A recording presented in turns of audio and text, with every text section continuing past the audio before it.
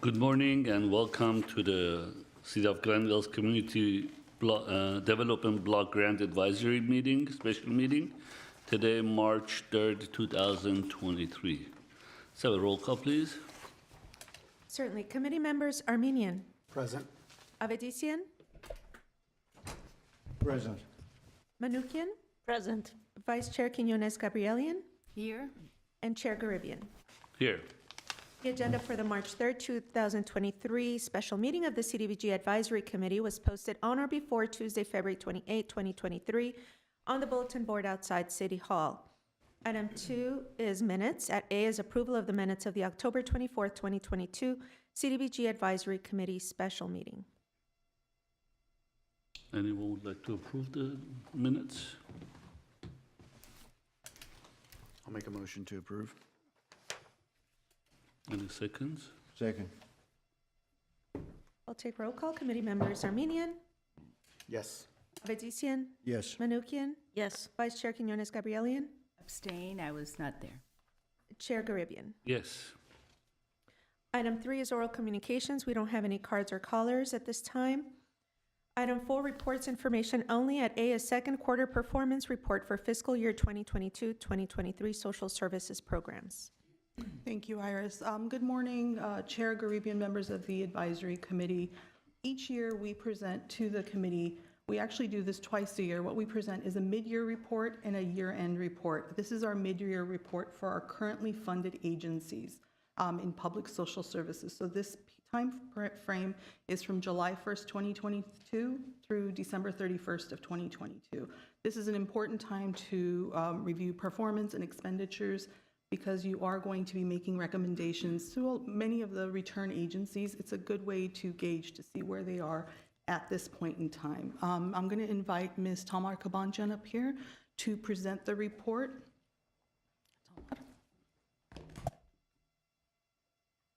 Okay. Good morning, Mr. Chair Caribbean, committee members, and CDBG staff. Okay. So for my presentation, mid-year performance and expenditure rates report.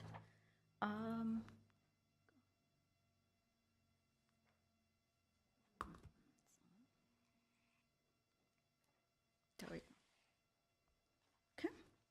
The first one we have is Essentia for Homeless Outreach Case Management Program. Proposed number to be served as 30 individuals. Actual number served as 16 individuals. Funds awarded is $20,977. Agency has expended 58%. The two following outcomes are, the first one is by the end of the fiscal year, 23 out of 30 individuals contacted by Homeless Outreach will enroll in Essentia's Access Center. Mid-year status to report to is 10. Goal is 23. Agency has accomplished 43%. Second outcome is by the end of the fiscal year, 15 out of 30 individuals enrolled in the Access Center will access mainstream resources such as food stamps, job training, employment, substance abuse treatment, and healthcare. Mid-year status to report to is 8, goal is 15. Agency has accomplished 53%. Okay, next agency we have is Catholic Charities of Los Angeles. Glendale Community Center Loops and Fishes program. Proposed number to be served is 35 households. Actual number served is 43 households. Funds awarded is $25,977. Agency has expended 49%. The two outcomes are the following. The first one is of the 35 households served by the program, 26 Households will receive aid in the form of goods from the food pantry, rental assistance program, and/or utility assistance program within 3 months of entering the program. Mid-year status to report to you is 43. Agency's goal was 26. Agency has accomplished 165%. Second outcome is of the 35 households served by the program, 11 households will maintain an active link to an auxiliary services, including mainstream resources, health and mental health, behavioral health, substance abuse, employment services, and legal services. Mid-year status to report to you is 23. Agency's goal was 11. Agency has accomplished 209%. As you can see, Catholic Charities has overachieved their numbers and their outcomes. Next we have is Glendale Youth Alliance for Youth Employment Program. Proposed number to be served is 20 youth. Actual number served is 17 youth. Funds awarded was $20,977. Agency has expended 79% of their funding. The two outcomes are the following. The first one is of the 20 youth served, 20 youth will earn income by working a minimum of 100 hours. Mid-year status to report to you is 15. Agency's goal was 20. Agency has accomplished 75% of their outcome one. For outcome two, of the 20 youth served, 20 will be accessed and 6 youth will be referred to community agency based on individual needs. Mid-year status to report to you is 6. Agency's goal was 6. Agency has accomplished 100% of their outcome two. Please feel free if you have any questions, but so far all of our agencies are reaching their goals. Next is home. Sure.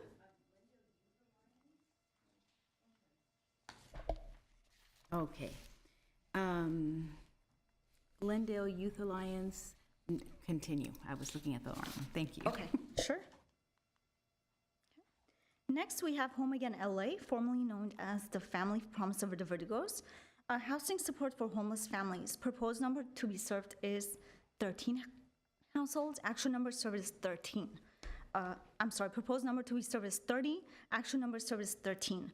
Funds awarded for the agency was $10,977. Agency has expended 48% of their funding. The two outcomes are, by the end of the fiscal year, of the 30 unduplicated households served by the program, 20 will be enrolled in crisis housing within the first 30 days of connecting to the program. I want to add a note here on the blue sheet. I had to go back to the agency and confirm with their numbering. The correct number for the mid-year status is 13. Their goal was 20. They have accomplished 65%. Those are the correct numbers. And the second outcome is by the end of the fiscal year, of the 30 unduplicated households served by the program, 20 will transition into stable housing within 12 months. Mid-year status to report to you is 1. Goal was 20. Agency has accomplished 5% of their outcome 2.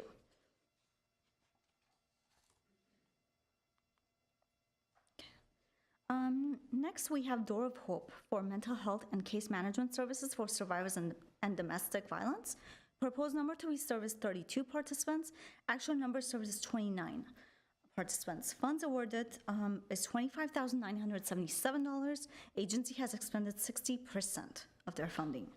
The two outcomes are the following. Of the 32 adults, children, and teens served by the program, 24 program participants will report improved mental health as indicated by decreased anxiety and or depression in adults and increased socio-emotional growth. Mid-year status to report to you is 2. Agency's goal is 24. Agency has accomplished 8%. Second outcome is of the 22 adults served by the program, 16 program participants will increase their income and or start savings as measured by case managers. On a quarterly basis, mid-year status to report to you is 13. Agency's goal is 16. Agency has accomplished 81%. I know that the first outcome may be a red flag to you because they have accomplished 8%. However, Door of Hope has they do post every 6 months. They run their numbers. So when they submit to us their third quarterly reportings, which is coming up, I'm sure they'll reach to the 24.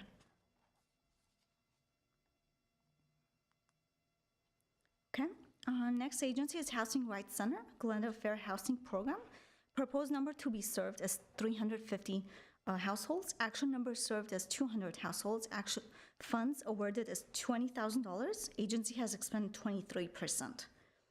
I also want to make a note, from the $20,000, CDBG funding is $10,000, and the remaining of $10,000 comes from Community Development Division Housing Fund.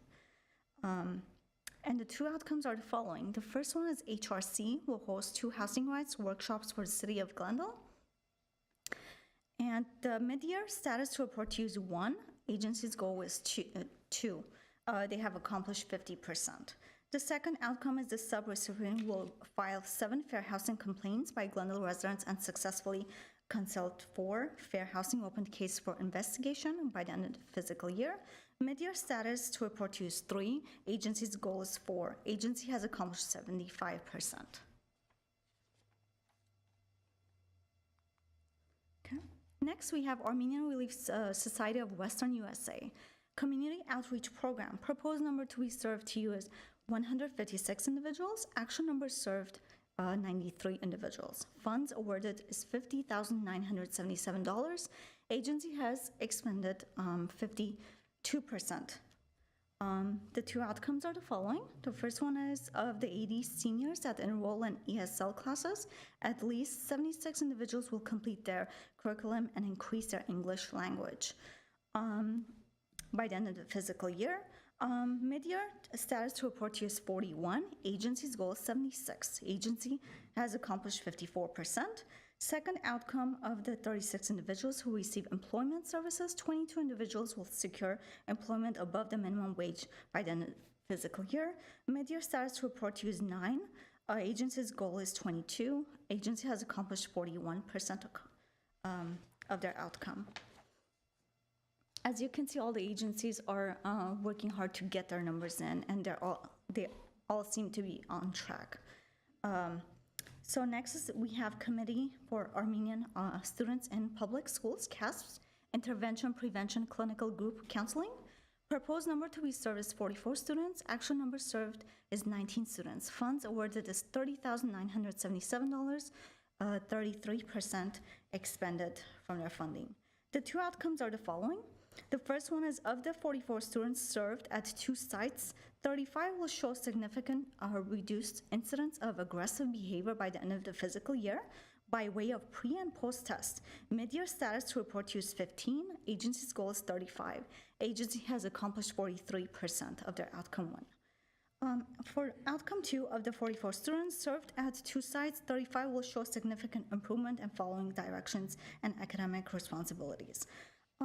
Mid-year status to report to use 15. Agency's goal is 35. Agency has accomplished 43%. Okay. Next, we have the Salvation Army, the People's Choice Market. Proposed number to be served is 200 students. Actual number served is 124 students. Funds awarded for the agency is $20,977. Agency has expended 62%. The two outcomes are the following. The first one is of the 200 program participants enrolled in People's Choice Market, 200 will be extremely low and moderate income participants. Mid-year status to report to you is 124. Agency's goal is 200. Agency has accomplished 62%. Second outcome is of the 200 program participants enrolled in People's Choice Market, 100 participants will be elderly. Mid-year status to report to you is 124. Goal is 100. Agency has accomplished 124%. Talmud, if I may, there is also a typo on this PowerPoint. Although it says students, it's actually individuals.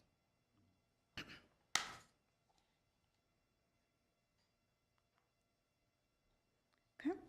Next, we have YWCA Glendale and Pasadena Mental Health Service for Survivors of Domestic Violence. Proposed number to be served is 25 students. Actual number served is 27 students. Funds awarded is $25,977. Agency has expended 38%. The two outcomes are the following. Of the 15 women served by the program, 100% will complete the 12-week support group programs by the end of the fiscal year. Mid-year status to report to you is 6. Agency's goal is 15. They have accomplished 40%. Next, outcome is of the 10 children served by the program, 8 children will complete 15 individual counseling sessions by the end of the fiscal year. Mid-year status report to you is 4. Our agency's goal is 8. They have accomplished 50%.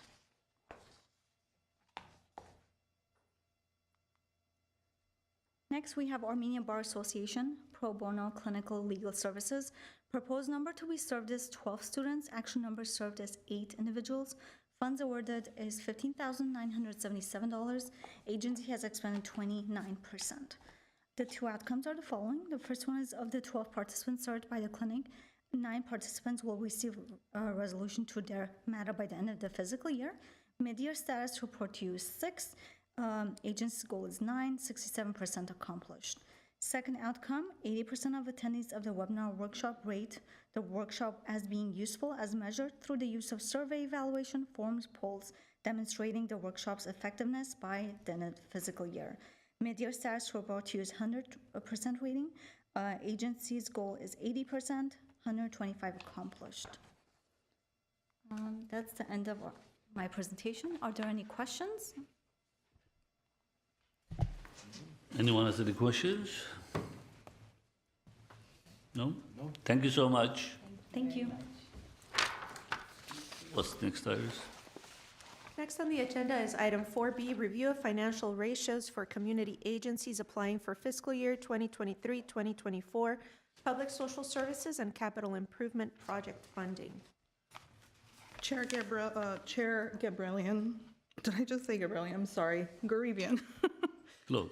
Chair Garibian, members of the advisory committee, each year our staff prepares a PowerPoint presentation to present the financial ratios for each agency that's applying for social services and capital improvement projects. What we have is we have combined the two. Last year we separated them, but this year we decided to combine the ratio calculation presentation. We will also be providing on Monday a separate PowerPoint just so the committee members can see the ratio calculations for capital improvement project agencies as well. But we'll give you the overview today, and if you have any questions related to capital improvement projects, we'll discuss those on Monday. So as an overview, this is year 5 of the committee direction to have agencies complete the calculation tool. This was done by our audit department back 5 years ago. It has actually been working out really well with agencies submitting their own ratio calculation tools. It is the agency's responsibility for their public accounting firm to calculate 3 financial ratios. That's debt ratio, defensive interval, reliance on source of income. Those are the 3 that they evaluate. CDBG staff, basically what we do is we gather the financial statements, we review them, and then we verify the calculations. We don't look at the audited information. We don't ask questions about that. We basically look at the financial statements that are presented to us. They're viewed as an additional evaluation tool for the committee once you're making your recommendations. It's just an added data for the committee to ask the agencies to see where their financial health is. The questions, ratio calculation questions, were included in the staff analysis. And you'll see that under either strengths or weaknesses. There we go. So the process. So like I had mentioned, agencies are submitting their own ratio calculations. We provide a worksheet and the instructions on how to complete the ratio calculations on our city's website. We also presented the ratio calculation tool in 2 separate occasions. The first was at the CDBG open house that was held in September of 2022, and then we presented it yet again at our technical support meeting in November of 2022. We also always advise agencies that we give one-on-one support either to the accounting firm when they call or to the agency finance team themselves. This year we were very lucky because many of our agencies are returning, so they've gotten to the habit of knowing how to complete their financial ratios. So to get into the 3 ratio calculations, the first is debt ratio. So the debt ratio reflects the proportion of debt a company has relative to its assets. So we're looking at total liabilities over unrestricted net assets. So when we evaluate that, the ratio that is less than 1 is a good sign that indicates that a company has less debt than it does assets. Now, you're going to notice in the report that some of the cells on the financial summary, the report, have a blank cell for agencies. That's because those agencies have 0 liabilities, so they don't have any liabilities. Now, we noticed that, and what we wanted to present to you was agencies that are consecutively out of range, not 1 year, but consecutively. So we had 3 agencies that were consecutively out of range. That's Home and Men Ararat Chapter, Neighborhood Legal Services, and the YMCA of Glendale. And again, interestingly enough, they're all capital improvement project agencies. So on Monday, we would suggest that we ask those questions to them. Now, when we did evaluate the ratios, we did notice that the agencies actually had, under liabilities, what was reflected was deferred revenues, they had a line of credit, and then, of course, the PPP loans. So those are things that we had noticed as liabilities for these 3 agencies. Under defensive interval, what defensive interval is, we look at and reflect the number of months that an organization could operate if funding were to completely stop and no additional funds were received. And then what we look at is the liquid assets over the average monthly expenses that the agency has. So a higher ratio reflects an expected longer period of operation if funding were to stop. Now again, 2 agencies that were out of range consecutively. Glendale Youth Alliance, which is also a part of the city of Glendale, and we know it's safe to say that this is kind of it's basically a trend for them. And then again, the YMCA, which we can address again on Monday when they arrive for their interviews. For reliance on source of income, we're looking at the largest revenue source over the total revenue that the agency receives. So we look at and identify a potential risk if a percentage of the largest source of revenue were to be eliminated or reduced. And then a lower percentage indicates less risk if the largest revenue source is eliminated. So we only had 1 agency that was consecutively out of range, and that's the Armenian Bar Association. Now, spotted in between the report is many of the agencies have a reliance on source of income. So when we actually ask the agencies, and we've done this through the public social services seem to have this the most, the reasoning behind it is the way they calculate their financials is they look at grants as a whole. So they're not looking at, when they put in federal grants, it's not one federal grant, it's all federal grants. So it just seems to be a larger chunk, but it's not. It could be pieces of different federal grants that are received. It's just reflected that way in the financial statement. And we've noticed that with many of the agencies. So the importance of ratio calculations. Agencies turned in their most current financial statements. This year we had 2020 and 2021 statements. We also had 2022 fiscal year ending June 30th, 2022 statements. And then, of course, we keep saying this was last year that we had mentioned this, but we're noticing it even more now, the importance of ratio calculations in future years, because we want the committee to review the organization's financial health. But also we have to look at the impact post-pandemic, for instance, the PPP loan that we noticed in one of the financial statements. So we want to look at the post-pandemic impact in the second half of 2021 into 2022 and into 2023. So as a summary, the ratio calculations are submitted. They're not an expressed opinion on financial health. They should be evaluated as a standalone basis. And then these ratios, again, are to provide an extra additional evaluation tool for the committee to review and to assess how they want to make their funding recommendations. That completes my PowerPoint presentation. If you have any questions. Thank you, Maggie. Yeah, please. I have a question. Go ahead. The trend lines, are they based on the 3 years that you've looked at, or is it based on something else? Committee member Manukian, they are based on the years that the financial statements have been plugged into our Excel sheet. So it's either going to be 2020, 2021, or 2022, depending on when their financial year ends. Thank you. Ms. Gabriel. Thank you very much, Ms. Kamarian. And I know that we may talk about this a little bit more on Monday, but Are any of these PPP loans forgivable? And what is the probability of that? Vice Chair Quinones Gabrielian, that is definitely a question for the agency to answer, and hopefully they have an answer for you. We have actually told them, be prepared for these questions because your ratios are out of range. So when the executive directors come in to interview, I believe that they should have an answer for you related to that. I can't answer that for them, unfortunately. Thank you. Any other questions? So just want to recap, obviously, as you mentioned, COVID had a lot to do, for example, the YMCA. Has to be actual people going there, have to have the income. And I see the 2021, which is the worst years up.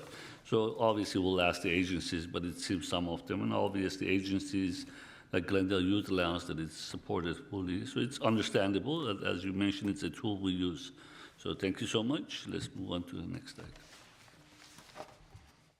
Item 5, action items. At A is selection of CDBG Advisory Committee officers.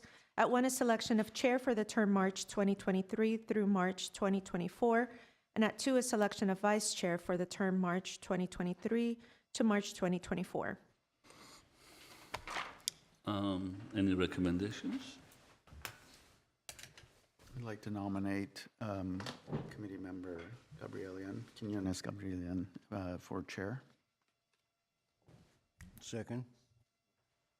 Are there any further nominations for the office of chair? No. Okay, we have one nomination for committee member Quinones Gabrielian. Hearing no further nominations, we'll proceed with the roll call. Committee member Armenian, Yes. Avedisian, Yes. Garibian, Yes. Manukian, Yes. and Quinones Gabrielian. Yes. I now declare committee member Quinones Gabrielian the duly elected chair of the CDBG Advisory Committee. Thank you very much, and thank you for the confidence you have in me. Thank you. Good. And Madam Chair, the task before you now is to open the floor for nominations for vice chair. I so do. Please, are there any nominations for vice chair of the committee? Anyone? No Any nominations? nominations? Nominating Army Gavetisian? I'll second that. All right. Are there any further nominations for the office of vice chair? Close that. Hearing no further nominations, I'll proceed with the roll call. Committee member Armenian, Yes. Avedisian, Yes. Garibian, Yes. Manukian, Yes. and Chair Quinones Gabrielian. Yes. I now declare committee member Avedisian the duly elected vice chair of the CDBG Advisory Committee. Congratulations. Congratulations. Yay. We move around, huh? Thank you Don't so knock it too much. hard. Thank you. Okay. Move over here. That's an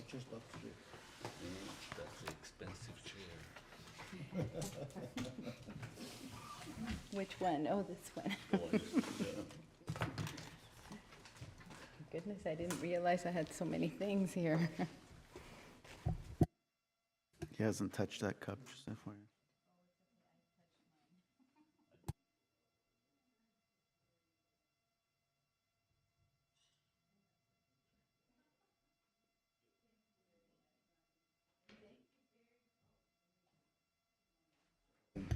And settle in.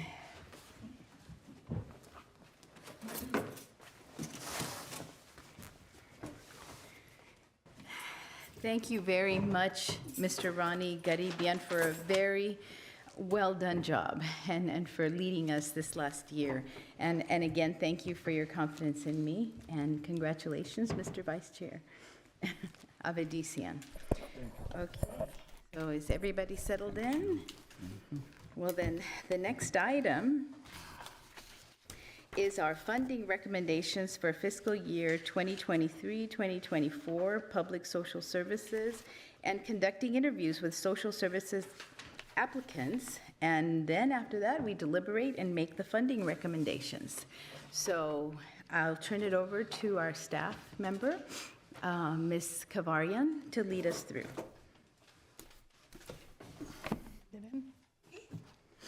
Get in.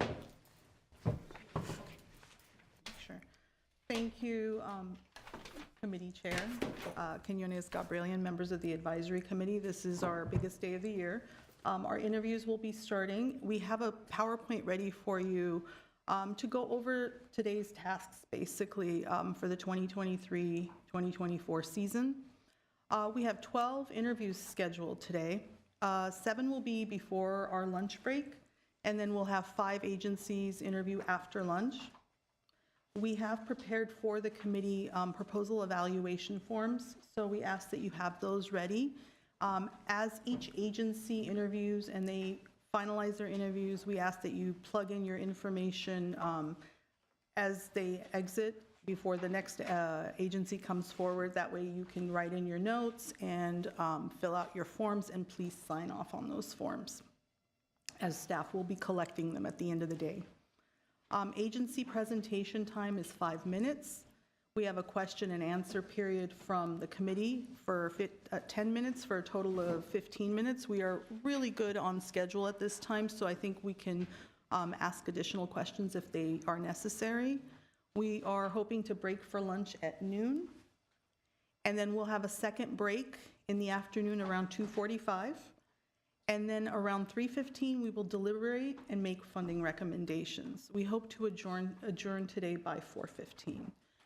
At this time, we were supposed to start our interviews at 10 a.m. Our first agency is set to arrive in 15 minutes. We are going to give the committee a 15-minute break, and then we will get our first agency ready as the other agencies also come in. So we will break for 15 minutes.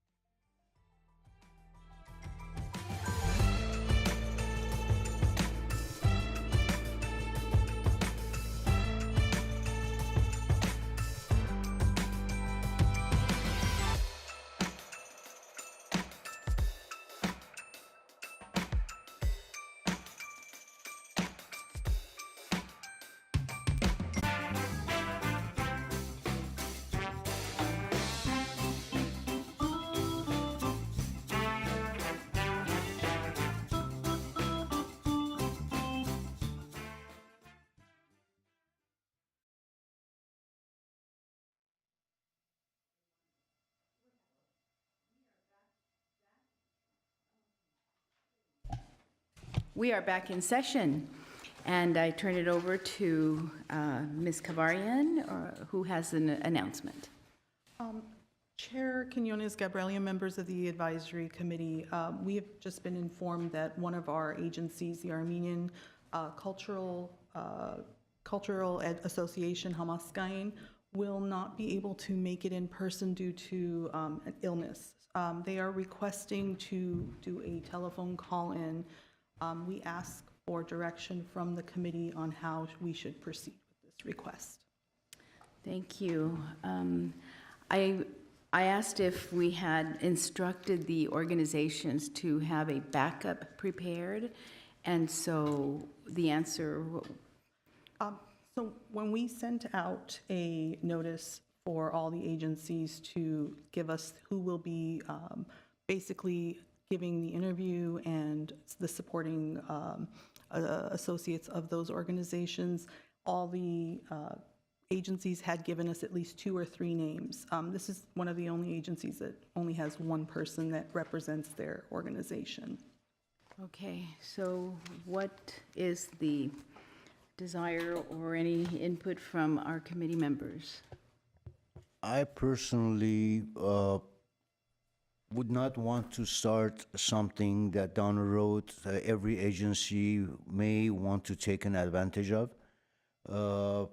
Creating a precedent that, okay, we could do this, so somebody else did it, let's do it. But at the same time, I don't want to take away the opportunity of the agency to represent themselves. It's unfortunate that they can't be here. It's an illness. It's something that you can't generally control. I think possibly if my fellow committee members like we can just one incident, we can accept that opportunity, and/or I would suggest that if this organization can have someone else show up later on this day, later in the afternoon, that represent the organization, I would really prefer that.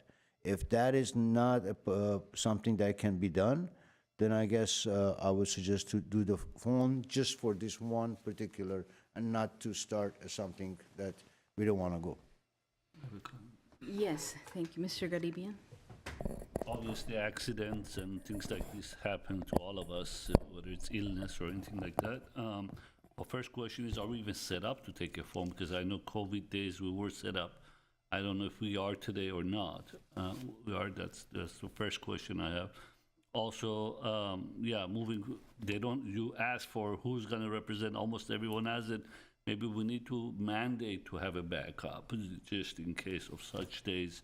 Would definitely agree with Mr. Avedisian that, Bashir Avedisian, that as an exception for this one time, if we're set up, if we can do it, or the recommended definitely someone can come later on during the today's interview. We're here until 5, so maybe somebody can come and present and push our agenda further out there. Okay, thank you. Any other comments? Yes. I would suggest staff get in touch with them to see if they can provide someone else later on today. We're going to be here all day. We can get started with the rest of the program, and if they come back and say no, then maybe we can consider additional options beyond that. But my preference would be that they send someone else as a backup. Okay, I would like to reiterate, I do agree with everything that's been said. I think it's important not to set a precedent so that all of the organizations who are scheduled do show up. But I understand we did not request a backup, so from now on, if we do that, we are not setting a precedent, okay? So that we give this leeway in the future. But so let us continue. Please, staff, get in touch with them, see if they can show up before the end of the meeting. I have to say that staff says they are the only staff available today, right? And if they're ill now, they're going to be ill later. So I think it's only a question of whether we allow this ones to have them call in. Since we do have that availability, it's not going to change by 5 o'clock. I don't think they're going to magically get better. So why don't you contact them first, give them the option, and then we can either keep them on schedule and just have them call in. But going forward, we demand a backup so that we do not allow call-ins after this. Okay? Is that just, does... Chair Quinones Gabrielian, just to be clear, are you going to discuss and make a decision after we contact them, or are you giving them that option now? Just to be clear. So when we call them and say you have that Yes. option to call in, their decision might be different versus you may not call in, find a backup. Is that possible? So I just think want to that be we should- clear. I hear from my colleagues that it's okay to give them the option this time because we did not request a backup up front. I think it's kind of assumed, honestly, that Okay. you're going to be here, or if you can't be here, someone's going to be here. I also assume that there's more than one person behind this program that can speak to it. If not, then that's a problem too. So my preference is to first ask them to see if there's someone else that they can send that can represent the program as a starting point. And then if we there wait isn't- for the rest. I don't want to give that option until we come back. We can get started with the rest. We got plenty to get through today, and then we can come back and if they come back and say there's no one else, then at that point we can. I think that actually is a better choice because you're right, it does show a sign of weakness if you depend on just one person to administer an entire program. Okay, so then if I understood clearly, we'll call the agency and we'll retake this discussion if they can't find somebody else. And if they can't be here, we will rely on the application. They are not disqualified. We rely solely on the application. Okay. Thank you. Just a point of clarification, if nobody else can come even in the afternoon session, we're going to still discuss whether to give them the opportunity to call in, right? Or are we making that decision now? It sounded to me like we made the decision. That was my suggestion. That was, yeah. My suggestion was we could take up the issue whether or not to allow them to call in later, but that's just my, Chair Quinones, Gabrielian, members of the advisory committee, we just received word from the agency that they will be here at 1 o'clock. Oh, Oh, so they will have somebody. have someone Okay, here. awesome. okay. We're done. Thank you. They realize the importance of this presentation. Thank you. All right, let's continue This agency then. is also 100% volunteer-led, so just as a, She is 100% volunteer. this is an agency that is 100% volunteer-led.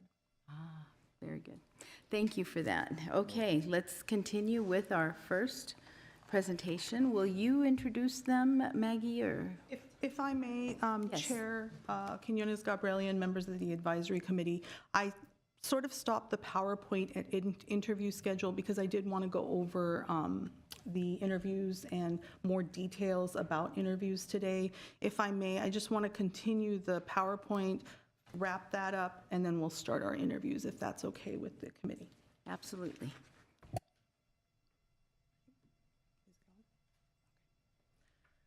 So just as a quick reminder that during the interviews, we want the committee members to as a reminder, just to know that it's a HUD national objective, that the agency must serve and benefit low to moderate income persons, households, clients, and individuals, and/or aid in the prevention of and/or elimination of slum or blight. The most important part, and this was the survey that we had conducted back in October, we wanted to pull up the program priorities for the committee members, just as a reminder of what the program priorities were for the 23-24 season. We'd like you to look at employment services, homeless services, legal services, mental health services, senior services, services for the disabled, and youth services. All of these are just placed in alphabetical order. They're not in any order of importance, but they all are program priorities for this year. So when you are asking your questions, we ask that you refer back to the program priorities list. Sorry, Iris. Moving forward. And as for deliberation and funding for public social services this year, we did receive our final HUD allocations on Monday. And for the available funding for public social services, the committee will have $264,747 to recommend for funding. The agency requests this year are at $752,000. You are working with a $487,000 difference. There is a 15% cap on public social services projects as a guideline. This is a HUD guideline, so there's no way we can give any more than the $264,000 this year. And that's something you will be deliberating and funding this afternoon. That completes my presentation. If you have any questions regarding the program priorities or any other questions regarding today's interviews, I'll be more than happy to answer before we start. Yes. Mr. Munn. Maggie, just a question, and I don't think you have it here, but have staff done an analysis to see, in terms of applications and dollar amounts, some sort of pie chart that says this much is being requested under homelessness services versus youth services, et cetera? That's a really good question, committee member Armenian. What we usually do is after recommendations are made, we present that to the city council in that sort of format. But what we can do is maybe during this time while interviews are taking place, staff can maybe take a look and evaluate the numbers and get you those numbers and let you know what the each category is, whether it's homeless services, adult, senior services, or youth services requests. We can get that to you. Okay, yeah, because I mean, just quickly looking at it, for example, I only did the math on the simple side of the equation, which is a third of the applications are under the homelessness category, homelessness services. But it would be also insightful to see from a dollar amount perspective of this percentage of the total application proposals is under homeless. Because later on, I'll be bringing up, when we get to the funding recommendation stage, to say, what does it look like in terms of when we're gonna try and, we obviously have to go down from, because there's more requests than there is funding available. How are we looking at it? I know there's no rule to it, but how are we looking at it as a committee in terms of taking that 264,000 and making sure that we've got some sort of application under the categories that you showed that are the program priorities for us, so that, for example, we're not giving 75% to one category and then leaving other categories behind. It's not a perfect science, but having some sort of insight on that would help us, I think, do some balancing on where we give money from a program priority perspective, at least factor it in. Thank you. Are there any other questions? No. I have a question because, and I thank you for excusing me last time, but I wasn't here during the discussion. And I know that according to the minutes, we decided not to include the ranked priorities in the RFP. But we know the ranked priorities. So, being mental health services, seniors, youth, homeless, and then, the rest of the categories. So we still take that into consideration in our deliberations, but, or do we not take that? I wanted to understand the reason why we did not include that in the RFP. Chair Quinones-Gabrielian, that was a decision that was made by the committee. It is an evaluation tool if you choose to use.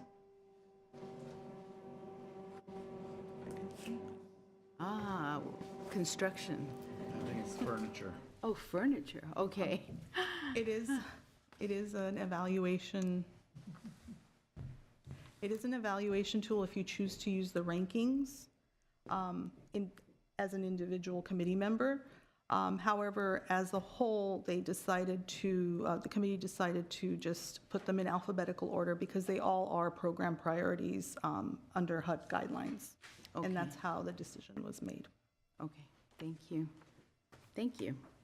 All right, well then we are ready to begin our interviews if the first, yes? Okay. Yes, the first agency is Armenian Bar Association for the Pro Bono Legal Services Program.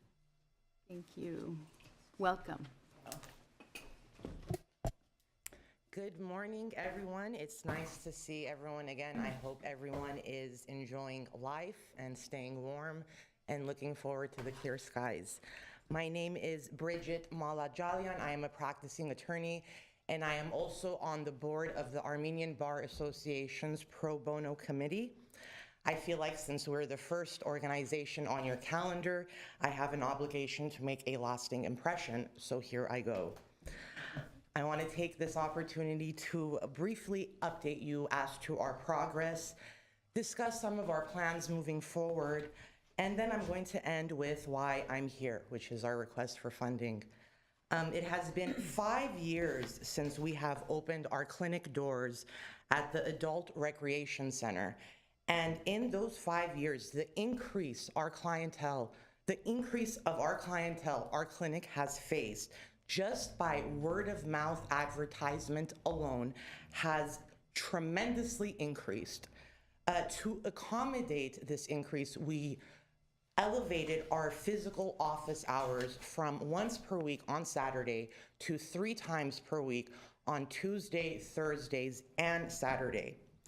By way of background, we offer both in-person and virtual assistance in essentially all areas of law, which includes, employment, housing, criminal defense, family law, bankruptcy, estate planning, elderly abuse, even translation services, record clearing, filling out a legal document, answering a legal inquiry, helping draft a letter to a landlord, and even assisting a victim of domestic violence. Which leads me to my first update. We have met with the Glendale Police Department and continue to assist them with developing a training program for officers who respond to domestic violence calls in an effort to educate them so they are better able to reach victims of domestic violence in a more well-informed and productive manner. Our clinic itself has assisted 8 domestic violence victims within the last year, which is an increase from the previous years. What we are now building in the community is trust, and with trust comes responsibility. Victims of domestic violence are being referred to our clinic, and these are often very emotionally and legally complicated matters. They are normally women who have been physically abused, verbally terrorized, with no family in the US, no car, no money, unable to speak English, issues with citizenship status, and they have minor children involved. Needless to say, these victims are absolutely terrified with nowhere to go.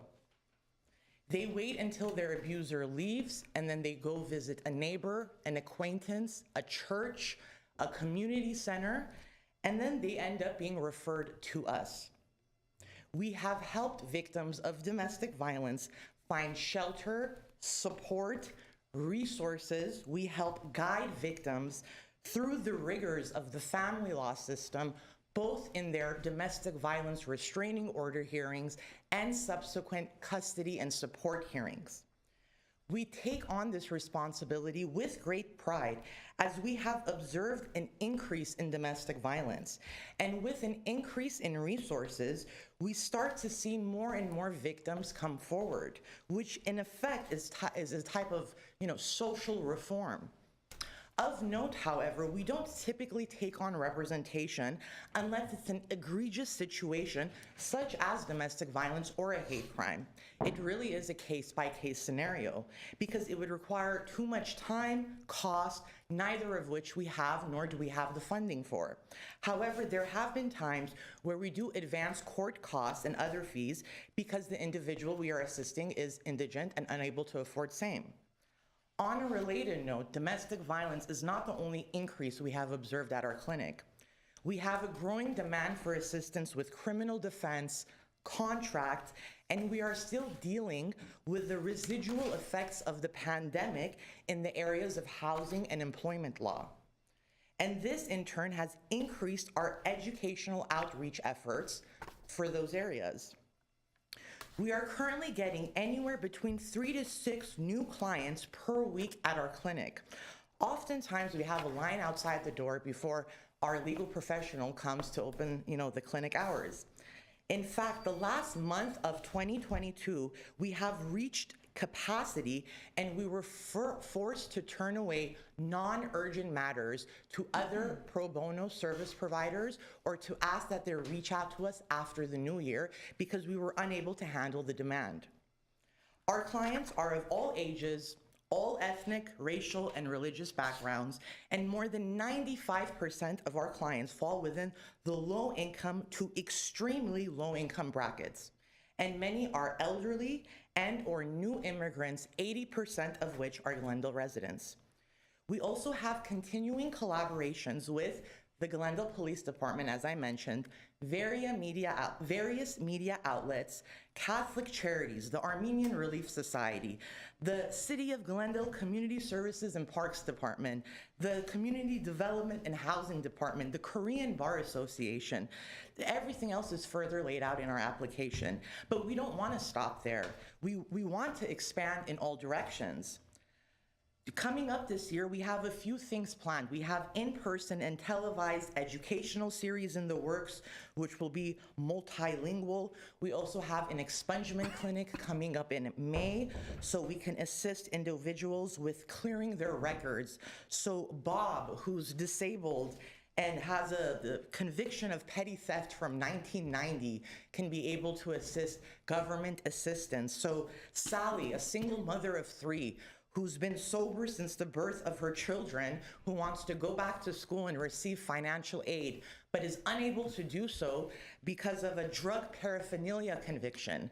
You know, these are real situations that we're facing. Obviously, the names I just made up, we've never had Sally or Bob at our clinic, but I hope one day. Also, almost done. Despite our word of mouth reputation, we want to expand our advertisement, especially through social media, because we found topics related to housing and domestic violence is best disseminated through social media platforms. However, our concern is, and has always been, that once we open that door, the floodgate will open, and we just don't have the funding or the staff to be able to address this demand. Which leads me to my finale. I am here today because we are requesting exactly $48,840. We have met already and anticipate to continue to meet 4 out of the 5 program priorities that you just listed a few moments ago. Our program is currently ran by 1 part-time attorney and 1 part-time unlicensed legal professional who handles our clinics, and approximately 35 volunteers, which includes practicing attorneys, law students, and other individuals who want to be involved. However, the growth of our clinic and the projected expansion cannot be sustained on a volunteer basis, and we need funding to secure an attorney to oversee the entirety of the program, including our increased demands at the clinic, our continuing and anticipated educational outreach programs in person, on social media, and through TV, and our expansion of services through collaborations with the Glendale Police Department, other bar associations, organizations, and service community providers. Without the requested funding, unfortunately, we would need to dramatically scale back and limit our capacity, meaning the loss of many outreach efforts and possibly even clinic hours. On that grim note, it has been a pleasure, and I thank you for allowing me this opportunity, and I welcome all questions. Thank you. Thank you very much. Let's see, Ms. Malajarian. Yes. And you did an excellent job. You're absolutely a great advocate for the Armenian Bar Association. I'm sure we have questions. Yes. Are there any questions? Okay, let's start with Ms. Manukian and then Mr. Armenian. Thank you. I want to make a comment first and then a question. I know firsthand the expense of legal representation. And I commend the Armenian Bar Association for stepping up to fill the gap in our society for people who can't get that access because legal fees are expensive. And I also have experience with domestic violence and how uninformed the public is about how to get through the process. So again, I commend the Armenian Bar Association for that work. And I think that it's a very worthy project. I do have a question. So for this last funding year, you expended 28.67%, meaning 4580 out of the 15,977 allocated. And I think that you were explaining this, and I just want to make sure I understand it and confirm it, that you've had part-time. Yes. And once a week maybe. And is that the reason why you haven't spent the money, at least half of it to date, the last funding that you've received? Yes, it is very part-time basis, based off of availability. Our application does thoroughly more go into how we choose to allocate the funds or how we desire to allocate the funds moving forward. If you have any further questions, I can go confer with my colleagues in the back and I can provide more specific, accurate. Well, I'm trying to figure out, so if you do get, the funding that you're looking for, how often and for how many hours a day will somebody be available at the pro bono clinic? My colleague Ida right here will gladly I explain. am the pro bono clinic attorney. My name is Ida Inbarian, and I'll gladly answer that because I do a lot of the funding and calculations and so forth. For this coming year, we had to scale back a lot of our staff hours that are paid. But what we have done so far is I am calculating and allocating just a certain amount for each month. The rest is done voluntarily. So that is why the numbers don't reflect exactly the amount of services we have provided, because each month I am trying to get through I'm trying to do it so that the entire amount will be spent and the rest will be hanging on the backs of volunteer work. So basically, you're kind of holding back as reserves Yes. because you want to make sure that there's always coverage. And if you can Exactly. get it through volunteer now, then you Yes. can cover later if you don't get the volunteer services. Precisely. So Thank that you. is why we're holding up, but all of those expenses have been accounted for services that are going to run through the entire fiscal year. Thank you. Okay, thank you, Mr. Armenian. Thank you. I always say this, I think, at the beginning of these sessions, which is unfortunately every year we have less money and more proposals. So the prospect of getting the amounts that each organization needs are grim, and then we have to make some choices at the end of the day. So given that your expansion that you described so eloquently, do you have other sources of funding to fill the gap in the likely scenario where you're not going to get the amount that you're requesting? I believe we are searching for additional funding. As far as right now, that is still a search that is ongoing. As far as this fiscal year, all of our staff and all of our services have been through the current grant program, the CDBG. I do want to mention that we have been solicited by other communities to conduct additional outreach in their communities. And if those funds become available, we do intend on expanding and reaching communities outside of Glendale, which obviously would not have an effect on our mission, goal, and achievements with the current granting with this program. There's also state funding, but it's not approved yet. It's in the works. We're still in the developmental phase, but we understand that it would, again, be very focused, i.e. on housing issues. So again, there's going to be no crossover with what we're doing in Glendale. Thank you. And then how do you go about soliciting volunteers? You mentioned, I think, 35 or so volunteers. How do you go about finding the volunteers? So that I need to discuss a little bit the structure of the Armenian Bar Association, which is compiled of all these attorneys. We also have connections with the law schools and Armenian law student associations and national chapters, and our alumni base is very strong, and we have people who are involved in law school, and then like me, they become practicing attorneys, they become involved with the bar, and then we just directly ask them, this is what we do, this is what we offer, do you want to get involved? And more often than not, they're like, yes, absolutely. And we just add them to the list. We add them to the list, and the way it works is if a client comes in with a legal issue that we do not have an answer for, the pro of having such a access to different types of attorneys is these brilliant minds. It's like a hypothetical. It's like a law school question. We just throw it in an email chain, and we got 36 professional minds able and capable of answering and assisting. So that's usually how it's based off of loyalty, and more often than not, we have volunteers approach us. So there's no issue with gathering of volunteers. The issue is securing their availability. And I can't ask them to quit their day job, nor can I quit my day job. Hence the need for funding a more present attorney to oversee everything. Okay. And then this question is partially to you, partially to staff, which is, on homelessness services, we have the continuum of care that coordinates between multiple agencies on the same topic, which is homelessness services.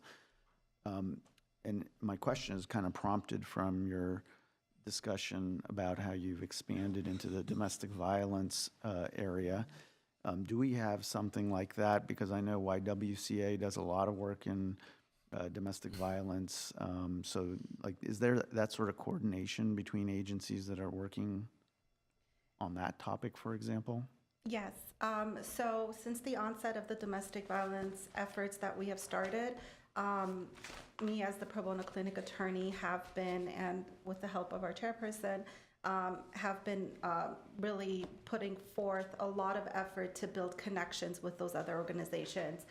One of the issues that came up with a domestic violence victim is she was pregnant and she had a toddler, and she didn't want the option of going back to her abuser, and childcare was going to be the issue.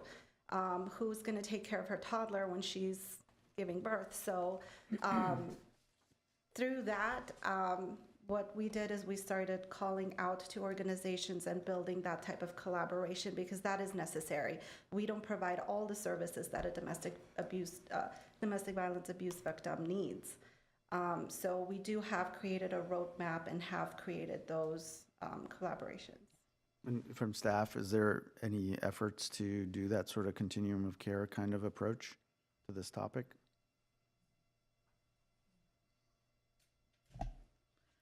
I am not certain if the Armenian Bar Association is part of our continuum of care collaborative. I'm not sure if you are, but there is a continuum of care through our homeless services section, which is part of our Parks Department.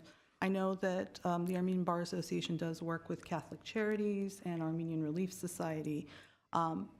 Maybe you can help us out. And have you been informed about our continuum of care, or? No, but that would be very helpful to us as well. I have sort of a list and a roadmap of here's childcare, here's housing, here's counseling and therapy, and so forth. And also, when we don't have the resources for legal representation, I have, it's like a needle in a haystack, found one that does provide attorneys who do representation, but any type of resources will be helpful, because more often than not, our clients, either we call them if they don't speak English, we call on behalf of them, or they call and they come back and say, well, they don't have anything available. Is there another organization? So that's always going to be helpful for us.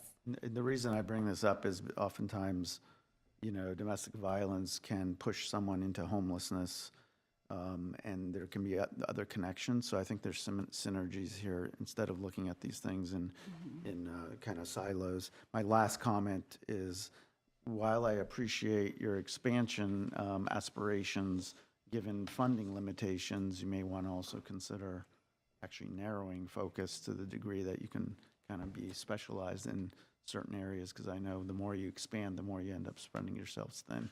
But appreciate everything that you guys do. Thank you. Thank you very much. Thank you. Mr. Garibia. Thank you so much for coming today, and great presentation. So you started off the day perfectly. So I hope they can follow your lead. This question, I was looking here on the liquid assets. Do I see this correctly? Do we have in 21 334,000 in assets? Is that what I see? I mean, do I see this correctly, Maggie, on the on our chart? On the ratio chart? Let me show 77 months in reserves. I mean, I don't know if that's. Isn't this 383 months. Would it be in the application? Well, that's 20 and then 21. Oh, yeah, yeah, No, okay. that's not that. That's in our tax form. It's in I your don't think filings. it's, Yeah, it's in our tax forms. I'm sorry. No, on the blue. no, this is created by staff. What we're looking at is the Right. ratio, Oh, what do the you call it? ratio.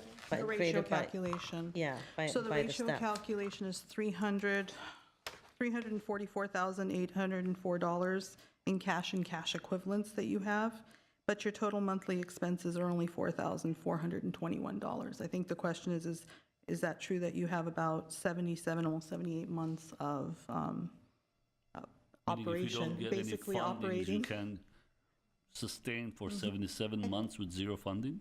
I think that there's a difference between the pro bono clinic and what the Armenian Bar Association does. The pro bono clinic stands alone in the services it does, and the funding we get specifically for the pro bono clinic services are separate. I see. So the numbers that we have showed and the services that we need and the salaries, funding for the salaries and for the, social media outreach that we need is not being pulled from what the Armenian Bar Association does. The Armenian Bar Association is a whole umbrella of other Right. services and has a different mission, but the pro bono clinic stands on its own. Yeah, and so then there's the way- there's several different programs offered by the Armenian Bar Association that's not pro bono related, you know. So just want to varying- make sure Yeah. on record, so this is for the entire entity, so the division does not fall under this. So you don't have 77 Yeah, months of that's why it free threw me off funding. guard. I was like, Well, oh, that's we what it have that says much here, money? so, okay. No, we don't. The pro bono committee, no, we don't have All that. right, well, and also, yeah, expansion, I disagree. Some of my colleagues, definitely, expansion is great. Yeah. But think about, instead of, usually people say if the economy is not good, let's cut Sure. expenses. Sure. I always look at it, no, why don't you add to your income instead of Yeah. cutting expenses? Yeah. So in your scenario, look for more fundings, whatever way you find, either Yeah. fundraising or grants or anything, instead of cutting off, because we don't want Sally and Bob to be outside, right? Yes, We want of to make sure course, they're good. So course. I appreciate it. Thank you. That's all I have. Thank you. Thank you. And one, I do want to mention No, I really do quickly, although, like you mentioned, we're not trying to not actively advertise because we're not going to be able to support the influx of people. Without even advertising, though, we're seeing the clientele increase naturally. So even to just be able to keep up, we would need additional funding. Not even considering the expansion, which maybe we can talk about next year if Okay. funds are limited. Thank you. Thank you. I do have a couple of questions. It is important to serve the entire community Yes. and do outreach to the entire community. Yes. So I noticed that back in 2019, the percentage of people served, you said 20% Hispanic and 20% Latino, which means 40% of the folks you served are either Hispanic or Latino. And I know that you offer services, you said, in multilingual, so you do offer them in Armenian, Korean, Spanish, and so forth. In terms of doing outreach, you said you were going to go to Catholic charities, but to try to serve the entire community, but and I want to give you an opportunity to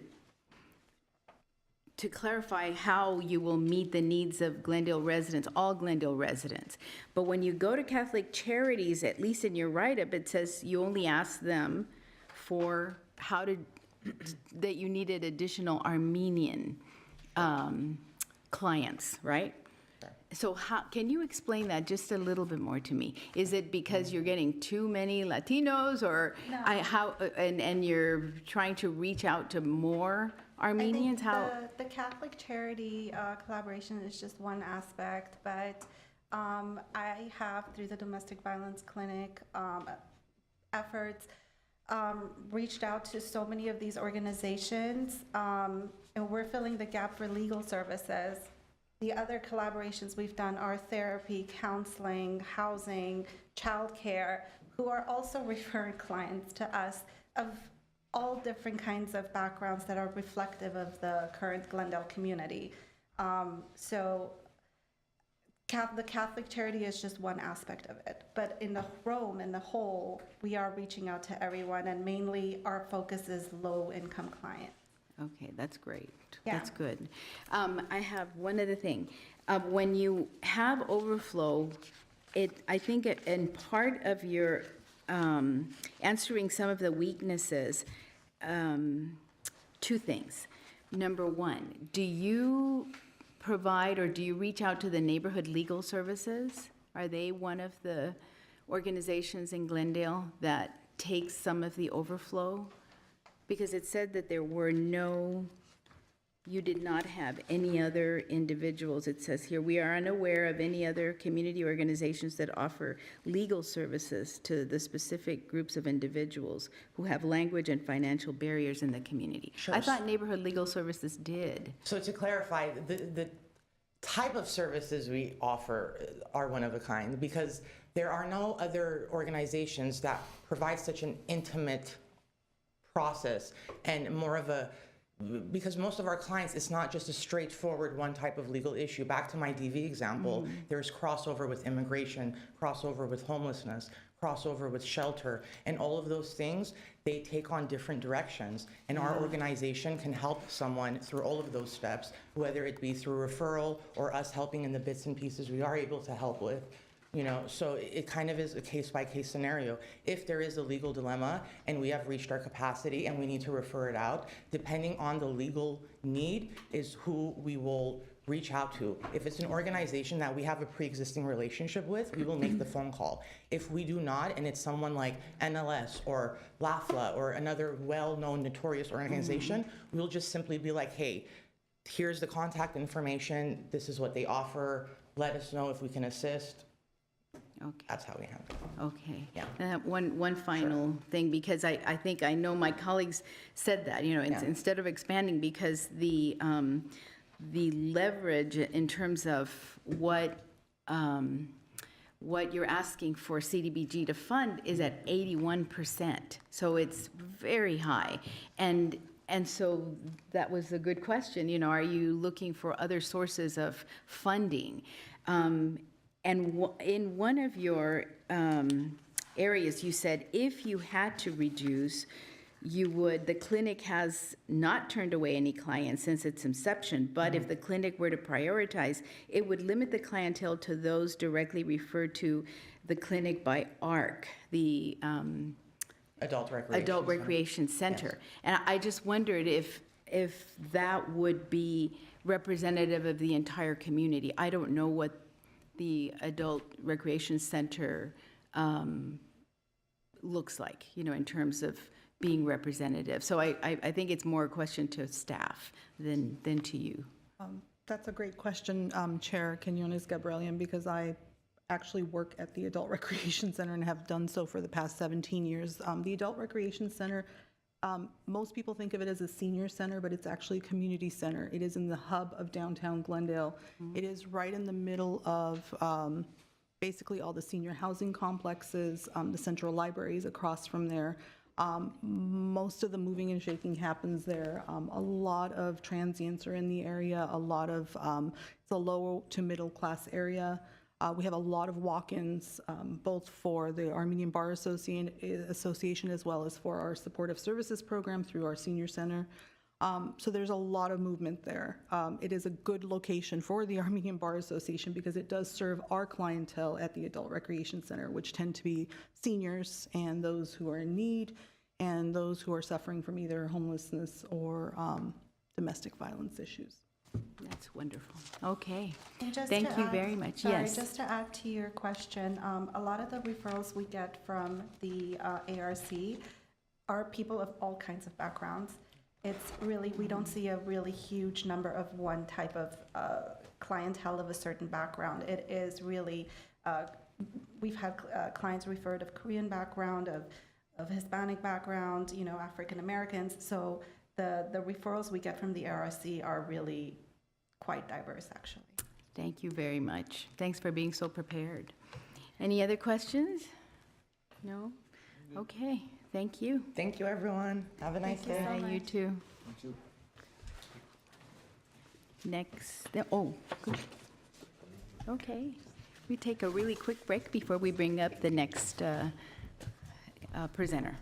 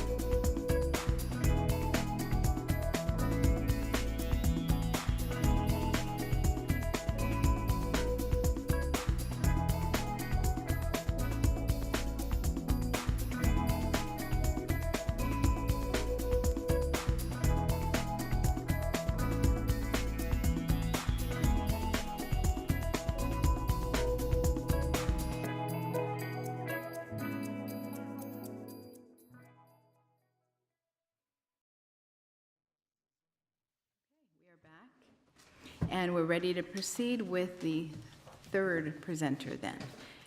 Ms. Kavarian, can you please introduce them, or? Sure. The next agency is Armenian Engineers and Scientists of America for AESA STEM Academy. Thank you. Welcome.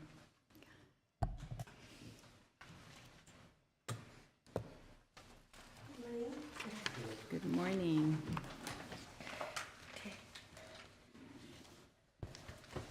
Thank you to the CDBG Advisory Committee for your consideration. My name is Araxia Najarian. I'm the AESA STEM Academy Director. With me is RM Chair Martirosyan. He's our executive board member. AESA is basically a 40-year-old nonprofit. We started out in 1983. We're headquartered in Glendale. There are various programs under the STEM Academy, but there are two that I'd like to focus on today, which we're requesting funds for. First one is the STEM classes. It teaches children ages 10 to 18 coding, robotics, and 3D modeling. The curriculum supports children with various knowledge and experience levels. And there's 12 to 16 students per cohort. The other program is the Science Olympiad, which started in 2000. This year we're going to have the 22nd Annual Science Olympiad on April 16th. That's for children grades 6 through 12 who work on science projects and present to a group of judges every year. We follow the rules of the LA County Science Fair, and workshops are provided for free in advance to assist students and also pair them with mentors if necessary. As we know, learning to code and robotics are not only for children who want to become engineers or scientists. This rigorous program teaches kids to think outside of the box, to think critically, to collaborate, and solve problems. It will help all the children, no matter what career path they choose. Here's a few stats about STEM from 2022. Employment in STEM is projected to grow at a rate of 8.8% by 2028. For instance, healthcare occupations, which generally require a strong STEM background, are projected to grow even more. Non-STEM occupations will grow at a rate of 5%. As per Bureau of Labor Statistics employment projections, in 2021, there were nearly 10 million workers in STEM occupations, and this is projected to grow by almost 11% by 2031, 2 times faster than the total for all occupations. The median annual wages as of May 2021 were $95,420 for STEM occupations, as opposed to $40,120 for non-STEM occupations. This curriculum has more than 635 laboratories worldwide. It has a proven track record with more than 17,000 students who participated in the last 9 years in this program. And as per the Grant Thornton consulting firm, 84% of these students were admitted to universities, 45% were employed in the software industry, and 29% were employed in the IT sector. And most importantly, 12% founded their startups, which is a great figure. So it's an extremely successful program, and it's an ongoing program. It's not like you bring your children for 2-3 months and they're done. It's an ongoing program. They can start from basic and excel to competition level. As for the pricing, the STEM classes, the monthly fee is $250 for 16 hours of hands-on in-person instruction, plus they have homework and laboratory time as well. And from the CDBG grant, we're requesting 60% of this $250, which is $150. The remaining $75 will be paid by the AESA approved budget. And we're also charging the children $25 only per month. We decided to charge the students based on our previous experience that if they pay even a nominal fee, they tend to appreciate it more, have better attendance, so they will succeed more. So we anticipate on serving at least 26 students residing in the city of Glendale from low to moderate income targeted areas for our STEM program during the 2023-2024 fiscal year. The kind of outreach that we'll be doing, and we have done, is a peach jar. We submit it to every GUSD school, social media, Facebook, Instagram, LinkedIn, TV advertising, and Word of mouth is the best form of marketing, actually, and referrals. Our goal is to provide these students with low to moderate income household students who do not have access to course materials, equipment, and hardware available within their educational community nor in their households, compared with children who go to, for instance, private schools. We have requested a total of $47,700, which is only 36% of our cost. We provided the budget and everything. Regarding the Science Olympiad, we're requesting $900, which is to cover only the registration fee for 36 students. It's $25 per student to participate. Okay, all other costs would have been incurred otherwise and are not dependent on these children. Oh, I had a little bit more to say, but Well, let's take another couple more minutes, and then we can ask some questions, so that we can have an opportunity for questions. Okay, basically, our goal is to fill the educational gap and partially unburden their local schools to invest in such programs. Our facility is in southern Glendale within the zip code 91204, which is easily accessible for these low to moderate income, and it's in the low to moderate income census tract. Socioeconomic status should not be a barrier for children to access this kind of education. Needless to say, our program is open to children of any ethnicity. The AESA STEM Academy has devoted its resources to children of any ethnicity in the city of Glendale. As far as the classes, we unfortunately have had to turn down a handful of children who could not afford the program, and there is an overwhelming interest in this program. A child's zip code should not determine their STEM literacy and educational options. And one last thing I wanted to say, and we would qualify each of the families based on their participation in the Lifeline program. If they participate in the ACP program, Affordable Connectivity Program offered by the FCC, if their children are, if they participate in the Reduced or Free Lunch program, or they can show their taxes. So thank you for your time, and with your help, we will achieve our goal in STEM education regardless of socioeconomic status. Thank you. Now, time for questions. My colleagues, does anyone have a question? Any questions? Yes, Mr. Vedisian, and then Mr. Armin. Good morning and welcome. Nice to see you guys back again. You didn't give up last time. Quick question. Obviously, I know we all have the same concern. There is not enough money to pass along. You asked for 47,000, but you didn't give us any minimum of what you would be able to run the program if you don't get the full funding. Okay. So we run the program. It's that what we're asking is for specifically for low-income families that cannot afford it. We're just asking for you guys to pay only $150 towards the low-income families only. So we have the program, children pay $250, the program is going on. We want this money to allow the low-income families also to get help or also have the opportunity to learn the STEM.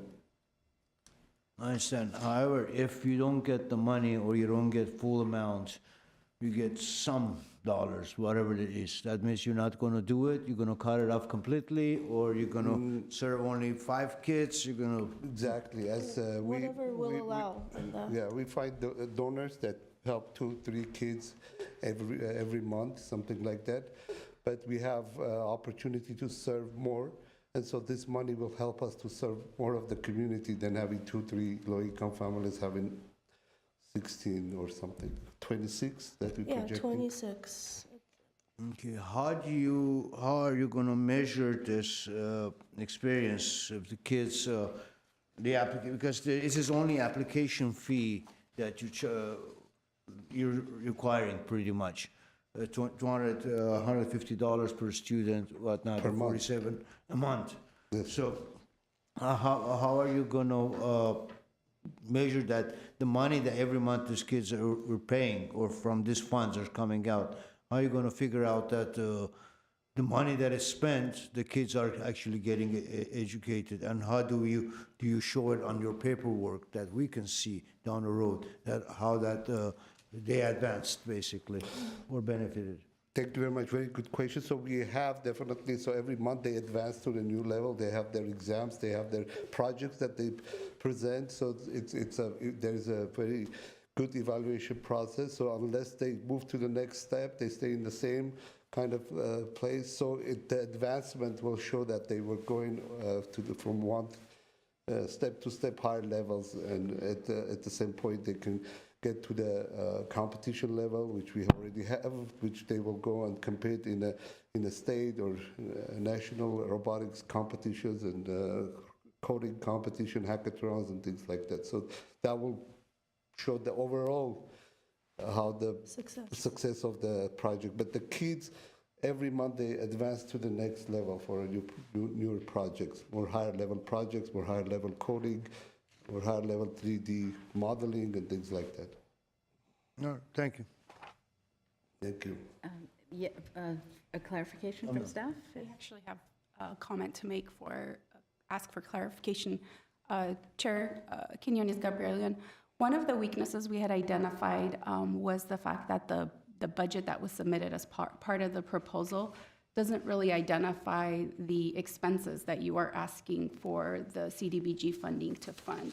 The way that the proposal was written is they're asking for the, basically for the program to pay for the application fee or the registration fee. Just in general, the CDBG program, we ask for a program budget to see what are the expenses of your program, personnel, M&O, and then you identify what portion of that expense you will be using for CDBG to fund. We generally don't fund, per se, the revenue that you get, so we don't necessarily fund the application fee as a revenue source for the agencies. So in the response, I was just, in looking at it again, the budget that you presented doesn't have any expenses identified for personnel or for operations. It just shows that you are asking for $47,700, which I believe is probably the total application fee, which would be what you would charge the families. If you could please clarify, because the program itself needs to see the total cost of your program and what portion of those expenses you are requesting to be funded by CDBG. Okay, thank you for your question. As per the project budget form, we did indicate all of our costs, including our personnel costs, our operational costs, the rent, the course materials, supplies, insurance, printing, the pay for the instructors, the admins, everything is there. The total cost is $130,778, including all of that. And so from that, the $78,900 is the low-income student portion, of which 60% we're requesting from the CDBG grant. The thing is, the way we structured it is that all those other costs would have been incurred anyways. The rent isn't dependent on the kind of, student or the instructor pay or any of those other fees, expenses are not dependent on any of the student's socioeconomic status. So we would have incurred those anyways. So we just wanted purely to pay for a portion of the student's monthly tuition, which would go, and we're a nonprofit, as you can see it. This is like the bare minimum that we would be able to sustain, and also included the AESA approved budget as well as part of the tuition. So we, as a nonprofit, we didn't. This program is usually, this kind of programs are about $750 to $1,500 a month for a student. So we budgeted it $250, which is the bare minimum to have this sustainable program going. So low-income students pay the full $250. And we're asking to get the only pay the portion of the low-income families to have more of them have access to this program. That's the only. But obviously the whole our expenses and everything is there. It actually comes out to about 30%, right? That we're asking from CBDG. That the total. Yes, it's 36% of our total cost. So only 36% of our total cost is coming from CDBG account. I think what you're referring to, Ms. Alexanian, is on the budget form. It's showing all the costs, but it's not showing out of those costs what amounts are being requested of CDBG, because it shows zero Correct, across that column. correct. So. It shows a total of the 47,700, but in terms of the breakdown out of where that 47,700 is going, the CDBG requested amount, it's not showing where you're applying that potential. Yeah, very, very good observation. As Alexia was trying to explain that, basically, we inquired those costs. So we are paying for it. We don't want to say, okay, so 30% of the robotics kit that we bought is coming from CBDG, and that will go also to the well-funded income families also. So we're saying we have that cost anyway. We're going to buy that robotics kit, but help us to pay for the families that cannot afford this program. So Yeah, that's but how we structured it. Yeah, I understand that, but because this was going to be my question as well, which is a little bit more insight, because as we said previously, earlier this morning, there's not enough money to fund everyone at 100%. So when we as a committee are trying to figure out, okay, how much less can we give and still make a contribution to a sustainable program, it helps us, the committee, in understanding kind of what the breakdown is. So when you say you need, let's say at the starting point, 47,700 is what you're requesting, knowing where that's going, because we already know that we're going to have to, give less to everyone, right? Because of the amount that we So got actually, with. if I may, it makes it easier on the committee, because we're saying every $150 a month, we'll have one low-income family added to the class. So if you pay, whatever you pay us, divide that by 12, and that will be per month, and every 100 divide by 150, and that's how many students are from low-income families we will have every month added to our program. Committee members, Chair Quinones-Gabrielian, I guess I just want to give the agency an opportunity to identify what portion of the expenses specifically you would like to include for a CDBG ask, because the program as a whole we will not be able to accept this way. So when we review your invoices, we have to be able to verify your expenses. So when you submit an invoice to us, you won't be able to invoice the city, because HUD wants to see the actual expenses incurred by the agencies. So we will need to see, for example, let's say you're asking for a percentage of rent, we'll need to see the backup that you did pay your rent and you're billing CDBG for, let's say, 2% of your rent. So we would need to identify the actual line items that you will be charging to CDBG as part of your program. We can't just reimburse you based on the number of students that you're serving. So you won't be able to submit an invoice that says, I served 10 low-income students, please reimburse me for $150 times 10. So we will need to see the actual expenditures that your agency incurred and be able to reimburse you off of that, which is why it was included in the weaknesses, to give you the opportunity to revise the budget. So since you didn't in the weaknesses, I guess I'm giving you that opportunity now to be able to do that. And I don't mean to put you on the spot, but that's something that we will have to ask for during the deliberations, because we, the city, can't accept a proposal without identifying the actual expenses. Like, which line item are you looking for CDBG to reimburse? We won't be able to reimburse you based on the number of students you're serving. Okay, we understand. I'll give you an example. Okay, hold on. STEM program instructors, right? You've got 29,400. You would take a portion of that I see. for the number of low-income students, and say, out of that 29,000, this is how much would be allocated for low income, see. and come up with a dollar amount. I see. May I also, thank you, Mr. Armenian. May I also say that I thought I heard you say your personnel will be there, your rent, you're covering the overhead expenses and your instructors, because you have students who pay full price.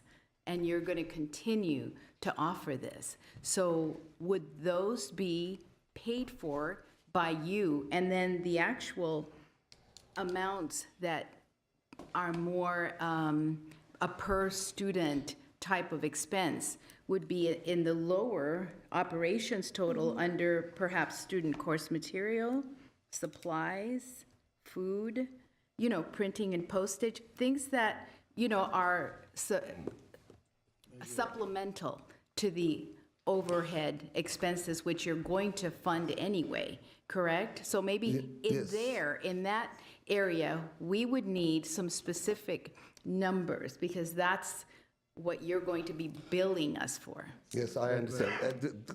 What we're trying to say is, well, as a STEM program, it requires the STEM kids, it requires robotics kids, it requires electronic parts that they put together, and once it's built, you cannot unbuild and you reuse it again. So we supply all these supplies and everything like that.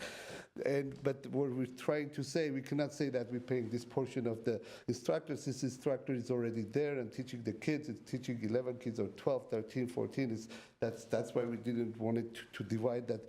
Okay, the rent, we're already paying the rent. If there's 2 more kids, we cannot tell you, okay, give us this percentage of, even though I understand where you're coming from, but it's makes kind of more sense to us and say, okay, we only want 36% of all our costs from CBDG program, and we will add the students as it is, and we will show you that for every $150, we have a low-income student attending the classes. So there's no way to identify incremental expenditures for one more student? I mean, that's exactly what I think we're looking for. And so it's either yes or no, because you're either going to be disqualified or you identify something. Okay, our operations total is $67,998. Will we be given a chance now or to modify this and to seek, I guess, operational portion of our operational expense, which we can show we paid out with receipts? I think that with the application deadline, that was the deadline. Then we gave an opportunity to address the weaknesses, and then this is your final opportunity. I think this is it. So that's a great question, Ms. Alexanian, and if you could do it on the spot. If not, it's... come back. What do you think? Chair Can you come Ms. back? Gabrielian, if you're willing to just, again, you, at the end of the day, you're going to do the deliberations and consider this. So if you're willing to take a revision on the spot of, them identifying, we can give them the opportunity to sit down and do that. Just take note that, again, you set precedents and you just would need to give that opportunity to others. So up to the committee if you'd like to allow for that, but we do need to be able to identify that breakdown. Otherwise, we wouldn't be able to do it after the fact. So exactly. Do you think you could have it by the time we break for lunch and you can hand it over to staff? We could give you that opportunity. Definitely. Would it have to be printed, or in what format? Since what will staff accept? I think that if you have a clean sheet and updated clearly, I would think that is enough. as long as the total doesn't change the request, if you want to break that into the total CDBG request and you want to handwrite it on one, we'll just make copies and provide it. The only thing that we ask is you cannot include food as expenses, because HUD doesn't allow that. I see. Okay. So do my colleagues accept that, or is that setting too much of a precedent? Well, honestly, I think it would, and we're just opening up day by day. We're opening up a can of worms that down the road we're going to be sorry for it, unfortunately. But at this point, I guess earlier was the phone call. Now this, I don't know what's coming next.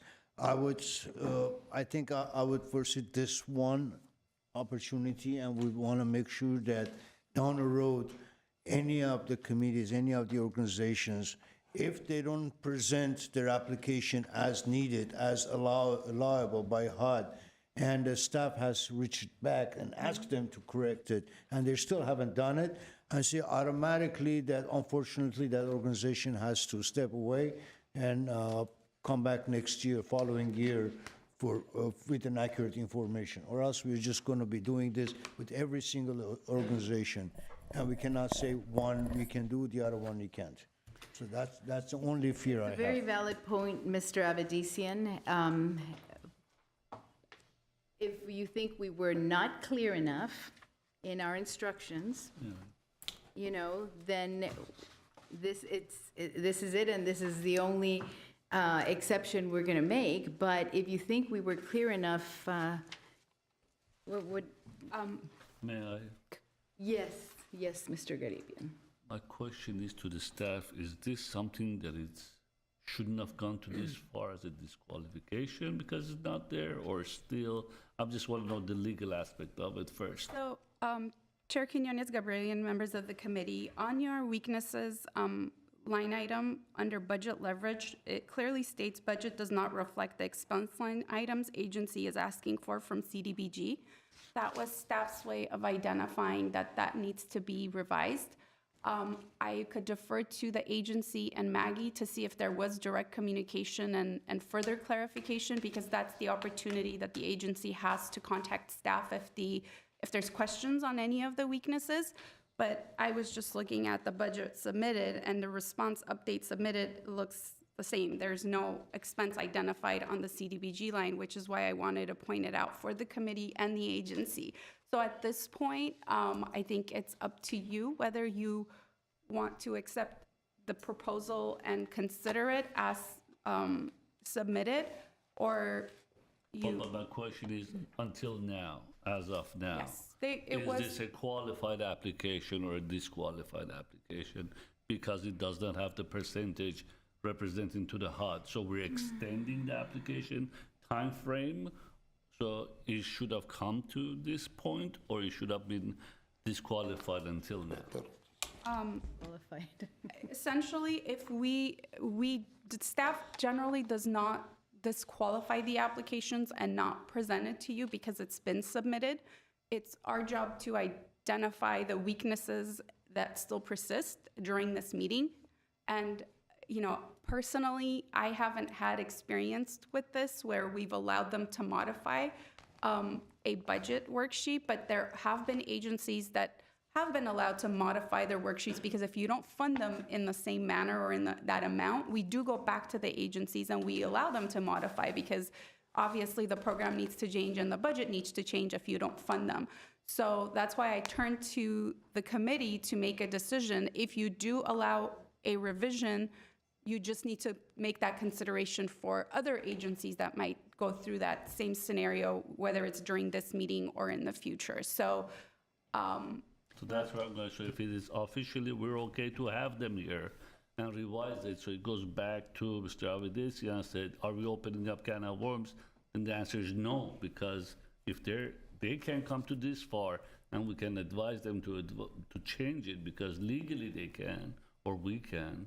So I don't think we're opening up can of worms. I'd like to ask either they're qualified or they're not. I mean, if we have the right to revise it or give them advice or give them option to revise it, so I don't think it becomes the opening up a can of worms. I think Let her answer, and then. I'm not an attorney. I'd have to check with legal to give you a legal answer. All I could say is that as long as you extend that same to all the other agencies, there wouldn't be, another agency wouldn't complain. But I can't tell you. I could definitely, you could give them the opportunity to revise, and we could check with legal, you know, during a break, and then whether you take that into consideration during your deliberation, we can find that out afterwards. But I legally don't. My last question. Can I just ask her, just to clarify that response? This is the very first time this would be allowed, or have we set precedent before? Chair Quinones Yes. Gabrielian, I just confirmed with Iris that our predecessor did allow for submitted documents during the meetings, basically during the interviews. So they were submitted in the past. Okay. And we did, I believe, with the YMCA project last time, did give them the opportunity to clarify their budget. So we have done that. You just Okay. would have to continue to do that during the rest of this meeting for any other agency, so. But this particular case, if we don't give them the opportunity to give us that breakdown, you can't fund them anyway, even if we, right? So Yes. we have to have it. If not, there's no percentage, you don't know how to fund them. Correct. So for the Chair Quinones Gabriel and members of the committee, you just need to keep in mind that you're making a decision based on what was submitted. So at this point, staff would not have direction as to what the committee feels comfortable funding. So if you, let's say, approve 30, the 47,700 that the agency is requesting, and they come back and say, we would like to fund the entire STEM program instructor salary. We don't know if you, as the committee, feel comfortable with that, because you might say, I don't feel comfortable funding the entire program instructor salary, but I'd feel more comfortable funding the supplies.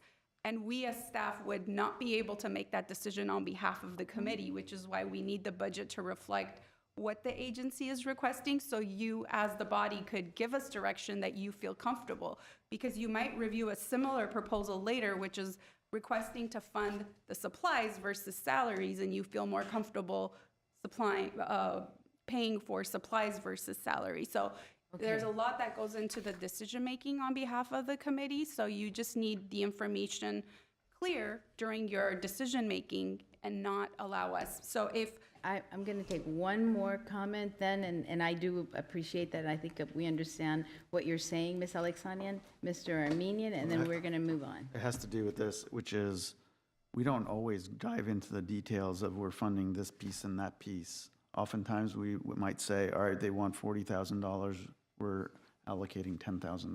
So my question is to staff, which is, if we turn around today, and let's say we don't have clarity of what amounts are coming from CDBG, but overall, we like the program and we allocate 10,000, then they come back to staff saying this is how we would allocate $10,000 of CDBG money that qualifies under CDBG rules. I mean, is that an option or is that not an option? Committee members, Committee Member Armenian, I personally have not seen a proposal where the agency does not identify where the expenses are going to. There's always a line item identified for what we are reimbursing the agency for. The line items might be adjusted higher or lower based on the amount of funding provided to the agency, but we as staff don't determine which line item to fund, if that makes sense, working with the agency. No, So I know. you, In whether, my question is a little bit different, though. My question is, we believe the program qualifies in terms of the spirit of the program, the population that they're serving. We can't fund them 100%. We say, here's $10,000, right?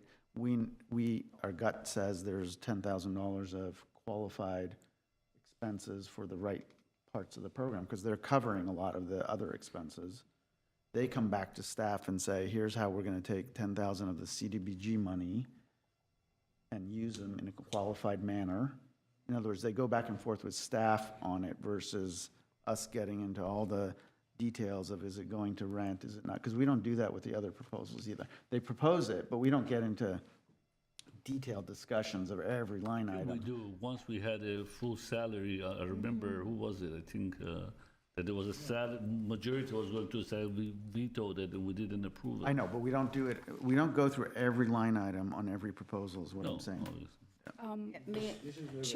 Chair Quinones Gabriel, members of the committee, you may not go through it line item by line item, but you do see generally what you're funding and you're comfortable with. So that's why I say I'd like for them, my recommendation as staff would be for them to be given the opportunity to fix the budget and to submit it during this meeting.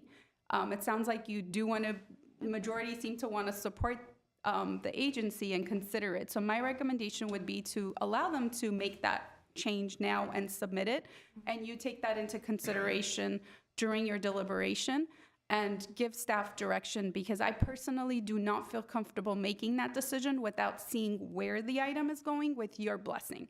So I'd like to give them the opportunity to revise their budget, so you as a board are funding them knowing that those are the line items that they are requesting, and we as staff would feel comfortable working with them to reduce it should you not fund the full amount. But I would at least like for you to see what they are recommending and make sure that you do feel comfortable, because as committee member Gharibian said, there have been situations where certain committee members, and whether that decision was based on that or not, have looked at the line items and made decisions based on, this is funding salaries versus this is funding supplies. And so I just want to be fair in that. And as staff, we want to make sure we're not making that decision, and that you as a board are. Thank you, Ms. Alexania. And I think that's a very valid point. And we have, from our discussion, know that we are not setting precedent. It's happened before. And I feel comfortable with that as well. So why don't we continue with that, please? If by lunchtime you hand it over to staff in a clear manner and staff can make copies for us, we'll continue then. Jason, I do have a question on the rest of the application. Are we? Okay. I do too. Let's It's next in line, but let's take them. I got Let's take Ms. trumped by Manoukian, and staff. then, yes, you do. Oh, you were next in line. Go ahead. Yes, and then you, Ms. Manoukian. Thank you. I have one question on this, in terms of, I'm sorry. yeah, in terms of, one thing that'll be important is you didn't clarify what amount of this is going to one program versus the other, unless I heard incorrectly. We did actually, maybe it was lost in the speech. $900 is for the Science Olympiad. That's $25 per child. I think that's 24, that's for 36 children. And the rest of the 47,700, which is 46,800, is for the STEM classes. Okay, so the majority, vast Yes, majority yes, for yes. STEM. Okay, and then my second and final question is, these sorts of students that come from disadvantaged circumstances don't have help at home, they don't have mentoring. This sort of activity, while fantastic, I'm a big fan of it, requires kind of ongoing help, which they probably won't get at home, in terms of home environments and that sort of thing. So beyond the actual time where a child might be in the program itself in person, what other additional help does the program foresee so that there's continuity of support and engagement so that they can be successful in the program and not give up? Because STEM is not an easy thing. Exactly, very good question. We have the lab open most of the hours, that we have a person there, an instructor, that they can come in at any time with the help. Obviously, remote help is available at the same time. Those are very good questions. But given that you're trying to make example of us, I wanted to say that the way we run this program, when the child is not able to pay, we go and find a donor that pays that child specifically to have in our program. So we kind of thought we do the same thing with CBTG. We say, instead of us going and finding a donor somewhere, help us with some of the donors as a city to get the low-income family kids from the city. And if we do across the board, basically it comes up about 36% of overall our cost. So we could have put that 36% on each and every item. So to make it easy for you guys, we can do the same thing. We just, from top to bottom, we can have The food. minus the food and If have I could 36%. interrupt you for a second, my question has nothing to do I'm with the sorry. funding. My question is about the engagement and the support assumed in the program, because most likely low-income and disadvantaged children participating in this sort of program need additional support and help to be successful. That's kind of what I'm getting Yes, at. thank you very much. Sorry about that. But so yes, the lab is open. So sometimes there are more than one kid at the. Most of the time there are more than one kid at the lab, and there's an instructor. So kids help each other. The instructor helps them, and then we have volunteers coming in, non-paid volunteers helping, and we have lectures where our members, like engineers, come in and tell about the actual life stories they have and things like that they make. It's a very good program. It's more about the lab that they would need to think about coming into for help. It's not like they're assigned a mentor of some sort who kind of helps them along. No, they would need to come in for the full hands-on instruction, And other than that, they have the contact information for their specific instructors, which they can ask questions during the week. They work in pairs also. Okay. Some robotic kits, once they get to a certain level, they can take home to work on. Got it. So, Thank you. yeah. Okay, thank you. Ms. Manukian? Thank you. I was looking at your profit and loss for 2020 and 2021, and I noticed that the membership dues between, under the income category, between 2020 and 2021 reduced substantially, and the overall income and expense of the program between 2020 and 2021 also reduced. So I was wondering whether the reduction in membership dues and the overall budget, is it because of lack of interest and the shrinking of the program, or is it because the students cannot afford it? Can you explain? Because I don't have the 2022, so I don't know which trajectory we're going towards in terms of how many students are coming in, how you're budgeting, and if the program is growing or shrinking. I think I have to clarify that this is overall organizational budget. This is ASA organization, so that the membership fees are for the organization, and probably because of the COVID and stuff, we didn't get enough activities going on. This has nothing to do with the STEM Academy, which is it's not specific for STEM Academy. So it's not the student memberships, but the memberships of ASA that we're reflecting here. The whole organization is behind this STEM program. So in the income category, you said that non-low-income families, they pay $250 a month for the program. So in the income category, where would that income show, if you know? No, that's actually they didn't specify separate item for that. That goes the whole income of for the year, I guess. They didn't specify specifically the STEM Academy income in this. Okay, then if you can answer me whether the number of students interested in the program, is it increasing or decreasing? Yes, definitely increasing. Do you have any Definitely. numbers? We had a registration, we did advertising for a few weeks, and we already had 60 students pre-register. Willing to pay the $250 a month? Yes, yes. Thank you. Mr. Garibian? The programming questions, this $150 or $250 per month, but how long is each minimum program or class? I mean, 1 month, or it's a 3 months minimum? Not that there's a minimum charge, but for them to achieve their goal, how long is each class or program in average? Maybe you have a minimum sum or maximum sum. So that $250, as we said, for a month, they come to class with the instructor for 16 hours, and they have unlimited lab time, and they have the instructor mentoring them all the time. It's no limit of time and anything like that. So it's monthly basis. And the program is they graduate, they go to the next level every month. The way the program is set up, that every month they advance to next level.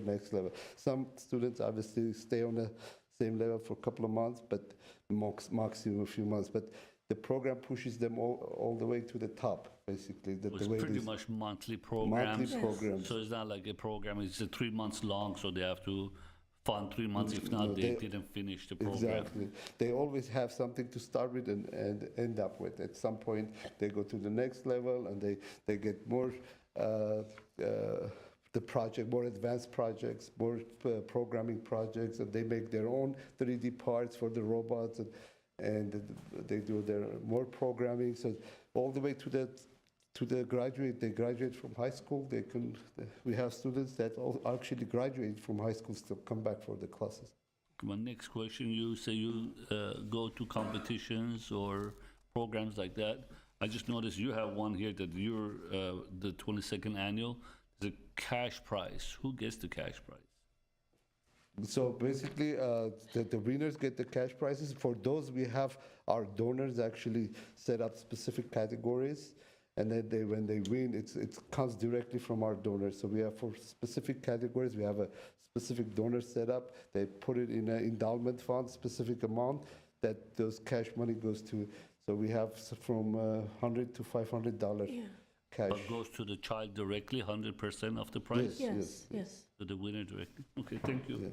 Thank you. I have a couple of questions that I hope will be quickly. How do you conduct your outreach? And of the 60 interested students so far, how many of them are low income?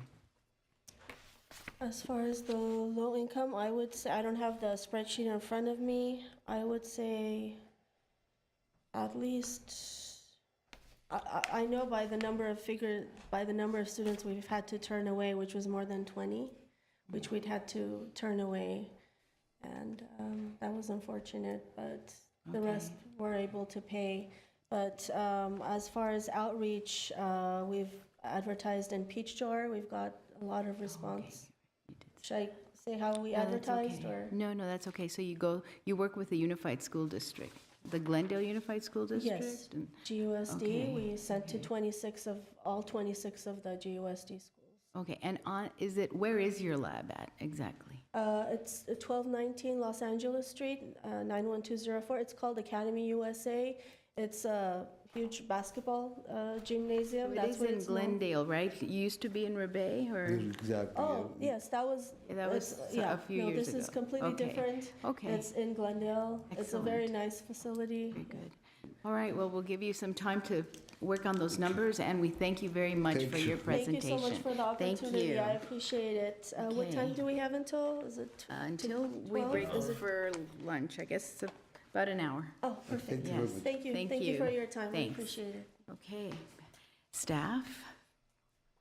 And Next on the agenda on the schedule is Armenian Relief Society of Western USA, Inc. for the Community Outreach Program.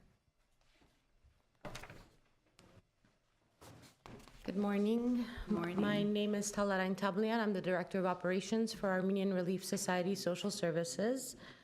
Our agency is requesting CDBG funding in the amount of $94,193 for the coming fiscal year for our community outreach program, which is targeted at servicing low to moderate income residents of the city of Glendale, including seniors and disabled adults, primarily with limited English language capability.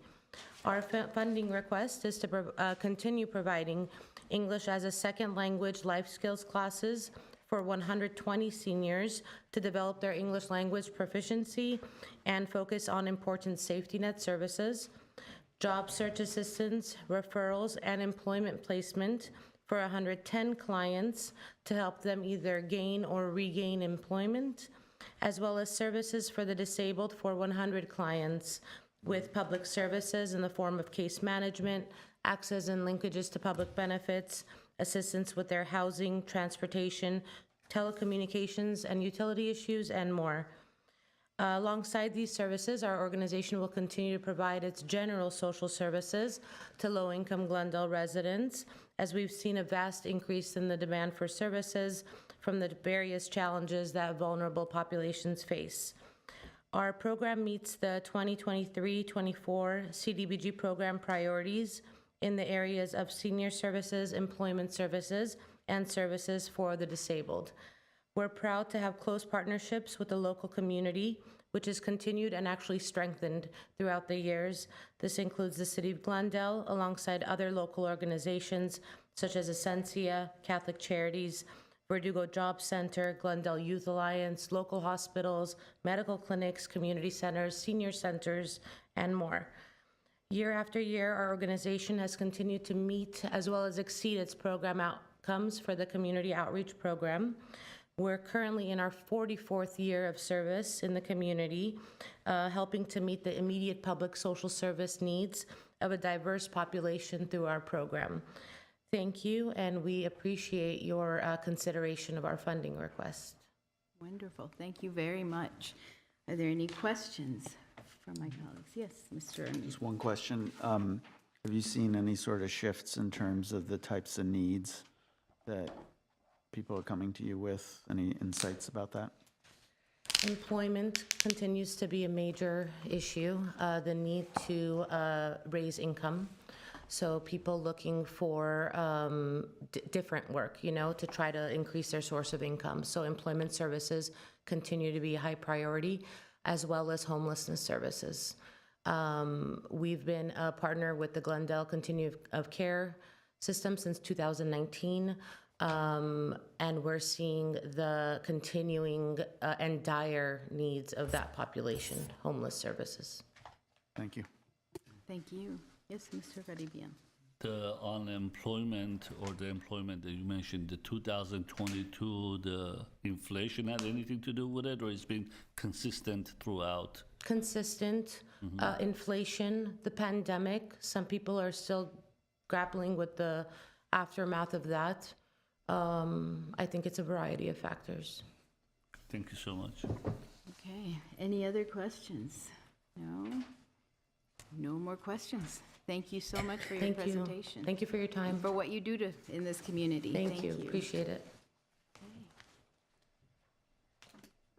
Chair Quinones Gabrielian, members of the advisory committee, next up would be Ascensia Homeless Outreach Program. Ascensia, welcome.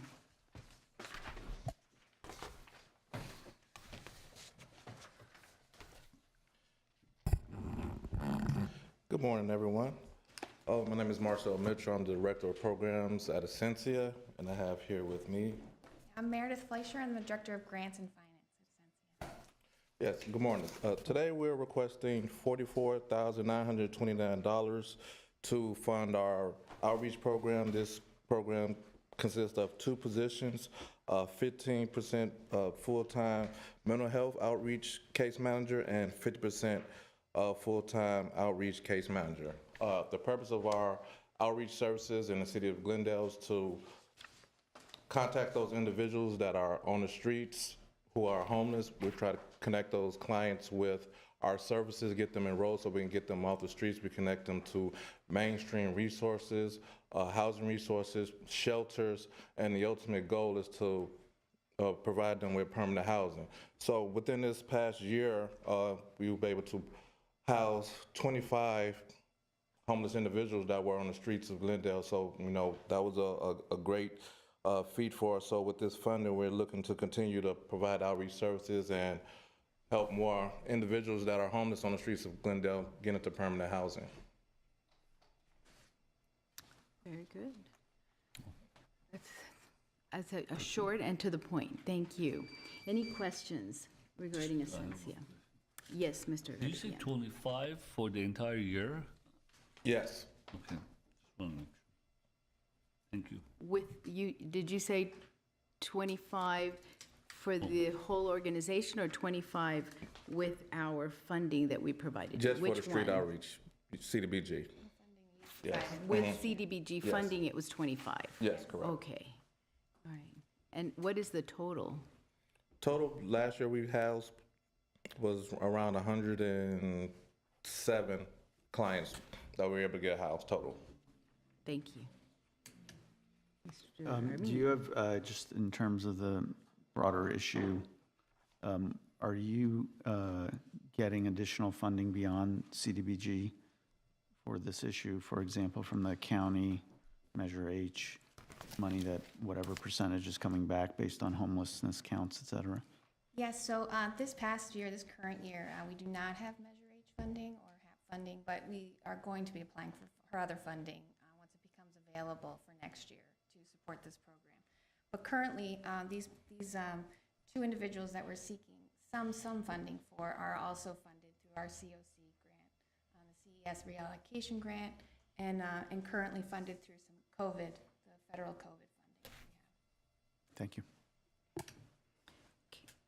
One quick question. Just want to make sure I understood it correctly. These are full-time positions for all? There's 2? These 2 individuals are full-time employees for us, but we are not requesting from you their full salaries. Right. Benefits, yeah. And they are returning employees. They're existing employees, Correct. Okay, thank you. A follow-up to the previous question. Did you apply for Measure H, or is there another reason why it's not available? It is my understanding that Measure H was not available to us this year. We had all this funding covered through our ESG CVT 2022, so the COVID funding covered these positions. Okay, thank you. Chair Quinones, Gabrielle, and members of the committee, the city receives a direct allocation of Measure H funds, and we go ahead and RFP those funds out to our local agencies such as Essentia. This year, the RFP hasn't been issued yet because we're waiting on finalizing our contracts with LA County. They're behind about 9-10 months. So we're working on rollover funds through previous years as well as our current funding. And hopefully within the next couple of months, we'll RFP those funds out. But there is Measure H funding available to all of our agencies. It is small compared to how much we put in. We put in about, when I say we, City of Glendale puts in about $10 million a year in sales tax, and we receive a little under $300,000. So we are working with the supervisor's office as well as county CEO's office to increase our direct allocation. Good, thank you. Sure. Thank you. And I think Ms. Alexanian, If had a- I do have a question for clarification, but I'd like all of the committee members Okay, to go well, first. then we'll take Mr. Armenian first. This is just another question on the broader issue. LA Mayor Bass has brought a lot of attention to the overall homelessness issue. She's trying to line up federal, state, and local resources in a better way. Is Essentia part of those discussions at all, or to staff, is the city involved in any of those discussions at this point? In terms of federal funding and state funding, we are working on a possible submitting an application for Project Homekey, but that's in its infancy stages. But in terms of Essentia reaching out to City of Los Angeles, I'm not aware. They can answer that. Yes, we have programming in East and West Hollywood, so we work with the City of Los Angeles for funding for those specific areas. And we're constantly looking for more funding to support our programs. Good, thank you. Now, any other questions? Yes. No question. I just want to make the comment that I really support the mental health outreach portion of this. I wish, you're asking for 15% funding. I wish there was enough funding to do more of that, because that's an important part of addressing the homelessness crisis. And I also want to say that I enjoyed reading the client success story in the package. Case studies or specific examples are always interesting to read, to know exactly how the program is having an impact. So thank you for that. Good, thank you. Just to Ms. comment Alex- on that, I just wanted to say, in previous years, you have not been able to fund us at a full level, so you've provided more funding for that mental health outreach component. So that's something you'll consider. Thank you. Ms. Alexanian now. Thank you, Chair Quinones, Gabrielle, and members of the committee. I did want to ask Essentia, one of the weaknesses we had identified, and it seems like just in your response, it does say that you do request full funding and haven't identified a lower amount that you can operate with. What happens if the committee can't fund full funding? Does that mean that you will not provide the services in Glendale? And what does that mean? I believe we'll continue to work with the City of Glendale to find the funding available. Currently, like it's been said today, those RFPs have not been released yet, so this is what we have available. But in previous years, you have provided more funding for the mental health outreach component and less for the outreach street case manager component.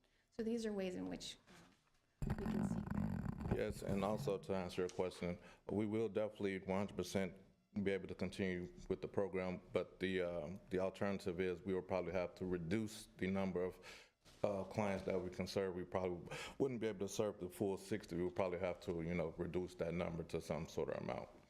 Okay, just wanted to clarify that, because you do say you can't accept anything less, that you still would. I think what I meant in that response is simply that we wouldn't request something that we don't need, at this time. If I thought there was other funding available, I'm hopeful, but I just, this is really what we need at this time. Thank you for clarifying. Thank you for asking.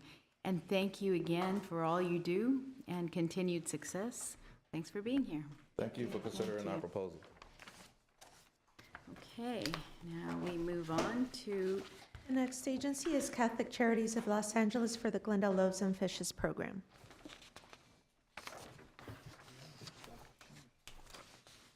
Welcome, Catholic Charities. Hello, thank you for having us today. I'm Isabel Gregorian. I'm the program director at the Glendale Community Center, and this is Andrew Beal. He's our current grant writer. I cannot hear you. Maybe you can talk a little bit Oh, I'm so sorry closer about into that. Okay, My name is Isabel Gregorian. I'm the program director here at the Glendale Community Center, and this is our grant writer, Andrew Beal. Hello, how are you? Welcome. Thank you for having us. The Glendale Community Center has been serving low-income and at-risk families with emergency assistance for many years now. Our Loaves and Fishes Pantry has been providing emergency food, clothing, and assistance with jobs, whereas our community center has been providing case management and homeless prevention services to our clients in Glendale. Currently, we are asking for $140,210, which is 49% of our program funding.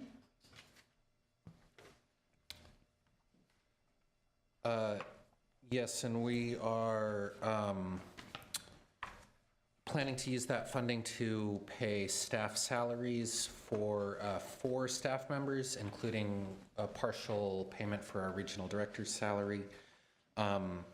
In addition to the staff that we had last year, when we received funding, we've added a case manager who's working part-time, which increases our capacity to serve more clients out of our Glendale Center.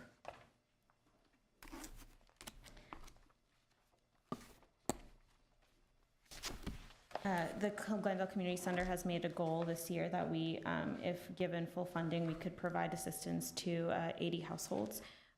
We have already exceeded our number of households that we could provide assistance to within our fiscal year, assisting 50 households already with a goal of 35, and we hope to do the same with the next fiscal year.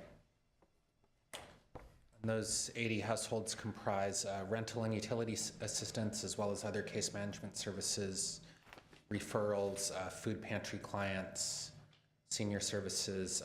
We've recently begun a new partnership with DoorDash to provide food to senior clients in their homes when they're unable to come to the center.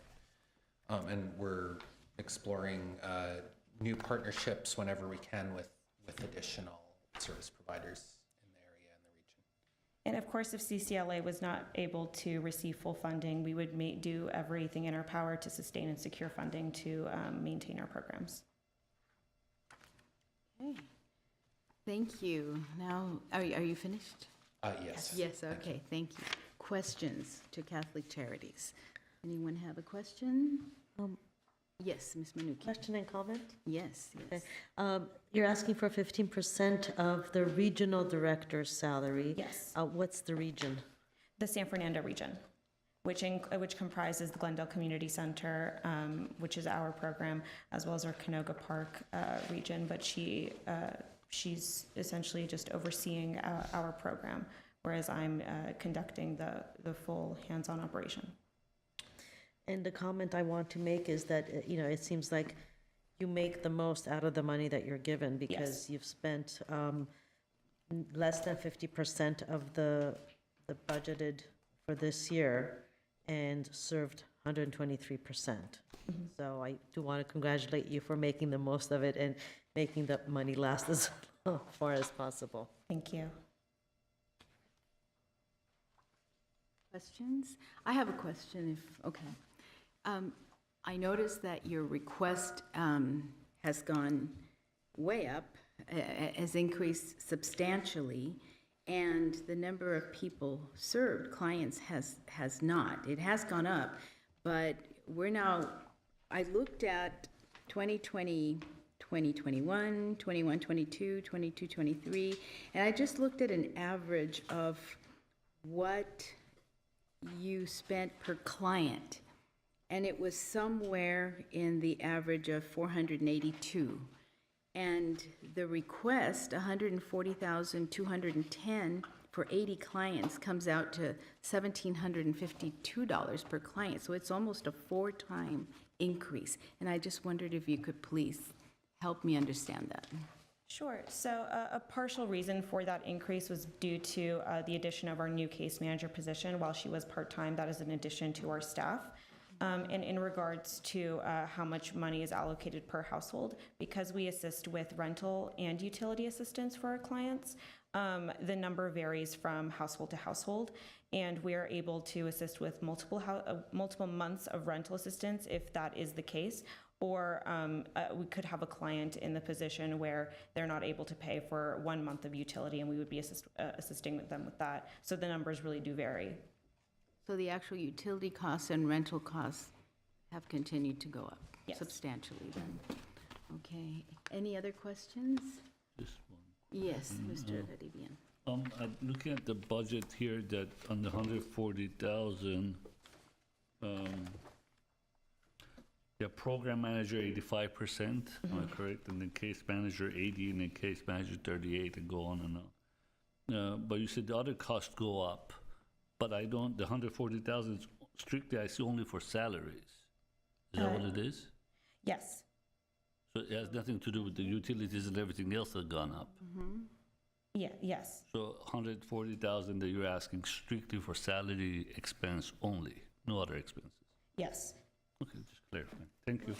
So then I go back and ask for the, for the clarification again. So it's not for utility increases or rental increases, it's strictly salary increases. Are we paying for the case manager or the program manager was part-time, now it's full-time?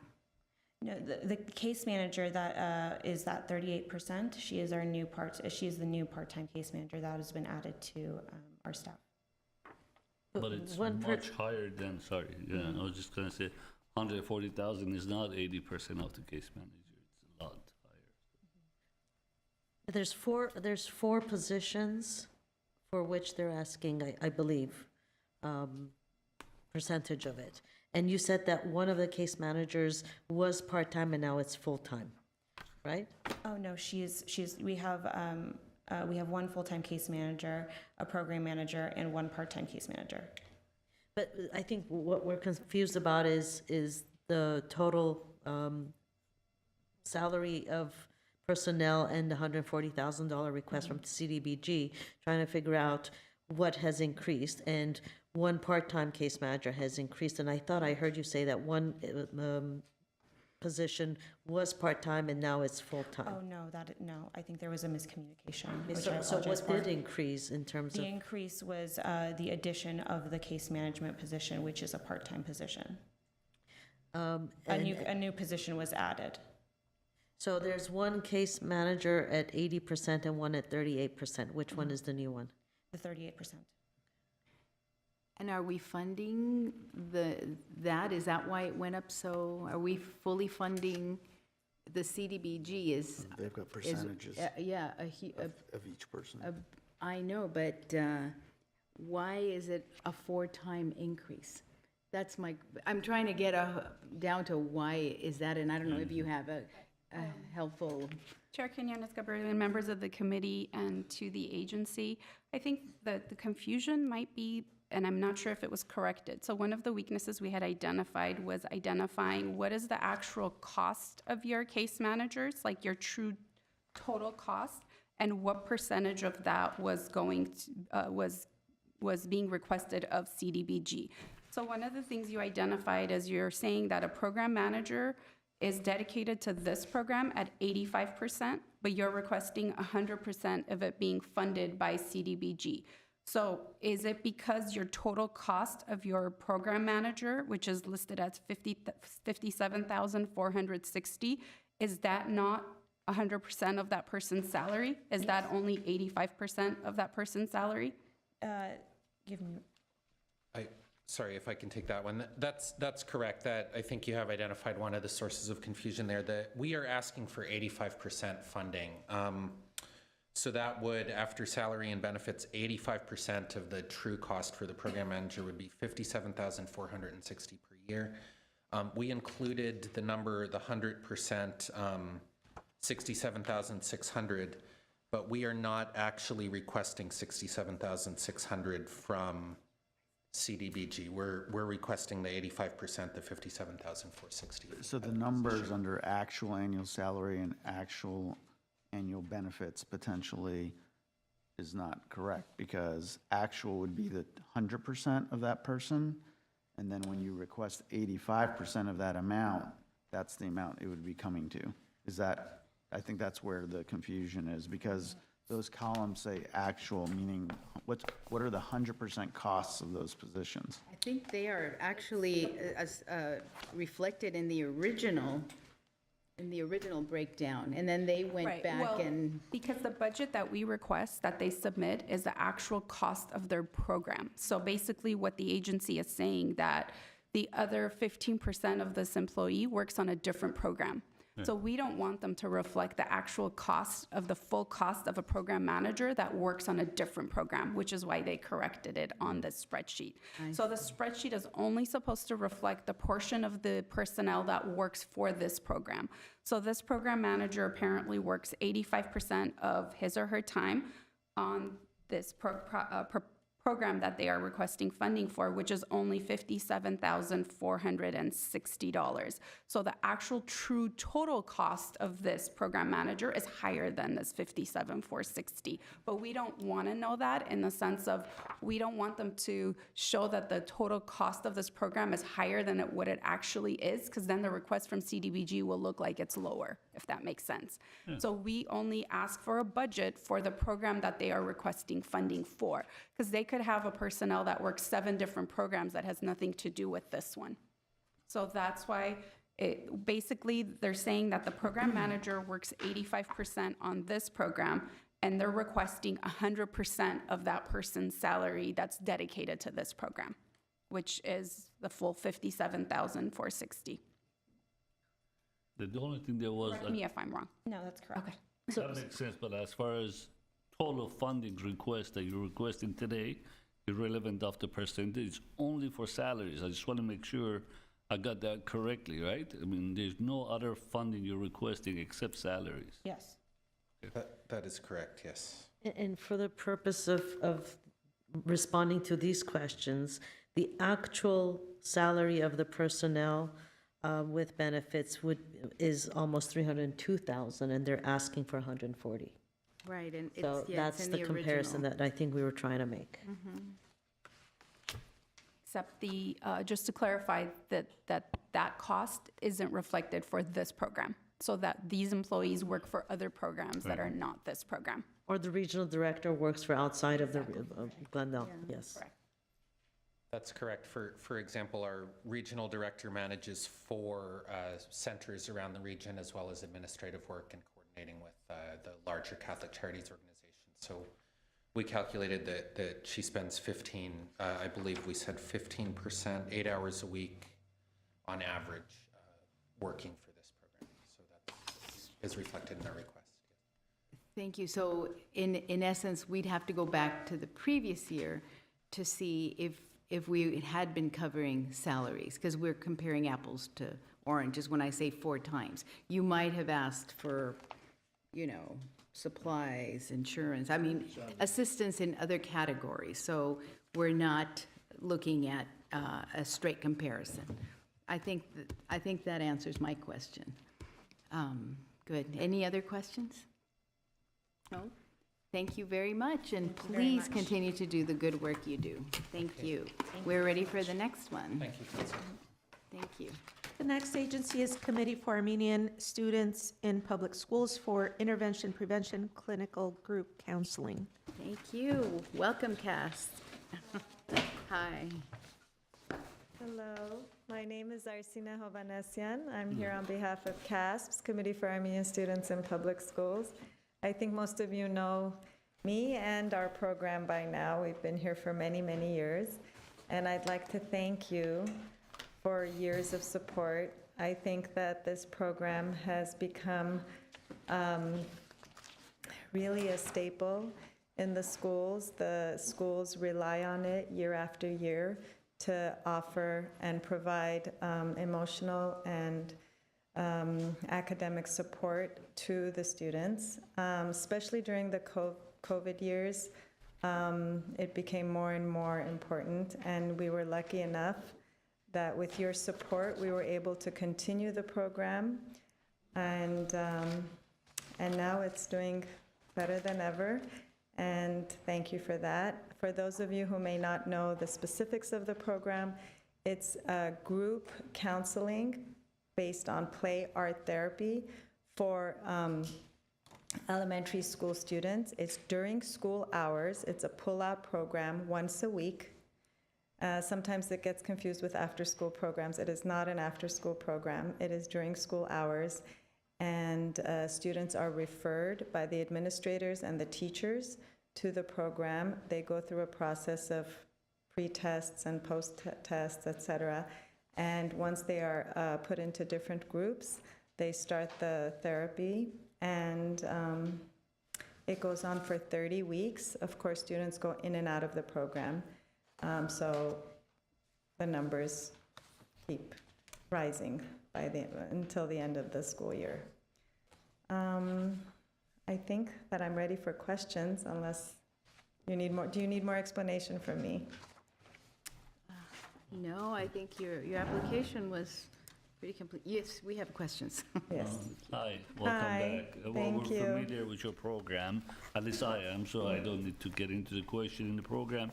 My question is on your cost. Yes. Obviously, we have inflation and everything else. Yes. And now after COVID, I assume you're back to in-person? Yes, we are, Okay. absolutely. What has changed as far as cost-wise from? Just cost of living, just everything that's inflation. But if you do the calculations, it still comes down to like $11 per student per hour, which is lower than minimum wage. So it's really not an expensive program for what it is. You used to have per class or per school. Mm-hmm. Do you still have the same numbers? Do you know the Yes. number? Yes. How much is that per school? Well, we provide, according to our contract, we offer the program to 44 students per year. Right many now, schools? 2 schools right now. 2 schools? Right. Okay. And how much per school is what you have in budget? Is that equally divided per Yes. school? Yes. And how many students per school? Is it equally divided also? Yes. Or? Yes. All right, thank you. Thank you. No other questions? All right. I just want to make the comment that, Ms. Manukian? Ms. Manukian. I just want to make the comment that I think that this is a very creative program to stave off future problems. Yes. And so I commend CAS for taking this on, and I'm always a supporter of anything that assists with mental health. So I think that this is a good targeted program with deliverables. So good job. Thank you. Thank you. Hence the title, Intervention Prevention. We're really trying to intervene before the problems escalate and reach high school when they're harder to tackle. Right. Exactly. At a young age. That's Yes. good. Yes. Thank you for what you do. Thank you. Thank you for your support. It means a lot. Okay. Is that it? Bye-bye. That's it. Okay, I think thank you we're- so much. It's a wrap. Thank you. So we are now early for lunch, Great. and That is correct. we can recess, and we will come back at what time? We had set it at 1:30 for the next interview, but since we are pushing back Hamaskain's 1 o'clock? 1 o'clock, we will actually have enough time for lunch and to get to see that agency. Back So- at 1 o'clock. Yeah. Thank you.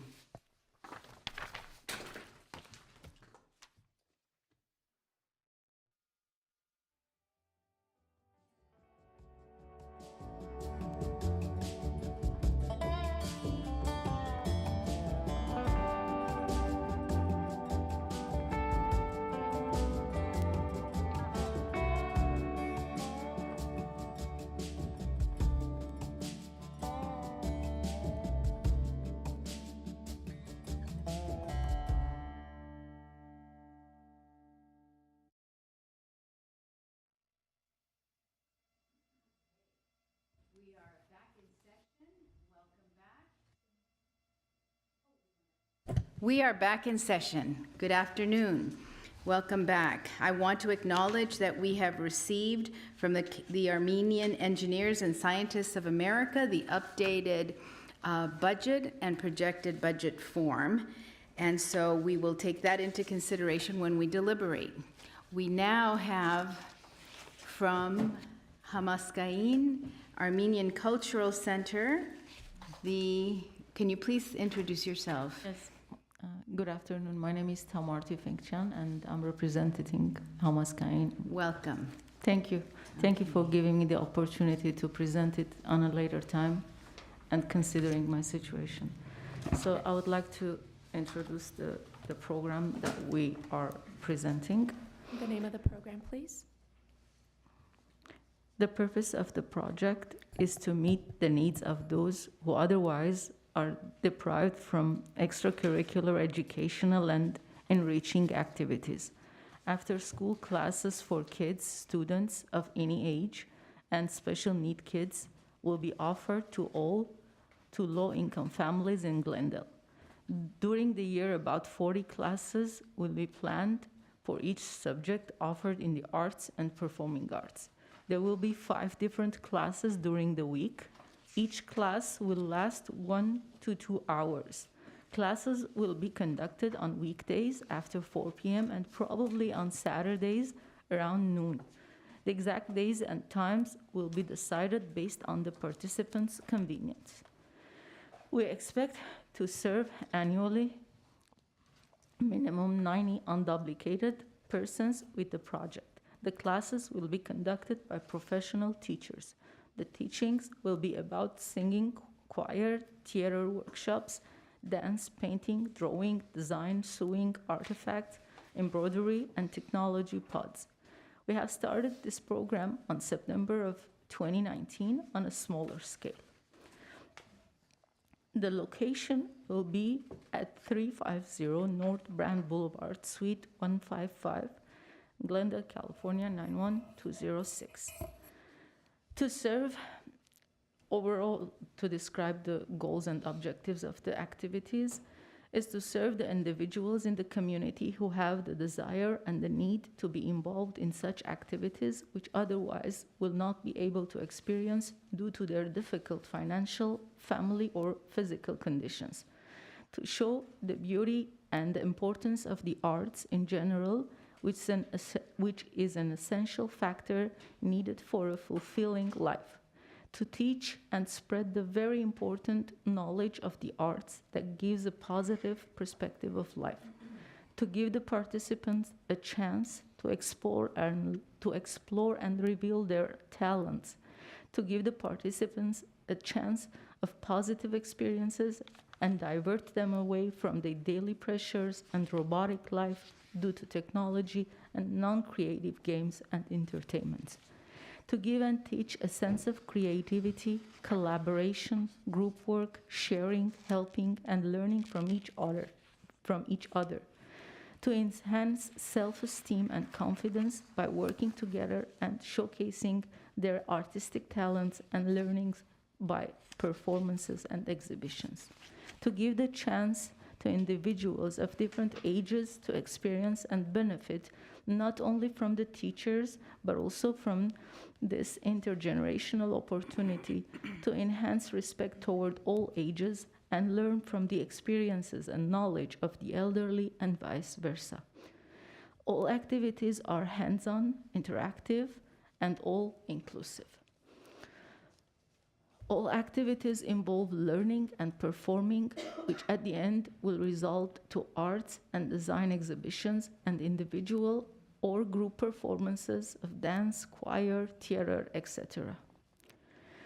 The beneficiaries to be served will be students of all age, also youth, adults, and persons with disabilities or special needs. The program will be advertised by flyers distributed in several ways, in the media or social media, in neighborhood schools, neighboring schools, and organizations.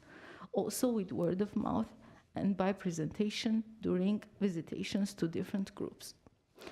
The participants will be selected according to the criteria of this grant and according to the goals and objectives of this project until the capacity is reached.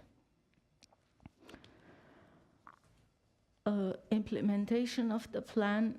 So in January of 2023, We did interviewing candidates to conduct the classes and finalize the courses, programs, subjects of instructions, and tentative schedules of class sessions. In February of 2023, we spread the word about these projects to all the members of our organization. And starting March of 2023, we will be advertising and marketing with flyers, announcements in the media, social media, in the schools, our members, and other institutions. From January to June of 2023, we will coordinate and accomplish with all involved individuals and partners all plans, recruitments of teachers and participants, acquire all the necessary supplies and equipment necessary for these classes or sessions. Can you please wrap it up, because the time Okay, that's the only part, sure. To be clear and more specific, this is what are we planning based on the number of the participants. Minimum 3 to 4 classes each week. Each class will have up to 25 students or participants, and each class will have 1 instructor and an assistant if needed. Classes will be offered on different subjects. Thank you so very much. And we all appreciate you coming down, and I know that Hamaskain does as well, because that way we give you equal time. Thank you. So, and the opportunity to answer questions that we may have. For having me. Thank Thanks. you. Thank you. Okay, questions for Hamaskain's representative? Do you have any questions? Yes, please, Mr. Avedisian. Good afternoon, and thank you for coming down again. Couple of questions. I was looking at your location. I know your location previously was a different location, different address. Now the new location, I really don't see this building property on Brand. Where is it location? There is a 330 and there is a 400, but 350 is not there. I physically drove by it. My office is in Glendale, so I keep going back and forth on Brand. I really didn't see the address over there. Where is it at? Personally, I didn't go there because they just move and they're preparing, but I know that it exists, and every single meeting and other gatherings are happening over there. Is that But an I will office? check. Do you know if it's an office building? It's a single building? I It's think a home? it's an office building. So is it a But I will typo, double check. maybe? Is this a typo, 350 North Brand Boulevard? It could very well be, but to me, it's a question, honestly. I will definitely clarify this. Okay. That's one. Let's see. Okay, you say you're collaborating with a lot of schools, home management, and all different organizations. Would you tell us which home management and which schools are you guys collaborating with? Yeah, mainly Arara chapter, home management chapter, because there are some members that are from Glendale, and also Jefferson School. We usually work with them, Jefferson Elementary School. And about the high school, we are planning to a little bit collaborate, but the high schools were not only Glendale High. We approached Glendale High so far, but this year probably we'll go also other high schools as well.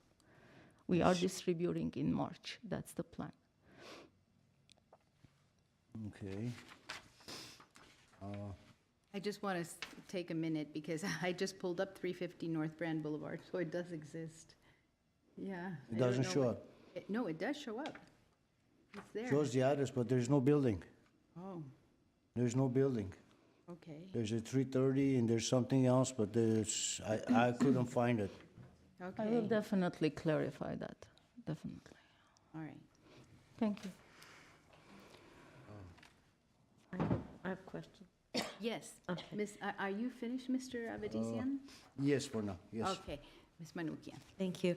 So Just to clarify, the goal of the program is to provide these after-school programs completely free of charge? Yes. So in your report, you say that for the year fiscal year 2022, 2023, you have 90 participants. Yes. Are they currently paying or they are not paying? No, they're not paying. So where did you get your funding? We're just going everywhere to ask for donations to come up with this program funding. In one of the other presentations, they were talking about how even charging a small amount per student, they're hoping that would make them more engaged and not missing any classes. Because also in your outcomes, you're saying, I think, either 30 out of 40 classes for them to attend, that's the outcome that you're looking for. Yeah. And if it's completely free of charge, sometimes participants don't have that level of commitment, and, missing 10 classes, that's a lot of classes. Exactly. So have you considered maybe charging a nominal amount just to also cover some of the expenses? Honestly speaking, with the previous year experiences, the participants, they're really in a situation that they cannot afford paying because they have, let's say, multiple kids in the family, and also they don't have the significant amount of payment as well, the capacity or the capability of doing that. The last question I have is you were talking about reaching out to Glendale High School. What's the age group of? So usually it starts from 11 to 17. Sometimes if the kid is talented, and it goes up to 9. We have a couple of students from age of 9 previous years, but usually the teenage years. Thank you. Thank you. Mr. Garibi. Thanks for coming. I Thank know you're under the weather, so thanks. Thank you. And great job, obviously, kudos for having a free program and be able to help these kids. As far as Manukian mentioned, do you guys know the purpose of them not coming or not having enough? I mean, why they don't come to the classes? Oh, sometimes, they could be busy or, not being sick, or there's no specific purpose that they miss the class. But the minimum requirement, we put that 30 classes. Right. But do they get penalized if they don't come, or no? Is there a percentage if you don't show up 3 classes and then? I'm just. Yeah. I can totally understand where you're coming from. But honestly speaking, they're so motivated, they don't even miss a class. Which I assume a free class, they'd be motivated, especially that they're in need. That's the case that we're experiencing, yeah. And Excellent. we have a lot of waiting list, but sometimes we can't accommodate that as well. My question also as far as hours, like for example, music teacher, theater teacher, art teacher, how many hours per student per day or per week? So basically 2 hours, it's the hours? target that we put, yes, for 2 each hours student. a week, a day? A week. A week, A week, okay. yes, yeah. So, but 2 hours for, for example, it's a music teacher. So it does 8 hours the entire month? Yes. Okay. Yes. All right, thank you. Thank you. Yes, Mr. Armenian. Thank you. Thanks again for coming in. Of course. I do have a few questions, so if you could bear with me. I think back to something Ms. Manukian said. So you've been operating without CDBG funds now for how long? Last year only we didn't get the fund. Yeah, and Okay. it was a little bit hard. We decreased a couple of classes, honestly, because of the funding was not able. We wouldn't be able to get the funding for all the classes that we were trying to do. But you were doing some. Yeah, we're doing. And where were you doing these classes in the last year? Last year, half of the last year we had the previous location that was available. The Council of Aging location? On Colorado, but after that, we changed the place, and that's it. So you've been doing them at Yeah. this Yeah, other yeah. location? Yes, we are doing that. But you've never been to that location? I was never been there. But you are the executive director? Yes. Okay. I was in the area yesterday, and I too could not find 350 North Brand. I asked the building at 330 North Brand, where there's a suite 155. They didn't know about a building that's 350, and 155 was a pharmacy. I went to building 400 and 450. They too were not aware of a building 350. I will definitely clarify that. But I know that they're doing the classes over there, and as I said, half of the year we did the previous location. That was. Okay. I do find it a little bit odd that you wouldn't know where this location is or had Yeah, never been to because it. I usually do the other stuff, and then physically, I don't visit there. There is another person that does the physical attendance of the classes. If this location were to exist, let's just give that assumption for a moment. I do have concerns about the location. It's not very accessible for low-income people. Staff noted in the weaknesses that this location is not in the Yeah. proper area. Parking is a big problem in that area and expensive.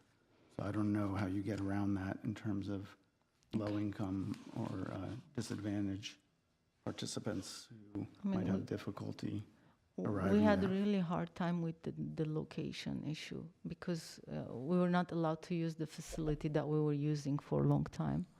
And it made a lot of difficult hardship for us. So how did you overcome that? I mean, still, we're struggling. We would like to find another place that it's going to be much, much convenient for. I know where you're coming from, I mean, exactly. But the other place was much, much feasible for us, and we're looking. If we find something better or an agreement with some organization, we would definitely jump into that. Okay, It's not a final place that we're targeting. okay. But you can't verify 350 North Brand? Yeah, I will definitely. Because, but I mean, you can't verify it right now because you've never been there? No, Is that correct? no. Okay. My last question has to do with the other weakness that staff noted was that multiple years, they've noted this, it says under conflict of interest, it says reflected as a weakness in 3 previous analyses for funding requests that you don't have a policy on conflict of interest. Is there a reason you haven't addressed that since it first was brought up by staff?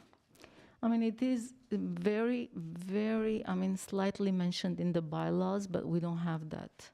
We don't have conflict of interest analysis or the detailed presentation. No, I know you don't have it because it's noted here, but it notes that you haven't done anything about it. It says agency has not corrected this. Is there, my question is there a reason you have not corrected this? They're trying to do it. I mean, the executive is trying to do it, but it's not finalized yet. We've brought into their attention that this is something that we need to work on it, and they are trying to do it. But it's not done yet. Sorry about that. Okay. I'm being very honest. Sorry, I do have one more question going back to the program.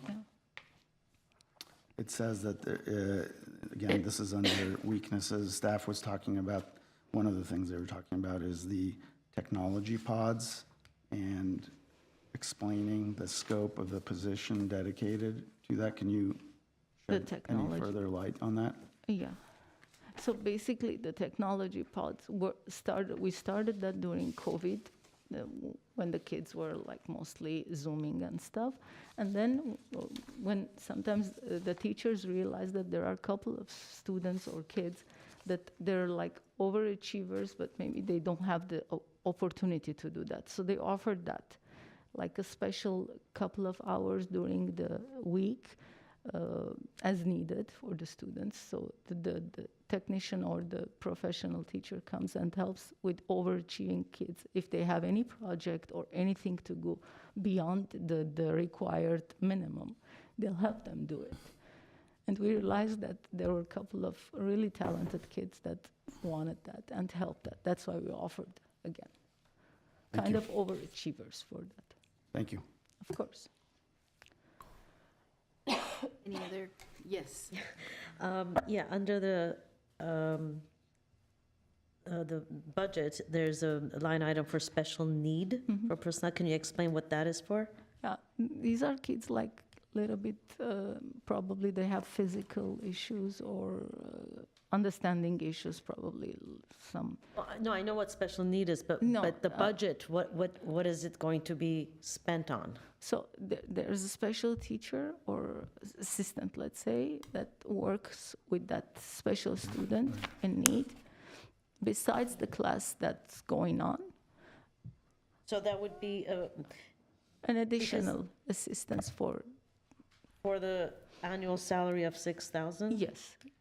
And that they would do different classes than everybody else, or would they be just with the Just students with the while they student. Just with the participate? student, Understood. exactly. Thank you. Yeah, of course. Thank you. Thank you. I was wondering, how many or what percentage of children with disabilities do you serve? Last year, we had around 10 students. 10 out of 90? 90, yes, 10. I mean, we say 10%, something like that, maybe.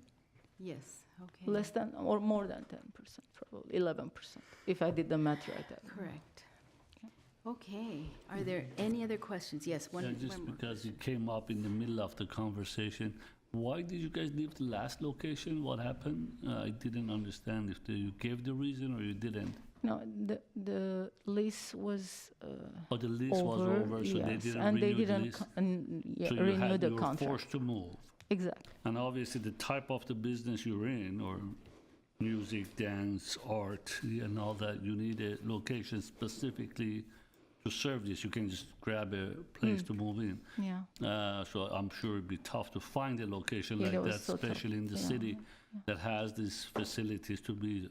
Do you guys still looking, as you said, it's Exactly. temporarily Exactly. wherever? I didn't know we drive around finding locations. Yeah.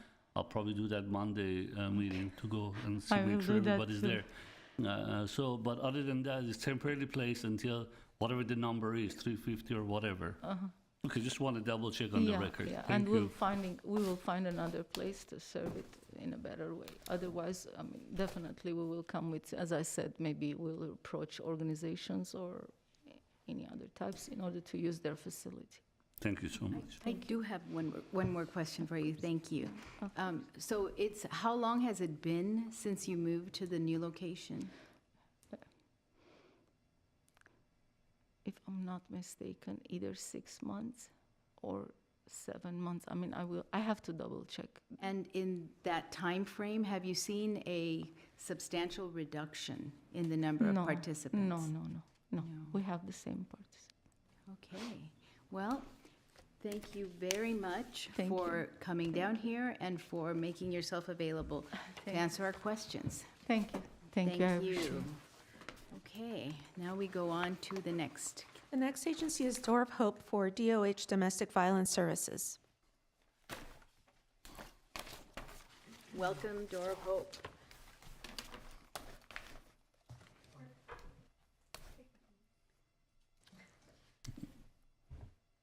Good afternoon, everybody. Thank you for having us. Thank you for reviewing our proposal. As was said, I'm representing Door of Hope. My name is Griffin Hadelstad. I'm the operations director with Door of Hope. We are applying for $70,000 to support the Domestic Violence Services Program. This is an existing and ongoing program currently funded by CDBG. For any of you who aren't familiar with Door of Hope, we've been operating since 1985. And we've received CDBG funds for several years now, so we thank the committee for its support as well as staff. Door of Hope, we manage two main programs. So we manage a homelessness prevention program, which was launched in the past few years, and a transitional housing program. This proposal would be funding the latter, the transitional housing program, so I'll be focusing on that here today. Transitional housing is the original program that Door of Hope was launched with back in 1985. I believe we've been operating in Glendale since 2012, if I'm not mistaken, perhaps a little bit longer than that. We now manage 4 shelter sites, and the Glendale location is one of those 4 This proposal is specifically supporting services at that location, at the Glendale location. One thing that we're very proud of at Door of Hope is that 94% of families that complete our program are still permanently housed 1 year later. 86% are still housed 5 years later. Some details about the Glendale location. That location specifically shelters homeless single mothers who are survivors of domestic violence, as well as their children. All of these residents are experiencing homelessness as a direct result of that domestic violence. All of those residents are also referred by Glendale area domestic violence emergency shelters, so all are local to the area. This shelter site can shelter up to 14 households at any given time. That breaks down to roughly 50 individuals, depending on family size. And it's currently the only transitional housing program for women and children survivors of domestic violence in the city. This proposal is specifically seeking funds to support 3 main services for domestic violence survivors. The first of those is therapy services, the second is case management services, and the third is transitional housing, where those services are delivered. We anticipate that this funding will impact 22 adults and 10 of their children over the funding years. That's 32 total individuals. If you're wondering why the discrepancy between the 50 individuals that are sheltered at any given time and the 32 individuals served, younger children aren't served through therapy that typically focuses on teenagers. Therapy and case management make up the backbone of our transitional housing program, and they operate in different but complementary ways. So I wanted to highlight some of those differences here to help differentiate those. Therapy services are designed to provide a direct and specialized intervention to mitigate the double trauma that our families experience through their experience of domestic violence and homelessness. Those services are provided directly on-site through on-site therapists. Case management services take a more generalized approach and aim to provide practical support to improve financial and housing outcomes, while also offering emotional support, further improving mental health outcomes. Those are also provided through on-site staff, a minimum of once per week, but most of our residents use those services several times per week. Lastly, transitional housing. All of these services are provided in the context of that transitional housing in our shelter in Glendale. And that transitional housing enhances the impact of both of the previous services by ensuring that neither is interrupted by the concerns of safety or security that one would experience on the street or in unstable housing. This shelter is enhanced with an array of other supportive services that we are not seeking support for through this proposal. Those include food, financial and life skills classes, enrichment programs for children, and housing navigation support. We have 4 main objectives for this proposal. First is providing trauma-informed therapy services to all adult residents of the shelter and 10 of their children. The second, which is an offshoot of that first objective, is to reduce symptoms of mental illness and distress, such as anxiety and depression. The third is providing both practical and emotional support for all adult residents of the shelter through trauma-informed case management. And lastly, we would pursue all 3 of those objectives while providing safe and secure transitional housing for all residents. 2 proposed outcomes for those objectives are: 1, that of the adults and children served through mental health services, 24 of 32, or 75%, will report improved mental health as measured by assessments administered at intake and at exit. We then compare those 2 assessments to see change over time. One note on the current funding year: I mentioned this is an existing program. In the current funding year, thus far, 100% of clients who have completed the program have shown improved mental health. Others are still in progress. The second proposed outcome would be that of the 22 adults served through this shelter program, 16 or 70% will increase their income and or savings as measured by case managers on a quarterly basis. So far, that's 81%. I'll wrap up here. Okay, thank you. I just wanted to quickly address one staff analysis, strengths and weakness, and thank you to the staff for identifying this. Wanted to clarify weakness number 6, which was just a misunderstanding from our auditor on the ratio calculation tool. In that 3rd section, we did submit a revised version of this, but I wanted to draw your particular attention to the fact that we show an 88% reliance on that source of income. That is contributions and grants as it appears on our audited financial statement. So that 88% number would suggest we're very reliant on that, but the vast majority of that is individual donations. So it's a very diverse, varied funding source that's been consistent for us even in the midst of the pandemic. Thank you. Thank you very much. Okay, questions? Are there any questions? My colleagues, no? Yes, Mr. One question, looking at your budget, as we had said in the morning, we don't have enough money to fund everyone at 100%, so how would you make up the shortfall? Sure. So if we weren't funded at 100%, this is an existing and ongoing program, so we would find funding probably through individuals to support the program. The program that would maybe bear the burden of that is our homelessness prevention program. There's a chance that we would need to shift funds around to support the shortfall. Thank you. Sure. I also. Yes. Based on the financial statement, it does seem like you have pretty strong contribution sources, and that you're net positive for most years. Do you have expectations that those other sources of funding will continue? So, for example, are there trusts or any reoccurring contributions that you can rely upon? Sure. I would say yes, we are confident that those will continue. I will add one small grain of salt here that in 2023, many of our grant funders are on 18-month cycles. And just as the calendar falls, 2023 is one of those down years. So it puts a particular burden on our fundraising department to go out to individuals and make up for some of that gap. But even with potential recession on the way, our board just reviewed our budget for this year and is confident that we can move forward. Yes. Thank you. Very good. One more, yes. So this particular year, you're focused more the funding versus your standard always been the homeless most of the time. So you just shift the funding on a different program in general. Yes and no. We've expanded our shelter program actually over the past couple of years. We just opened up our 4th site in Los Angeles. I believe that was in 2020. But we started piloting our homelessness prevention in 2019 and have steadily grown that program. Our goal is now to raise that program enrollment by 10% every year. That program continues to grow, but just by virtue of the fact that those are clients that we aren't serving yet, if there ever was a shortfall, it would come from that program. Thank you so much. Sure. I see no more questions. Thank you very much. Thank you. And continue Thank you for your time. good work. Thank Thanks. you. And the next one, please. The next agency is Home Again Los Angeles for the Crisis Housing Support Program. Welcome, Home Again LA.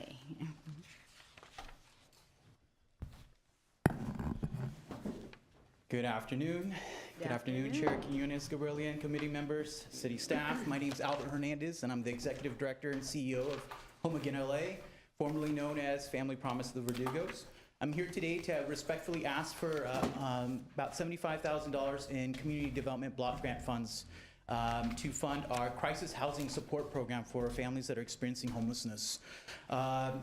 This month, we've entered 3 years of the pandemic, and there still seem to be thousands and thousands of families that are struggling because of loss of job, loss of partner, loss of income. And our organization for the last 13 years has been helping a significant amount of families get back into housing. We've got a dedicated Burbank team, a dedicated Glendale team, and we're very excited for the last 6 years to have partnered with this committee and the City Council in order to operate this crisis housing program. We're looking funds to be able to provide crisis housing support. Any family that is experiencing homelessness in the city of Burbank is required to refer that family to Home Again LA. We are identified as the lead agency in this community for any family experiencing homelessness with children, meaning we collaborate with agencies like Ascensia, Door of Hope, Glendale YWCA, most importantly, our police department and our school district. They're required to refer them to us, and once a family is referred to us, it's our priority, it's our responsibility to move that family into crisis housing, whether it's moving into our shelter, moving into a motel program, or finding some sort of shelter in order to provide that family a roof over their head and meals. In addition to providing that immediate support, we provide case management, financial literacy, making sure that families get back into employment, making sure kids are in school, and living as much of a normal life as possible. We're reaching out to you all in support of those $75,000 so that we can help fund an intake specialist. which is a critical piece of the equation because this intake specialist assesses all of our families, provides resources, makes referrals, or just makes sure that the family's applications are complete and ready for any potential audits from the Department of Housing and Urban Development. We're also looking at part of that $75,000 to fund security deposits if feasible this evening or this afternoon. We were very blessed about 2 years ago to partner with you all with the CV3 funding that came out of CDBG, and we helped as a partnership with the city over 35 households with security deposits. Those 35 households were able to move into housing, and we're hoping to be able to do the same with this funding as well. Some of the concerns or weaknesses that were identified, I believe I responded back to the staff's analysis, but I'd like to point out with security deposits in particular, this is our 13th year of operating this program. Security deposits do not come back to the family. If a family moves out or graduates from our program, that security deposit stays with the family because it's a way to continue to help them achieve stability, financial stability, and housing stability. We've never asked for deposits to come back. That's not something that we do. We want to be able to be that beacon of hope for families. So I'm hoping today that you support this project because we love partnering with Glendale. We're very thankful for the partnership that we've had for many, many years. There's, as I said, as I prefaced my statement, there's many families out there that need our support, and our partners like the school district and the police department can vouch for that. I entertain any questions. Thank you. Thank you very much. We do have questions. Mr. Garibian first, please. On your strengths, one of the items you have is this focusing on serving homeless families with children. So that's pretty much the title you're going with. So if there are homeless, is that they have kids. I mean, that's what you. I just want to make sure you clarify on that one. Yes, Committee Member Garbian, it's families with children for this specific program. For this Yes. specific program. Yes, sir. Okay, I just want to make sure that part I understood. Also, security deposit. What cities are those homes? Majority of the homes. Families from our community of Glendale. Committee Member Garbian, we've been able to cultivate a strong relationships of landlords here in our community who have been very flexible and accommodating for our families, meaning they will decrease their security deposit requirements because they want to give our families an opportunity to get back to on their feet. What percentage you say it's in Glendale or? This program is 100% of our families. 100% This of is the only Glendale families. We have a dedicated team of 5 employees focused on just Glendale households that are experiencing homelessness. And how many presently you have families that are in the program waiting for a home? We've got about 22, 23 families that are waiting for us. One is moving in tomorrow, Saturday morning. Okay. And lastly, you didn't mention what's the minimum you'll take. I understand the type of the service you have, especially when it comes to deposits and all that, that number goes up. But again, because as you know, we're short at 74,000, if you had to give us a number, what number would that be, a minimum that you would prefer versus zero? Yeah, Committee Member Garbian, we will accept anything. Let me tell you and be very transparent. We know we can't get 100% of funds through CDBG. I think as a community, we're very blessed to get a portion, but I understand each and every year it decreases, unfortunately. To have the support of the city of Glendale, I'm able to leverage that and go to foundations and go to corporations and say, listen, City of Glendale's funding this, please match it. Whatever you think is feasible through with the allocation today, we will accept and we'll make it work. It's all about partnership, and I would hope that this committee supports that so that we can leverage that partnership. Thank you so much. Thank you, Mr. Armenian. One question to staff, and then I have a question for you. Security deposits isn't something we've typically seen before, and it's a substantial amount of the requests. So I wanted to ask staff, especially in light of the process that was described, meaning they don't ask for security deposits back when the family moves, so it ends up being basically money in their pocket. Does that fit with the rules of how this sort of CDBG funds can be used? Chair Quinones Gabrielian, members of the committee member Armenian, I was notioning that I did want to ask the agency when you were all done with your questions, because we are not sure where HUD stands with security deposits being with the remaining with the family. I think with COVID funds, they were a little bit more lenient and weren't requiring that either the funds be recaptured or identified as program income.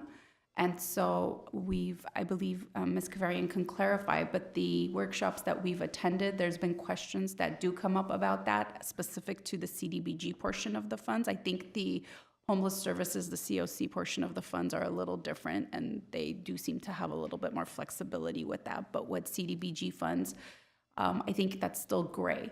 So what I was going to ask the agency is, should you be funded for the security deposit portion? And if HUD says they need to be recaptured after the family leaves, is that something you would be willing and able to modify in your program to be able to recapture it and do whatever HUD says you need to do with it as specific to CDBG? So they might either say it needs to come back to the city, or they might say you can keep it with the agency and leave it as deposit with future families.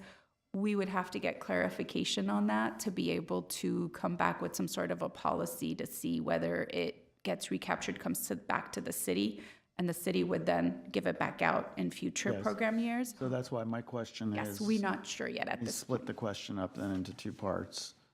One is that part, which is you're basically creating a fund for all intents and purposes, which feels to me like it's outside of the scope of this sort of program.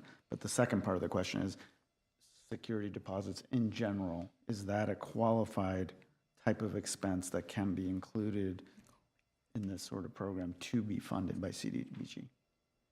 I'm going to defer to Ms. Put Kavarian. aside whether it's returned or Chair not. Quinones, Gabrielian, committee member, Armenian members of the committee. During COVID, we received, and by we I mean CDBG received CARES Act funding. CARES Act funding was funding that needed to be, of course, expensed as quickly as possible to help as many families as possible due to the pandemic. In recent webinars that we've been attending, that gray area comes up about security deposits. Hence, when we were reviewing this proposal, that was the question that came up. We want to be kind of on top of it to know what would be the policy if HUD were to come and audit us or to audit the agency. Do we have a tracking system? Does the agency know what that household is going to do with that funding? Is it going to go to another security deposit? We can't be certain of that, so that's why we're questioning it. So to answer your question, yes, during CARES Act funding, that was an okayed expense. We're concerned with regular entitlement funding, because this is regular entitlement funding. That question may come up during an audit. Okay, so the answer Short to answer is both, we don't know. Yeah. both questions. Yes, at this time, we don't have clear guidance from HUD, so we're not sure, which is why. Okay, because to me, it feels, it doesn't feel right in the sense that if a family were, it feels right in its initial use, which is you're trying to help with housing by providing this assistance. But when you move it beyond that and they move out and they get the security, let's say they get the security deposit back, then that's a cash contribution to the family, which becomes more difficult to track, right?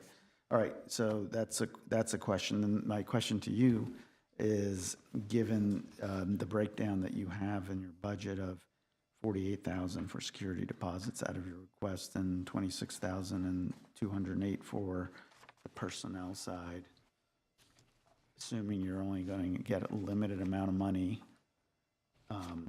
where would you, and let's put aside the question on security deposits for a second, where would you apply the CDBG money? In personnel, security, both, or how would you do it? Yeah, thank you for that question, Committee Member Armenian.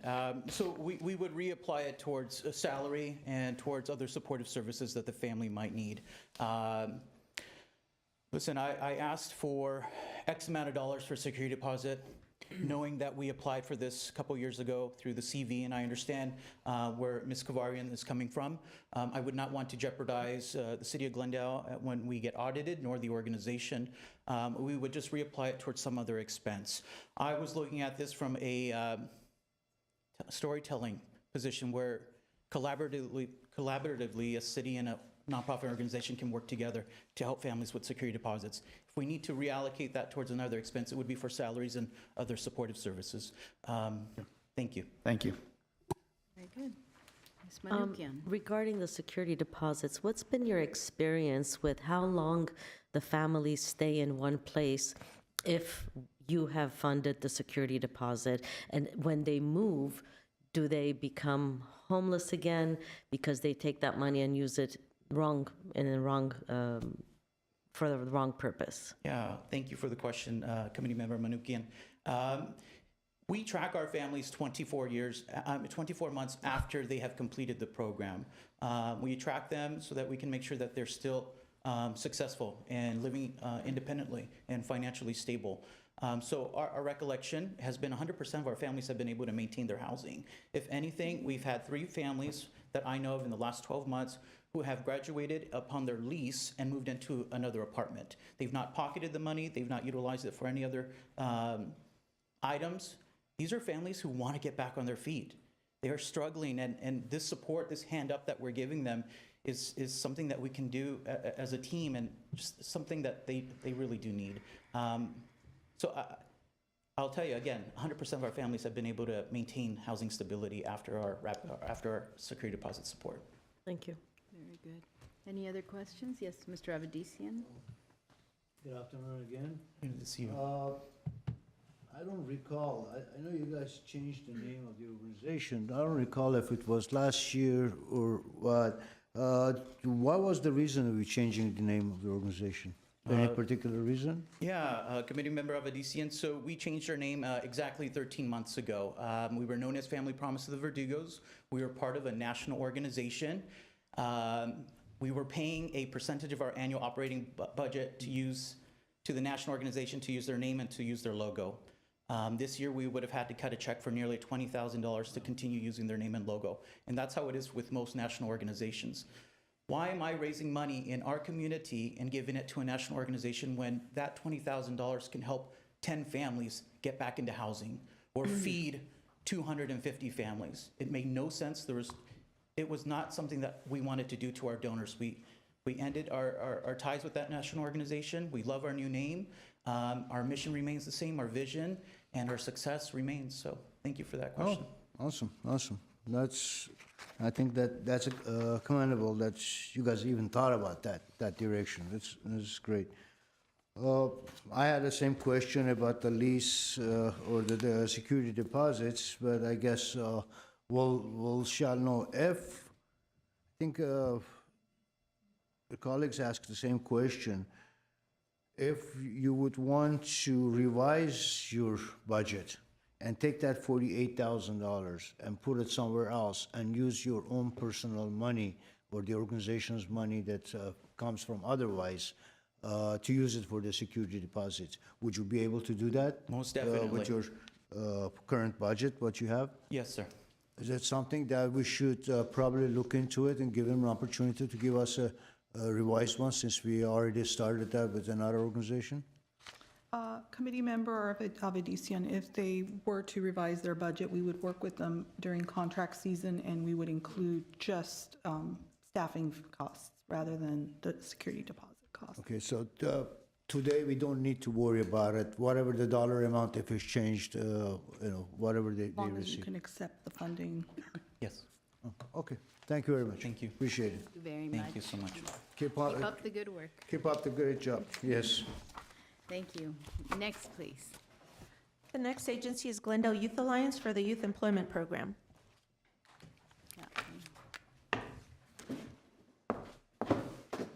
Good afternoon. My name is Karina Gregorian. I'm the Executive Director of the Glendale Youth Alliance.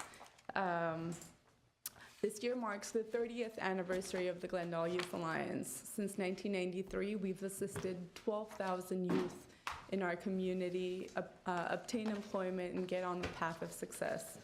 As you know, our youth employment programs provide training, case management, supportive services, and of course, paid jobs. And we have many success stories within the city of Glendale, as well as in many organizations throughout the community. In recent years, we have been assisting greater number of youth that are homeless, that are foster, youth with disabilities, pregnant and parenting youth. So as you can imagine, with those population, there's a greater need for supportive services. With our homeless youth, there was need for housing, emergency shelter. So we applied for grant funds and are now able to provide hotel vouchers for up to 60 days. As the community needs change, we try to meet those needs, especially the needs of the youth within our community. We currently operate the Life Wrap program as well, which provides rental subsidies to low-income working families, and it's funded through the City of Glendale's Measure S. And it's been a terrific program to be able to assist additional families with rental subsidies, again, provide case management training, and improve their quality of life. We have strong partnerships within the community, from sponsors, funders, work sites that host our youth, hire our youth. And I'm excited to announce that this year we were selected as Glendale Chamber's Community Partnership Awardee. So we're honored for that. We're probably one of the longest standing agencies that have received CDBG funds, so I do thank you for your continued support of our programs. And I kindly ask you to support us once again. Our grant application did request $60,000 to assist with staffing. And I do understand that there are limited funds, but every dollar goes a long way in meeting the needs of our youth. If you have any questions, I'm happy to answer it. Yes, Mr. Abedisian. Good afternoon and welcome again. Thank you. One question just comes to my mind. I know your program, and you guys are doing an awesome job, especially with the youth. Thank you.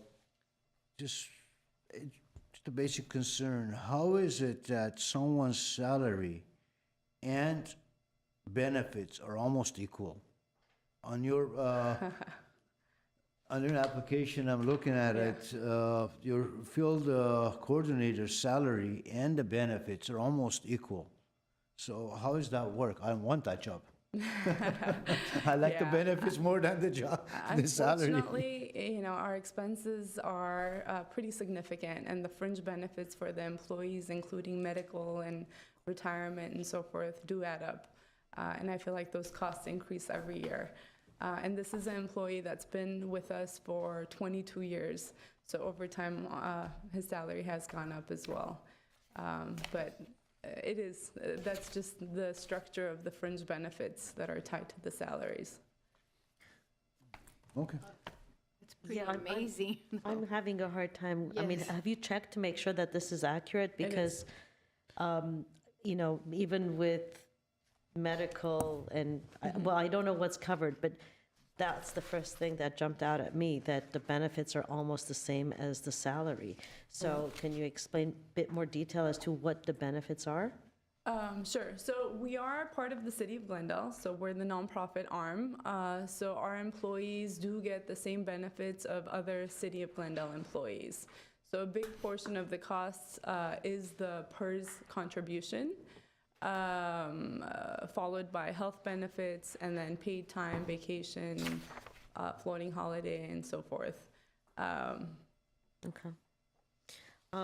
My additional question was, do you have a hard time recruiting the youth for example, the brush clearing work? Prior to COVID, it was very different, but the youth, the motivation has gone out the door. It's very challenging to find motivated youth. There are still a lot of youth that want to work, but they don't want to go through jumping through all the hoops to do grant paperwork and all of the steps to get hired. So we are very involved in the community. So we attend all kinds of community resource fairs and job fairs. We're at the local schools. We work very closely with a lot of agencies, so we do get referrals. But a lot of youth tend to drop halfway, or they're able to find employment on their own because just the amount of jobs that are in the community. But to answer your question, there is still a need for our services. There are youth, especially the ones I mentioned, homeless youth, foster youth, youth that are pregnant, parenting, that don't have the skills to find employment on their own. So they really need our guidance and assistance to get unsubsidized employment. Initially subsidized, partially, and then unsubsidized. Thank you. Thank you, Mr. Garibian. Hi. Hi. Welcome back again. Thank you. More of a statement and comment versus question, Sure. but one of the things, you're asking for 39% CDBG funding, but yet when you ask the agency how much you'll take, you drop that tremendously. You went from 60,000 to you'll take as low as 25,000. Right. So first, I want to thank you for being able to drop your request. I think the next person dropped it so much percentage, Zamazgain. So you two are like extremely low on going as low because we're shorting funds. And So I that's the just- only reason that we dropped it. Ideally, we would want 60,000 or course. whatever we're able to get. But I do understand there's limited funding and there's a lot of worthy organizations. So, even 25,000 is 25,000 that we can apply towards salaries and leverage it to be able to serve youth in different capacities. Yeah, I just want to thank you for that. And no agency is worthier than they're all equally in our eyes. So we don't see it any differently. But thank you. Of course. I have just if we can't do 25, would you be able to continue doing your program? We will definitely continue doing our programs. It's just every dollar that is contributed identifies how many youth we can serve. So if our funding is reduced, then the number of youth we may serve in the year may be reduced. But we're always looking for different funding sources, different ways to fundraise. So we are grateful for anything that we get. Okay, because I do notice that your intake specialist is 26,000. You're requesting, let me see. That might be a portion of their salary that's Okay. dedicated to this program. So then you will find other sources. We will Okay. try our best, yes. Okay, But thank ultimately, you. if we can't get it funded, then our level of service will drop. I know, and we know this is important. Any other questions? No? Well, then, thank you, and continue doing good work. Thank you. Thank you. Thank you very much for your time. Thank you. Okay, the next The next presenter. agency is Housing Rights Center for the Fair Housing Program. Okay. All right. Welcome, Fair Housing Program. Thank you all. Hello, everyone. My name is Madeline McCormick, and I am the Education and Outreach Initiative Program Manager with the Housing Rights Center. I'm here with my colleague, William Ismirian, who is the Director of Counseling at HRC. We are very grateful for the opportunity to share information about our services and how we've been collaborating with and serving the City of Glendale this past year. HRC provides fair housing services to Glendale residents in 4 main areas. Those are outreach and education, counseling, discrimination investigations, and litigation. I'm going to provide some more information on the work we do in the outreach team, and William will then provide some more information on counseling. So the outreach team conducts a minimum of 2 workshops per year for residents in the City of Glendale, 1 for tenants and 1 for landlords. These fair housing workshops provide an overview of HRC services as well as both state and federal fair housing law, among many other topics. Our landlords workshop for this contract year was held on November 11th, 2022. At the Glendale Adult Recreation Center, and it was held in English with opportunities for interpretation in Spanish and Armenian. We're currently working with the city to plan our tenants workshop and hoping to host that in May or June of this year. We also have regular attendance from Glendale residents at our weekly LA County COVID-19 eviction protections workshop, which are held virtually. The outreach team also conducts both print and digital literature distributions in the City of Glendale, distributing our fair housing literature, flyers, and brochures to different organizations or community centers, for example. These fair housing brochures are available in English, Spanish, Armenian, Vietnamese, Korean, and traditional Chinese. We also collaborate with organizations in the city of Glendale or organizations serving the SPA 2 area, attending the monthly SPA 2 Regional Coalition meeting, collaborating with the YWCA and the North Los Angeles County Regional Center, among several others. We also have a robust social media presence. We use our Instagram, Facebook, and Twitter pages to advertise both our own workshops as well as local area events. Our website receives on average around 10,000 hits per month, unique views per month. And we also publish press releases, our most recent being an update on the local LA County and LA City tenant protections. And those are distributed to our email list at over 7,000 recipients. And last year at our annual Housing Rights Summit, attended by over 200 people, we honored the city of Glendale for the resolution passed by the city that acknowledged its history as a sundown town. And before I pass it over to William, I just want to take this opportunity to thank the city of Glendale for their partnership. HRC in planning these workshops, we work very closely with the city staff, who help keep us informed on what's happening throughout the city and really just keep an open line of communication with us and take an active role to help make these workshops a success. So we really do appreciate our long and outstanding partnership with the city of Glendale. And here's William to provide some more information on counseling. Thank you. Thank you. Good afternoon, everyone. My name is William Ismirian. I'm the director of the counseling department at the Housing Rights Center. I just want to start off just by saying how people contact us. They can reach us by phone, email, and in person. We do have several offices in LA County. There are actually 2 offices that we have in Pasadena, which would be convenient for Glendale residents. The offices, people can just walk in, no appointments are needed. We also do appointments virtually by Zoom, and that could be requested through our website. We do have a multilingual staff, fluent speaking Spanish speakers, Armenian, Tagalog, Korean, and also American Sign Language. If there's an individual where we do not have staff that speak that language, we do have an interpretation service readily available. Both tenants and landlords contact the Housing Rights Center regarding questions they have on landlord and tenant rights. Specifically for Glendale landlords and tenants, we provide counseling on the right to lease ordinance, as well as the LA County COVID-19 tenant protection resolution, which is still ongoing. But that's critical information both for landlords and tenants to be aware of.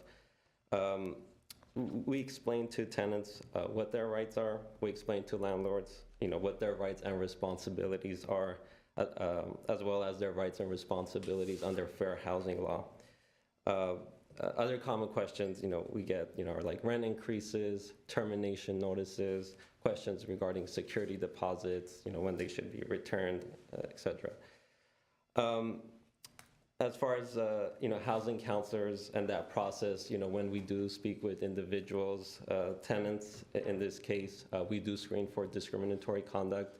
If we do feel there may be discrimination in play, we do refer some of those cases to our investigations department.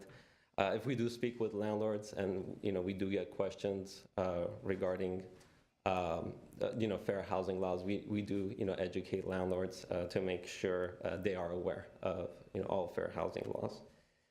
And that'll be all. Thank you. Thank you for your presentation. Now questions. Yes, Mr. Garibian. Thank you for coming. Just quick question. I see you have about $1 million, $1.3 million expenses, and you're asking for 1.4% of it. Am I correct? I believe, that's the thing, but I'm not sure about the exact financials. The total CDBG request $15,000, and your annual salary and benefits about $743,000. So, yes. For $15,000, do you want to go through all this process paperwork? compared to the amount of money that you guys are spending and having. I'm just, Mr. Garibien, I think Maggie would. Chair Quinones Gabrielian, members of the advisory committee, committee member Garibien, the Housing Rights Center is very unique because what they do is they service over 20 municipalities. I could be wrong, it might be more than 20. Yeah. And they have a cost allocation plan. So there's a percentage from each city that pays towards the cost of each one of the salaries for the lawyers and the staff that are on staff. So that is the reasoning behind the small amount, because if you add up all the municipalities together, it is definitely worth it because that's what they do. That's basically their mission. thank you. So CDBG provides 50% and the city directly provides the other 50%. And that's another great question, and I wanted to bring that up after you were done with your questions. Just as a reminder to the committee as a whole, we meaning the city of Glendale, has to provide a fair housing program. It's part of affirmatively furthering fair housing. That's a rule that is part of HUD. That is a requirement of CDBG. That's also a requirement of the Housing Division. Therefore, the Housing Division and CDBG split the cost of the Fair Housing Program. So when you are going to be deliberating, please keep in mind they are asking for $20,300, but half of that will be coming from the Housing Division. The other half will be coming from CDBG. Very good. Any other questions? One quick comment, question, suggestion maybe. I know you guys are doing a great job, and I've heard that a lot of tenants, especially tenants, have used your services for their issues. However, I also understand and know that people, a lot of tenants, a lot of landlords, many of them, don't even know your existence. You do social media, whatever else media that you use for marketing your services. I think something has to be done a little bit more to really reach out to those communities, to those, especially tenants, that they're hurting more so. I think some sort of a marketing has to change in your programming in order for every tenant to know. If you're now with a partnership with the city, of course, maybe city can help out in sending out flyers every month with the bills or some sort to the landlord or to the tenants, because everybody gets those bills, electric bills, gas and water bills, whatnot. So at least that way, there's more of a reach to the general public, not just by chance if somebody has an issue and they know about you, then come. This way people are already aware of your program before unforeseen happens. Thank you. Thank you.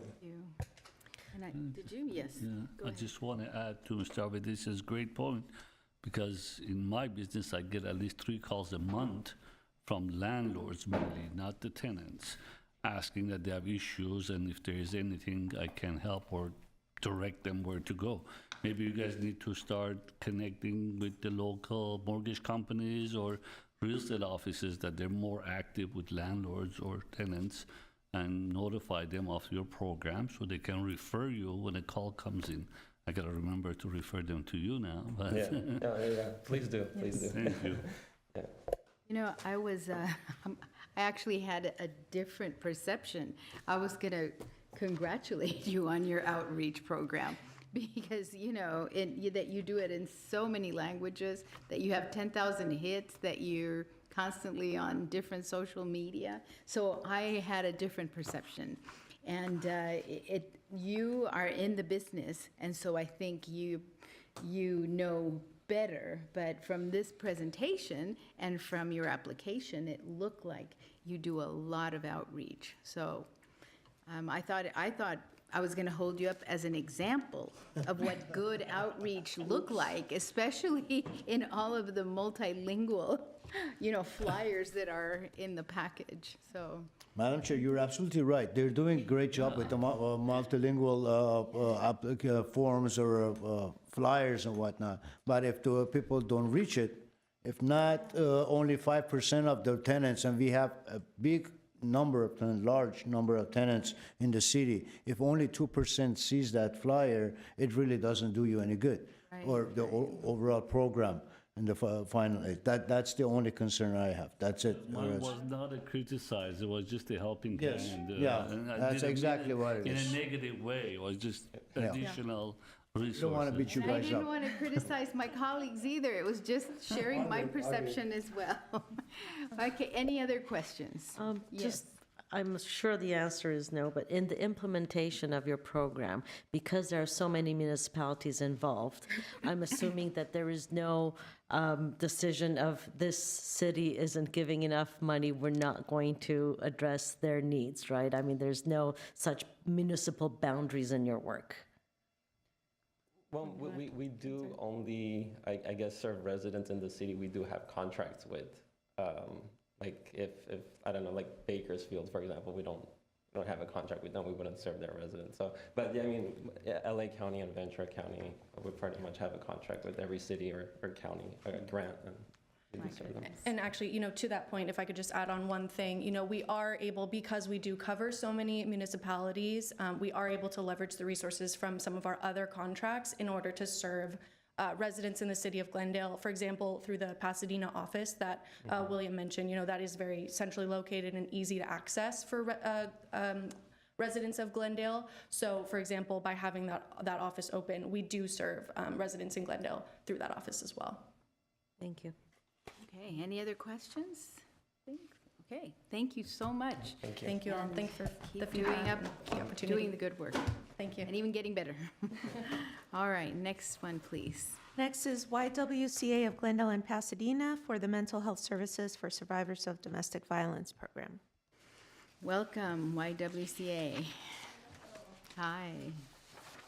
Good afternoon. It's good to see everybody and to be back here with you all, requesting funding and support for our clinical program. As you all know, YWCA, well, maybe you may not know, but I'll share that YWCA Glendale and Pasadena, our biggest service that we provide is services to victims of domestic violence and their families.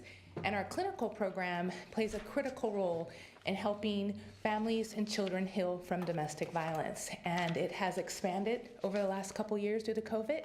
We have increased our staff. We have a full-time clinical director who oversees 6 different interns, but we also added additional clinical case manager, Shirley, who's here with us today to share you a little bit about the work that she does and the impact that this grant has had with our families and children that we serve.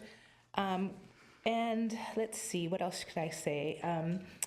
So we're just hoping to continue this program and continuing to keep this program going, providing EDMR training, which is a actual, I'll let Shirley talk about it because she's a therapist, but it's actually something that we offer to our participants at no cost. It's a very pricey therapeutic modality, and so she'll share a little bit about that. All of our interns, because of this program, are able to go through that training, and we're able to provide them with that training because of this funding and provide those services to the families in our program. And so I'll let Shirley say a few words. Thank you. Hi, good afternoon. Thanks for having us. My name is Shirley Sahan, and I'm one of the associate therapists at YWCA. Really wanted to thank you for giving us this opportunity and giving our population the opportunity to have mental health services. It's really important that they have these resources available to them after their traumatic experiences. As you know, we do have individual therapy. Along with that, we do group therapy, both for children and for adults, in English, Spanish, and in Armenian. Most, if not all, of our modalities are trauma focused, and EMDR is one of the major ones. It's eye movement desensitization reprocessing. It's a really long word. And so the efficacy rate of EMDR is about 77%. And this was kind of built in like the 80s, late 80s, and then worked with the veterans. And now we are using it to really basically help them with the trigger memories. So, if they have like a traumatic event, when we are having this therapy available for them, they have a 77% chance of not responding to the trauma the same way they did before. They won't forget it, but their response system basically is different. And just to kind of let you know that these families would definitely not be able to afford EMDR or sometimes even the therapy. Cost of EMDR in Los Angeles for about 55 minutes is $250. For 90 minutes is $300 and up. So for these families to be able to have that opportunity is really great. Very good. Thank you.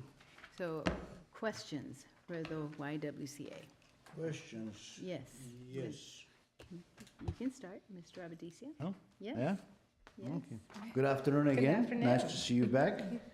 I know you guys doing an awesome job in the community, so is many of our very worthy organizations. You guys work very hard. Thank you.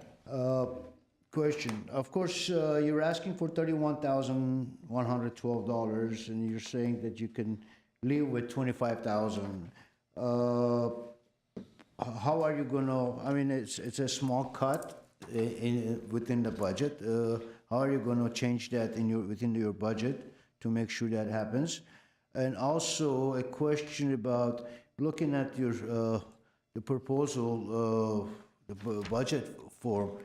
It shows program supplies, materials, approximately $75 per participant times 25 participants. What are the supplies that each participant needs, the material, what kind of a material that is supplying, basically?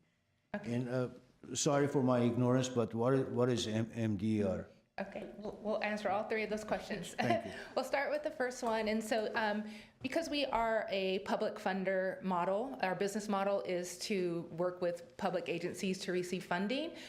We're able to, if we have to, shift funds to other funding sources, but we also are actively looking for additional funds to support our mental health program and grow our mental health program. So we feel confident that we can continue this project at the 25K if we need to be cut.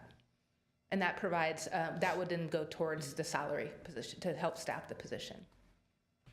And then the second question, so the supplies are usually for art therapy is another modality that we do. And so it allows us to purchase supplies that we need to do art therapy with children. Oh, okay. And EDMR? And actually for adults. And too, like adults we do too, both, yeah.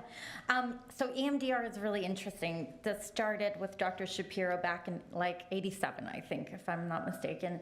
And they use this modality for war veterans.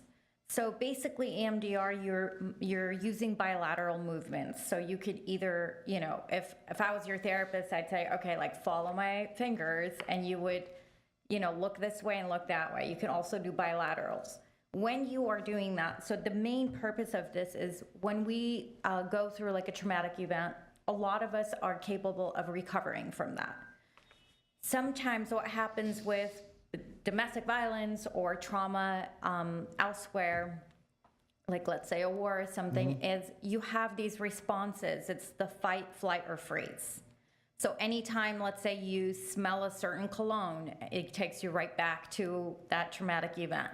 If, you know, you see somebody that looks like somebody that maybe was your abuser, you go right back. So those memories are unprocessed and they stay like right here. With EMDR, because you're using body and mind, right? And it's very repetitive. So if you ever interested and you watch it, it's like the therapist basically asking the same questions.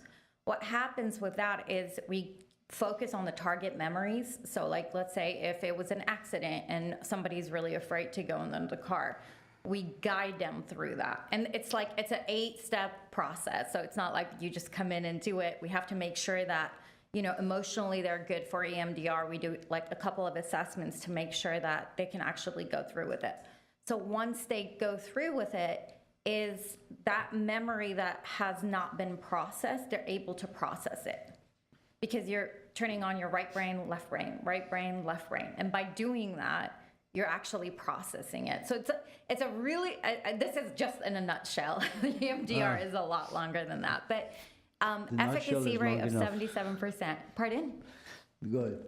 Yeah, so it's a really good training to have specifically with this population that really needs it because they're just kind of stuck. They've been isolated for so many years, zero resources and live in fear basically. And so we're just kind of helping them process that to where when they see or smell or are somewhere that reminds them of the event, they don't freeze up. They remember it, but they're able to cope with it. I see. Okay. Thank you very much for the explanation. I had no clue, so it really made the difference. One last question, if I may. If you don't get any, are you going to continue with this program? You know, we're committed to serving victims of domestic violence, and I'm committed to finding a way to keep this program going, but it is very unique. We were able to do this program because of this funding that we got with you all over the last couple years, and so my goal is that I would like to have another year to plan for sustainability, and so we are looking at new funding sources that can help grow and expand this, but we really do hope that the city will continue to invest in this project for us. Thank you. Just to follow up on this, I want to just close the loop in my own mind if everybody else has already done it.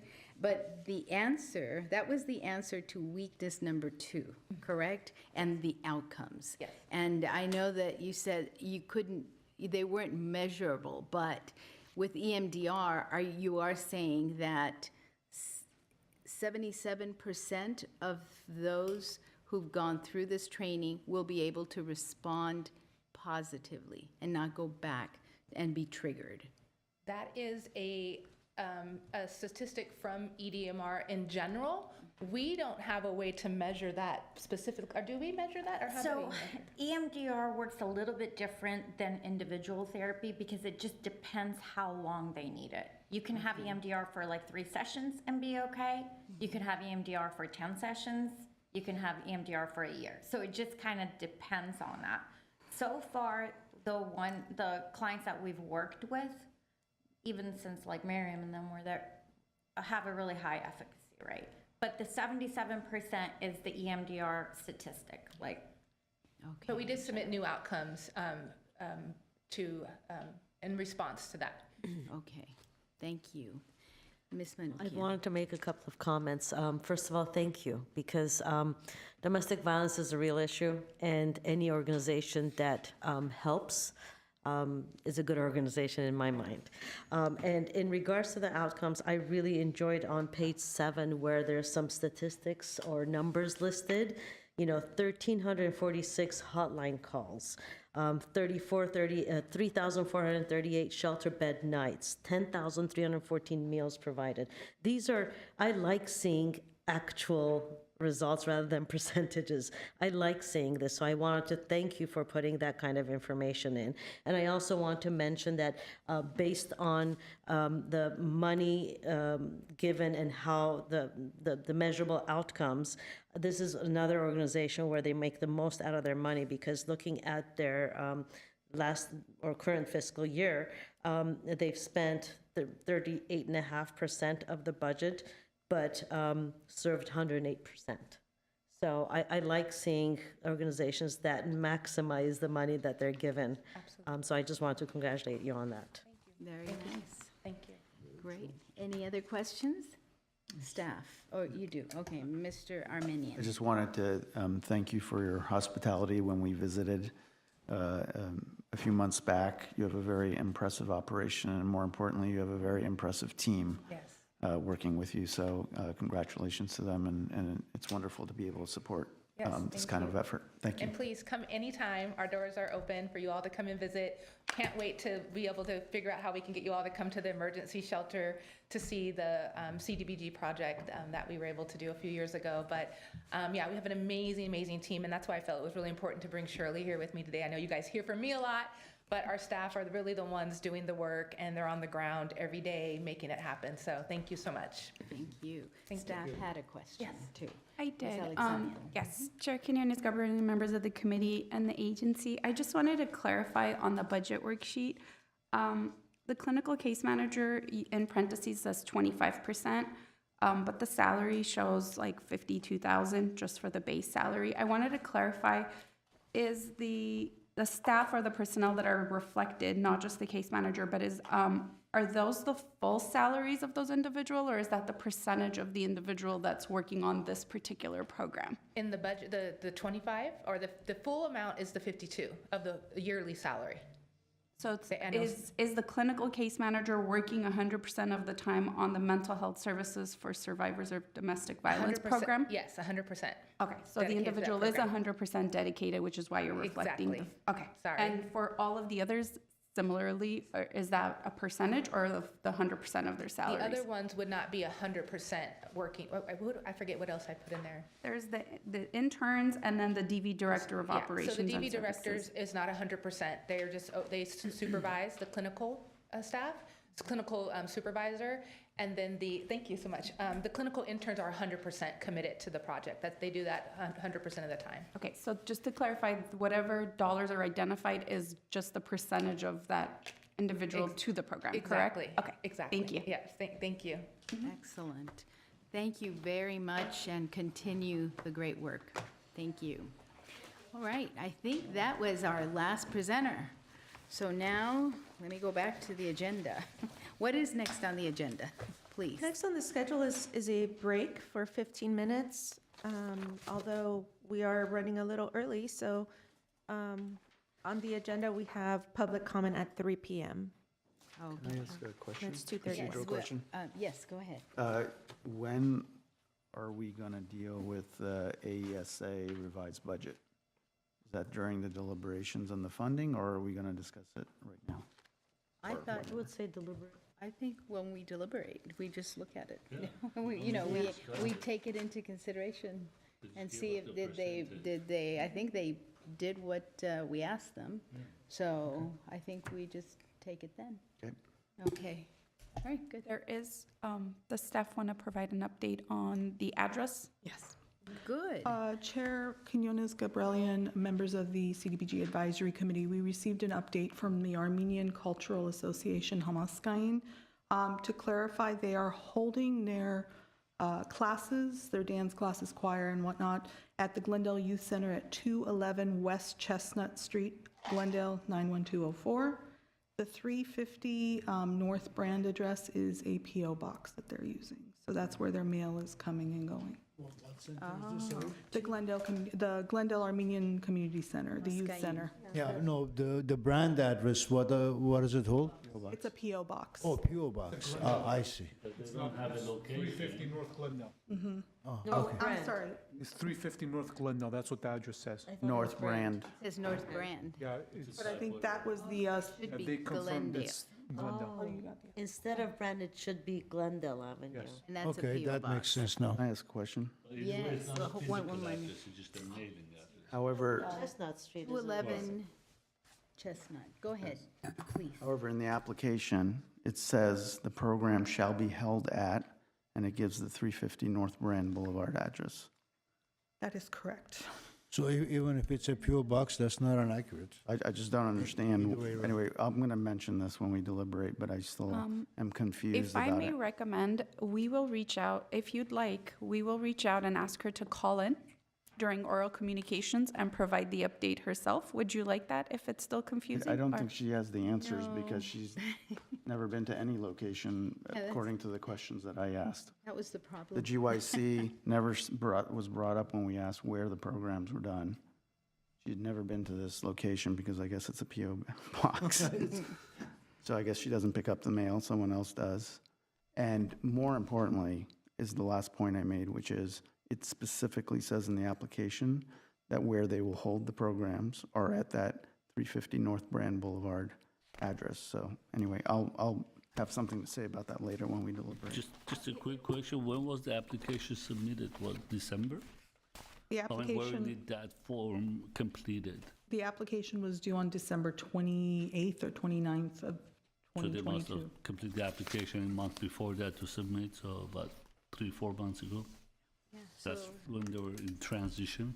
However, they were conducting the program. She said they were they've been conducting this program. So if they've been conducting it at Glendale Youth Center, I don't understand why the answer wasn't, we're conducting the program at Glendale Youth Center.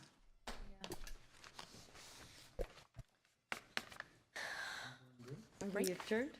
I think we are on break for 15 minutes, and we'll be back at 2:50. Thank you. Do we,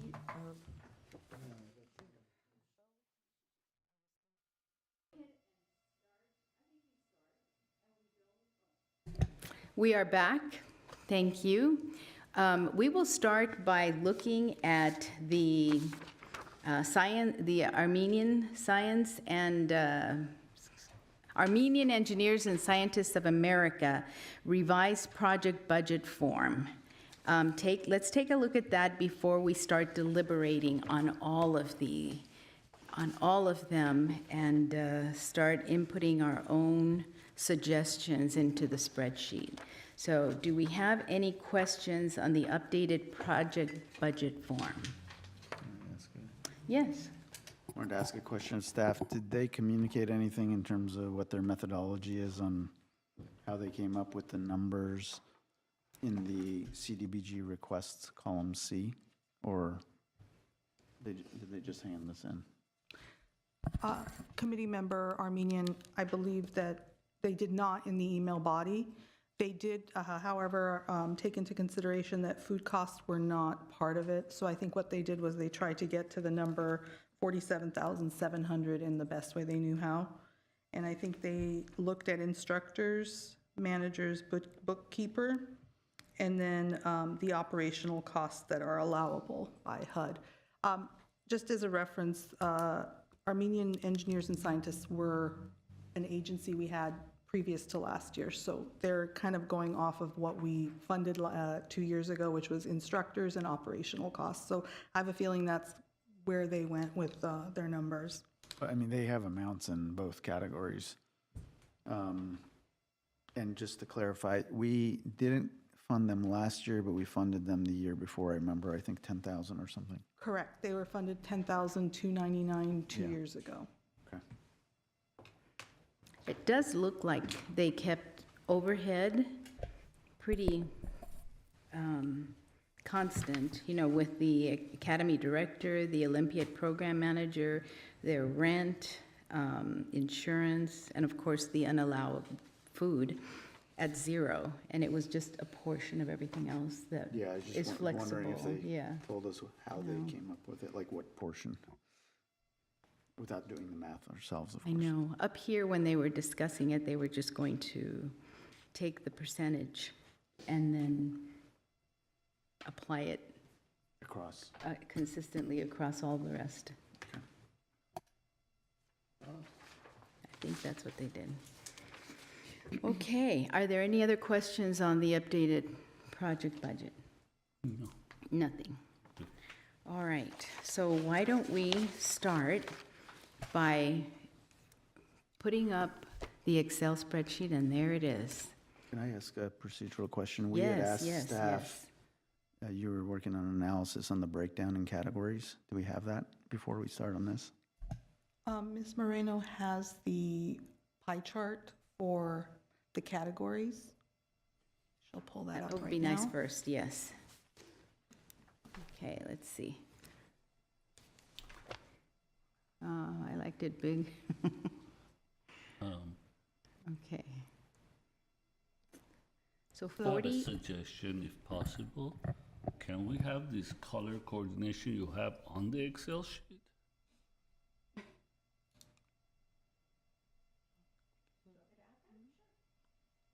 so when we plug in the numbers and the organizations, they'll be the same color as the, okay, just a that sounds good too. All these beautiful improvements. So can you read them out loud to us, please? Thank you. Absolutely. For homeless services category, $360,572 has been requested, which makes up 48% of the total requests. Legal services, $69,140. And let me read out, I should read out each agency that falls under each category. So for legal requests, it's Armenian Bar Association and the Housing Rights Center, $69,140, 9% of the total requests for CDBG. Youth programs, $228,363, 30%, which is Hamaskain, Armenian Engineers and Scientists of America, Committee on Armenian Students in Public Schools, and Glendale Youth Alliance. Adult and Counseling Services, $94,193, which makes up 13% of the total CDBG requests. That includes Armenian Relief Society. And then the bulk homeless services, $360,572, 48%, which includes Ascensia, Catholic Charities, Door of Hope, Home Again LA, and YWCA. One thing that would be a clarification is mental health services. They were not, taken out and made a category in and of itself, and I think that would be important. It's kind of split though, like CASPs, what they do is kind of mental health. It is. No, I see it as, and YWCA, Door of Hope, and CASPs, I see as mental health services. They're requesting therapists and counseling. I mean, you could do that, but you can't capture it in the same pie chart because you can only put an organization in one place unless you were to split the amount they're asking for somehow into two categories. I'm reacting to it because it's the number one area. It's the highest top ranking area that the community gave us this year. And I just wanted to show it. Mm-hmm. I mean, depending on how you define it, right? I mean, in some ways, homelessness services is also mental health related. Only if they're asking for mental health, only if the program they're asking us to support is the mental health program. What I'm saying is both the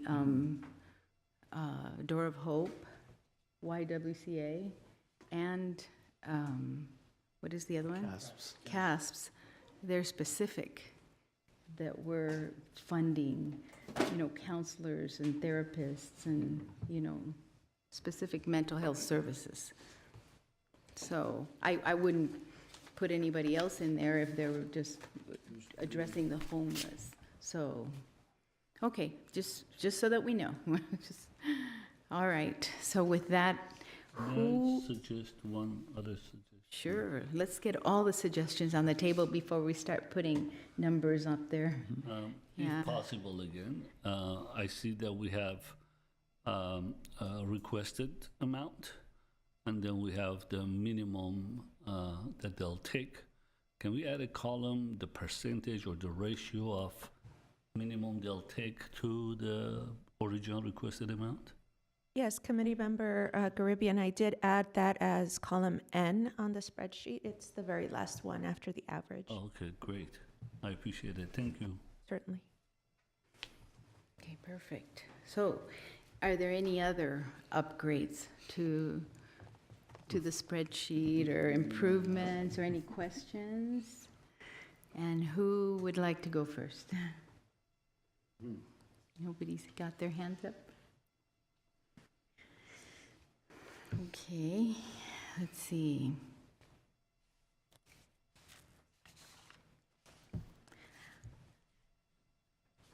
Are we still working at it?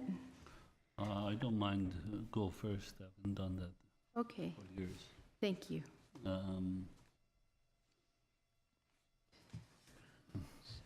Mr. Garibian will be going first. Chair Quinones Gabrielian, as you begin your deliberations, I just spoke to city staff, and we are going to try and create a pie chart again and include just CASPs and just YWCA because they are strictly mental health services, whereas Door of Hope handles transitional housing services and there's other components within that program. Is the committee okay with those two agencies being standalone mental health services? So I'll repeat that again. It'll be the YWCA and CASPS. I mean, Well, we had- my perspective is that they're also youth services, so at least the way I Yeah. would think about it, They're- I'd have to think about it in that they basically check the box in two important categories is the way.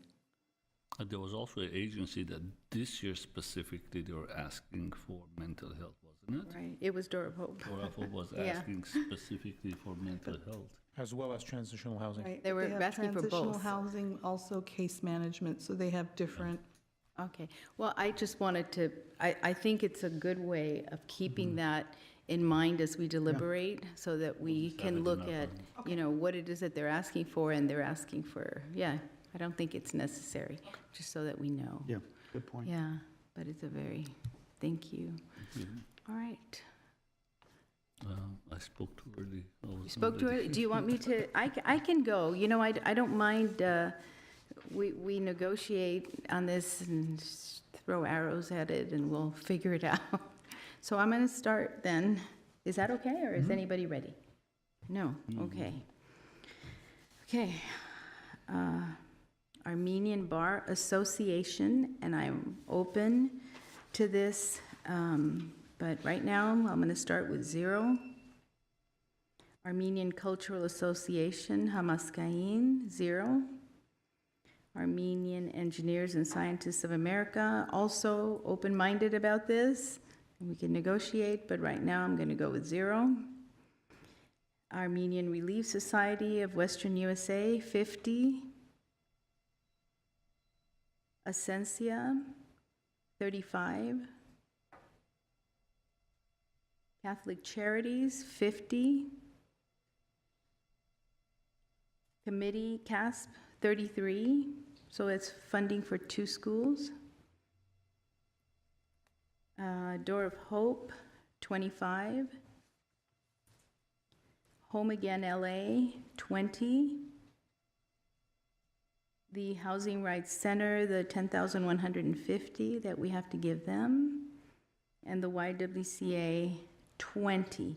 And I think I'm short because we got an additional amount. And I haven't, the additional amount that I'm short of is by how much? I apologize, I might have missed it. Glendale Youth Alliance, did you give a number? Oh, did I not give a number? Glendale Youth Alliance, sorry.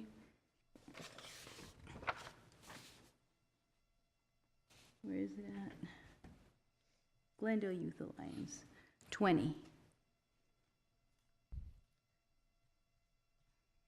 Okay, so right now you still have 1,597. Oh, my left. goodness. Okay. Okay, well, we can leave it there and we'll play with it in a little bit. Thank you. I can go next. I'm just gonna go with Armenian Bar Association, 15,000. Hamas Gain, 15,000. Armenian Engineers and Scientists, 20,000. Armenian Relief Society, 49,000. Ascensia, 10,000. Catholic Charities, 30,000. CASPs, 33,000. Door of Hope, in lines, Door of Hope, 20,000. Home Again, 22,000. Glendale Youth Allowance, 20.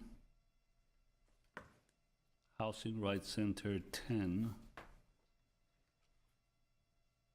YWCA, 20. I don't know if I'm off. You have $747 left. Let's add that to Armenian Relief Society. Iris, if we have to, and this may be a clarification question, if we have to do 50% of Housing Rights Center, then we do 10,150. I know you said That's fine, 10,000, yeah, but we uh-huh. just, Yeah, okay. I'm just rounding it, we can. Right, but I Correct just it. want her to, so she doesn't put the total. Yeah. And I'm sorry, you said the rest to Glendale Youth Alliance? No, Armenian Relief Society. Oh, sorry, Armenian Relief Society.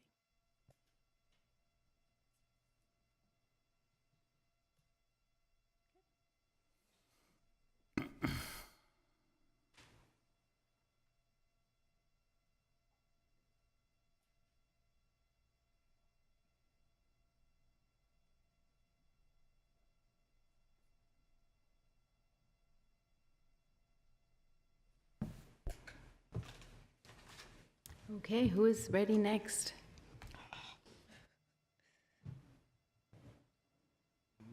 Nobody? I guess I can go. Yes, I thank hope you. I come in at budget. Armenian Bar Association, 15. Hamazgain, 10,000. Armenian Engineers, 0. Armenian Relief Society, 60,000. Essentia, 30,000. Catholic Charities, 40,000. CASPS, 33,000. Door of Hope, 26,000. I'm sorry, no, 20,000. Home Again LA, 26,000. Glendale Youth Alliance, 0. Housing Rights, 10,150. And YWCA, I have at 21,000. What's the total that comes? No. I'm 400 over. You went over so by $403. 20,500 on the YWCA. Here you go, really close. Kept doing the math, trying to match it up. Okay, next. I'll go next. Thank you. Good. And if my math doesn't work, I'll figure it out at the end. Armenian Bar Association, 20. Hamaskain, 0. ASA, 16. ARS, 60. Essentia, 20. Catholic, 20. CASPS, 33. Door of Hope, 20. Home Again, 15. GYA, 25. Housing Rights, the 10150. And then YWCA, 25.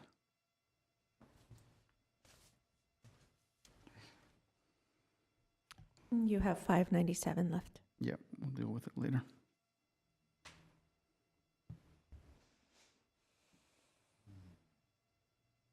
Mr. Avedisian, are you ready?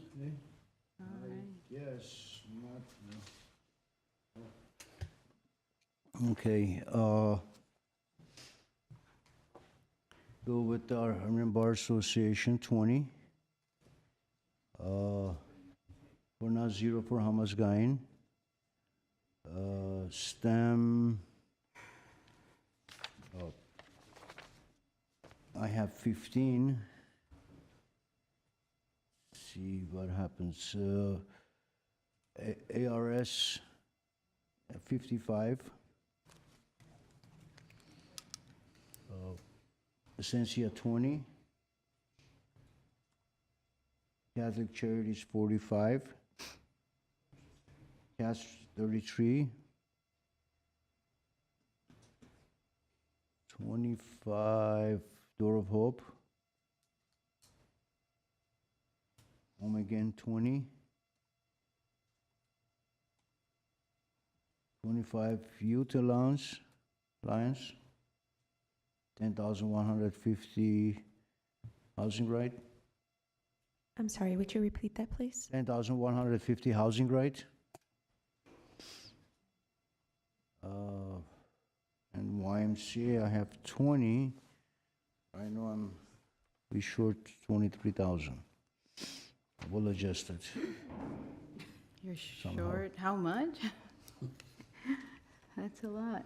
I'm over 23,000, that's it. Let's Not take much. let's take a little let's take a little time for you to adjust your own numbers. Yeah. In the meantime, I'd like to welcome Councilwoman Elena Satrian. Thank you for visiting us. Hello. Thank you. Yes.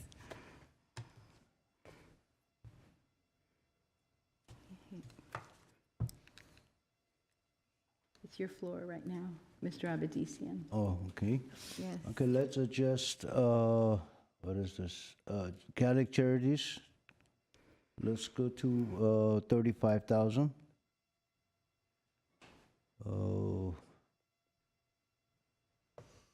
Let's STEM, make it 0.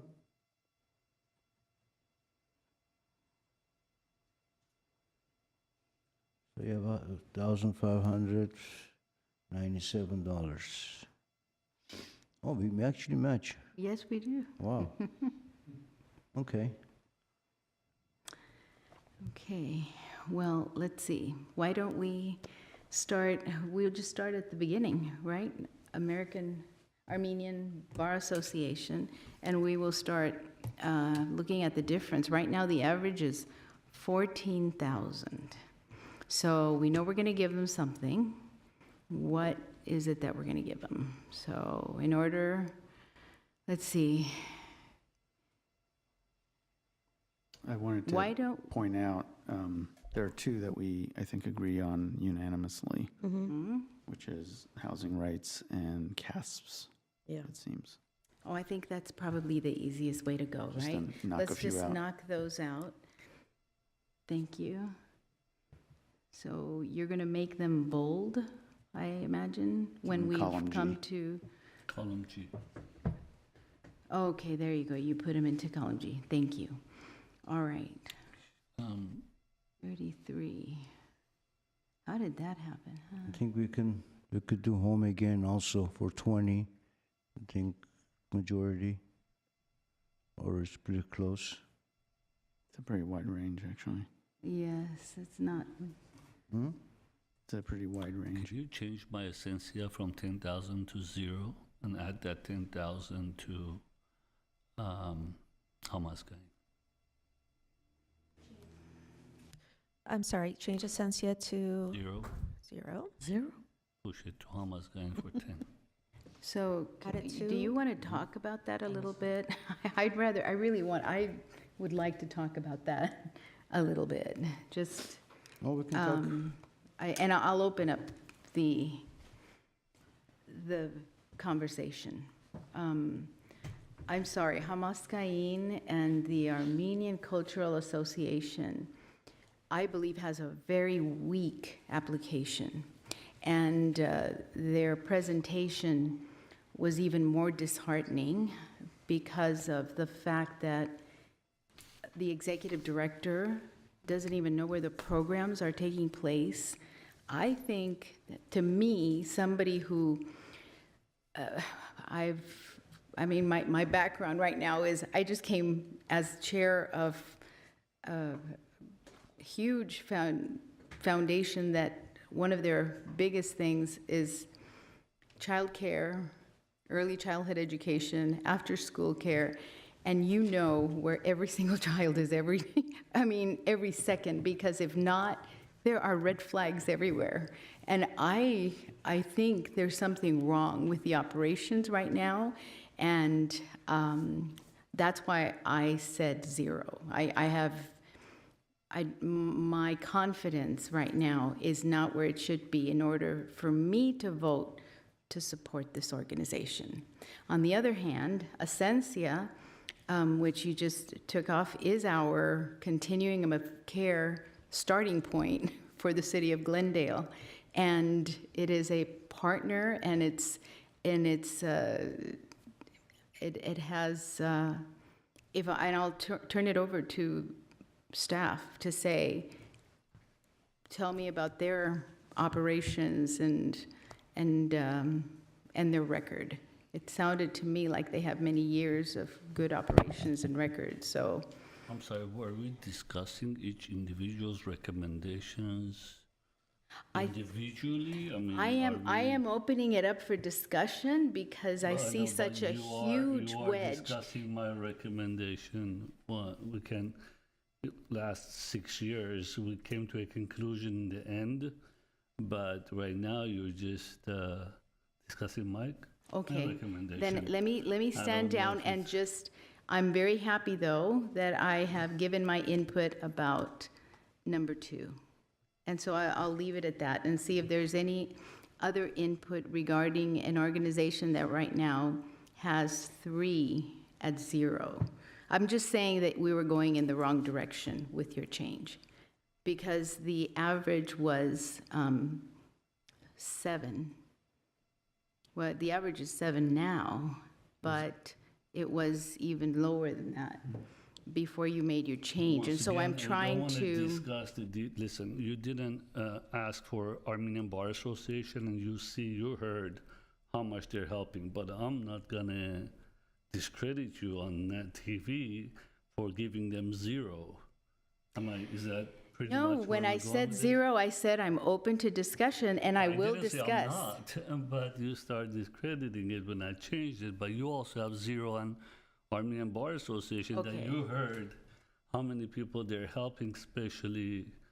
Let's go back to Armenian Bar No, I'm not Association. discussing individuals. You have the right to do whoever you want to. That's why we is 5 of us.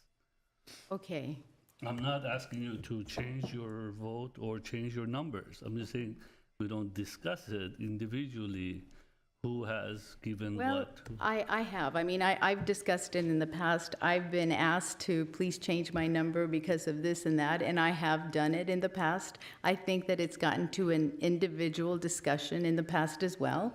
I felt it because I've changed my numbers too. So it's, I'm not personally, attacking you at but all. You did. I did? I'm not going to ask Mr. Avedisian why you didn't vote on Armenian engineers. They're helping the kids with STEM program.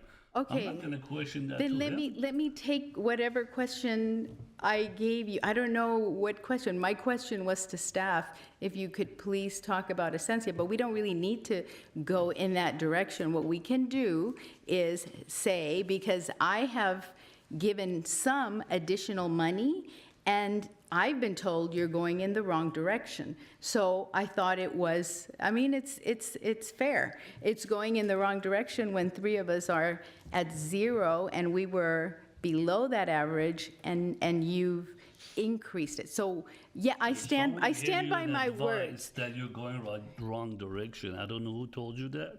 Whoever Yes. did, they're being really offline. They're not supposed to give you, if you're going wrong direction, I'm giving numbers to anyone. No, I didn't take it as an offensive, because I saw that this is a team of 5 people, and we're trying to come up to a consensus. So when with 3 others or 4 others are leaning this way and I'm leaning in the other way, and somebody says, hey, you're going in the wrong direction, I actually say, yep, I'm going in the wrong direction, you're right.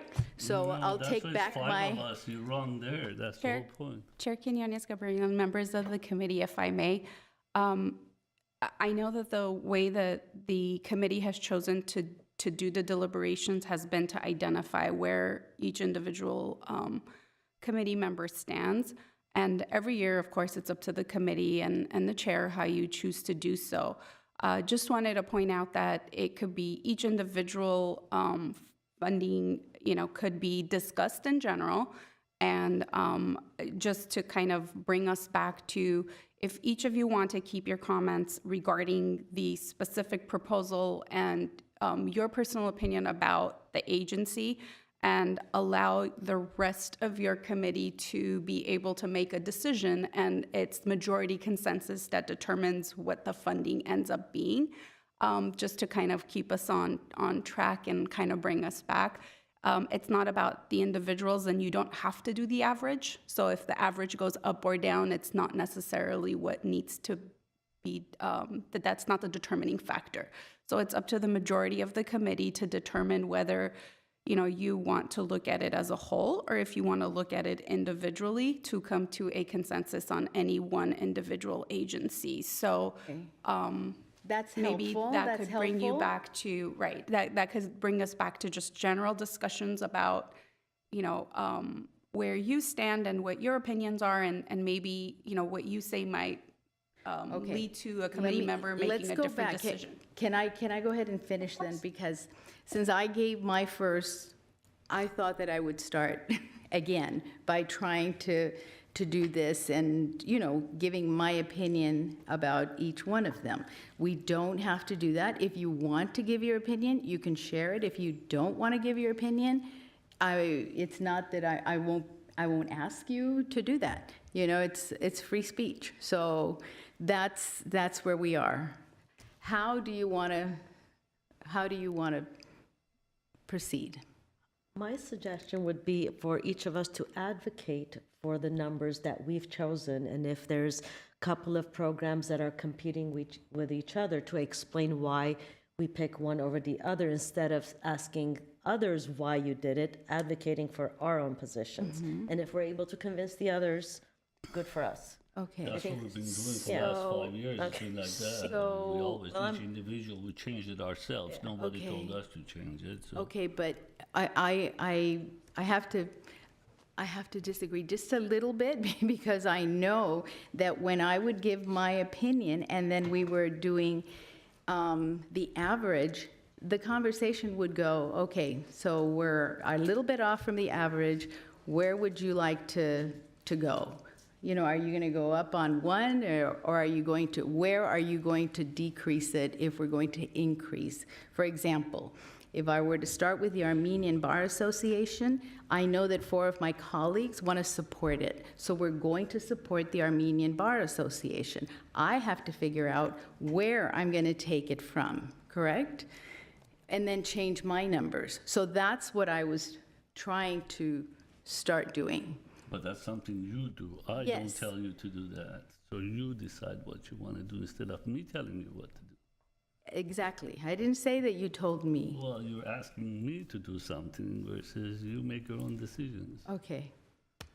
I don't know if we're going to, I think we started in the wrong direction, but again, we have the numbers up there. Everyone is entitled to put the numbers out there. That's right. And why don't we continue on until we see where we're going with this? Why don't we start then with, if you want to do it by looking to see what other organization do we have almost consensus at?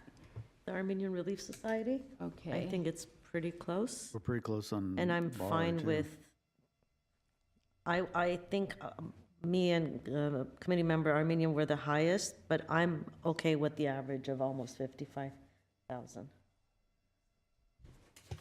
I would agree with that. Okay, then we are at 55,000 for the Armenian Relief Society. Okay, so see, we are actually just deliberating and keeping it general. We're not actually going back. We're each of us having to figure out where we're going to get what we're missing at the end. Correct? Well, I think what can be done here is you don't have to go back and change any of the individual proposals. What we have to agree on is column G in the end. Okay. So kind of look at the In the the past, 5 individual ones as data points, and then we can say,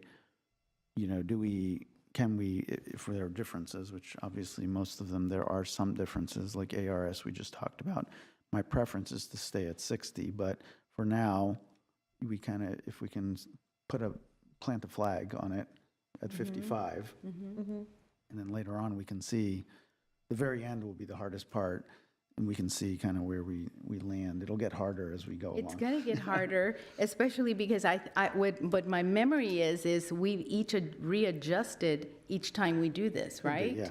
I think that's what I'm trying to do, readjust each time we do this, but if we don't need to, then we don't have to.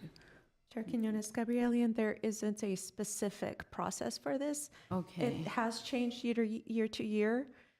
There have been certain things that have remained consistent, But again, it's at the purview of the committee and particularly the chair. Okay. Well, then I will definitely, I'm taking all of these comments in. So, and thank you very much, Mr. Garibian. Again, I was not attacking you personally. I just want you to know that. I was trying to just probably find my way around the process. If I could make a Okay. comment about the homelessness, the agencies that deal with homelessness, because that's why we had staff pull together the pie chart. And if you remember, the pie chart was showing almost 50% of the proposed amounts coming in. I actually took a picture of it just so I can reference it. Almost 48% came in at for homelessness. So I tried to. That was one of my reasons I moved away from Essentia because of the percentage. Yeah, we so had. I did it in a different way. I kept it at 20. I think if you can go back to the numbers, Iris. Sure. So I kept it at 15 to 20 range, so as to, and I don't know how that adds up at the end because I haven't done the math, but I tried to keep them in the same range. And I went a little, I'm a little bit higher if you notice, like for example, in Glendale Youth Alliance, because that's one of the youth ones.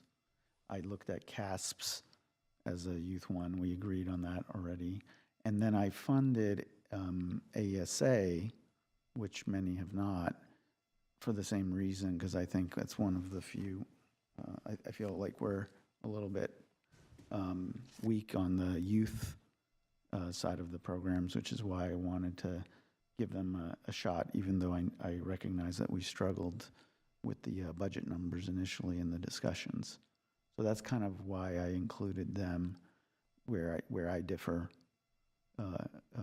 with most others, except with committee member Garibian, just to give them a shot at, just to balance a little bit on the youth side, because we don't have a whole lot of youth options. Question. So the pie chart that showed that 50% of the requested funds were for homeless programs. Are you saying that we shouldn't fund 50% to homeless programs from our budget? We should fund less in I'm percentage? of the opinion that we shouldn't go 50% of the funds, because there are other priorities as well, as much as I would like to, because I think it's really important. So I spread money amongst all the groups that are dealing with homelessness, as opposed to, let's say, cutting one out and then going higher on 3 of them. That's another approach that you can take, but then someone's going to have to, not get money with that approach. So I'm trying to fund them, but I'm funding all of them, but I'm funding them a slightly lower amount than perhaps others are doing. Mr. Garibian, for example, has zeroed one out, Essentia, in order to shift it, in terms of allocation. It's not an exact science, because we're not sitting here and playing with the pie chart. Like, I don't have the time to do the math on how are we balancing. And we're not looking for perfection either in the pie chart, meaning, all categories get equal amounts, because we don't have that kind of number of proposals to work with. If I can advocate for my funding distribution, for the most part, the programs that deal with homelessness do comprise approximately 50% of my funding, because I think that it's a serious crisis, and I think that most municipalities are giving more attention to it rather than less attention. And for me personally, some of the programs also address domestic violence, which is, in my opinion, a very important crisis to address, because after the pandemic, I feel like the pressure cooker that the pandemic created has increased the prevalence of domestic violence. So in my own calculation, I try to reach that 50% and more for homelessness, mental health, and domestic violence, which some of these programs address. The only program that I thought to give less to was Door of Hope, because I felt that they had good funding resources, and they said that they could sustain themselves even if they don't get what we were giving to them. So that was one internal calculation where I'm willing to lower that portion to Door of Hope, because they are for the most part self-sustaining. But I do want to advocate for giving the homeless, mental health, and domestic violence programs their due support. Okay. I want to go back, just setting process. The pie chart was a reflection of the requests we received, not anything else. So I think that's understood.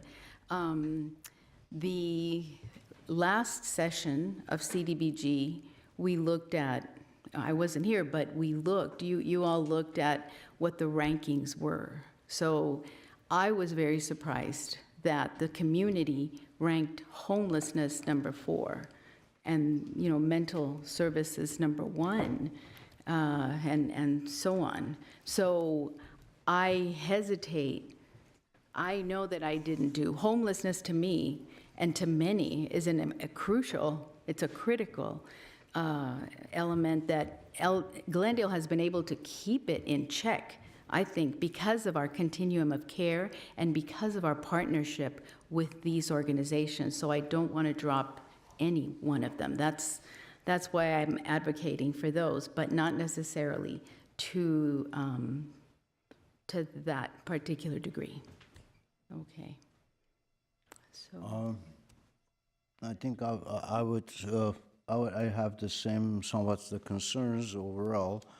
One of the reasons that I did not give the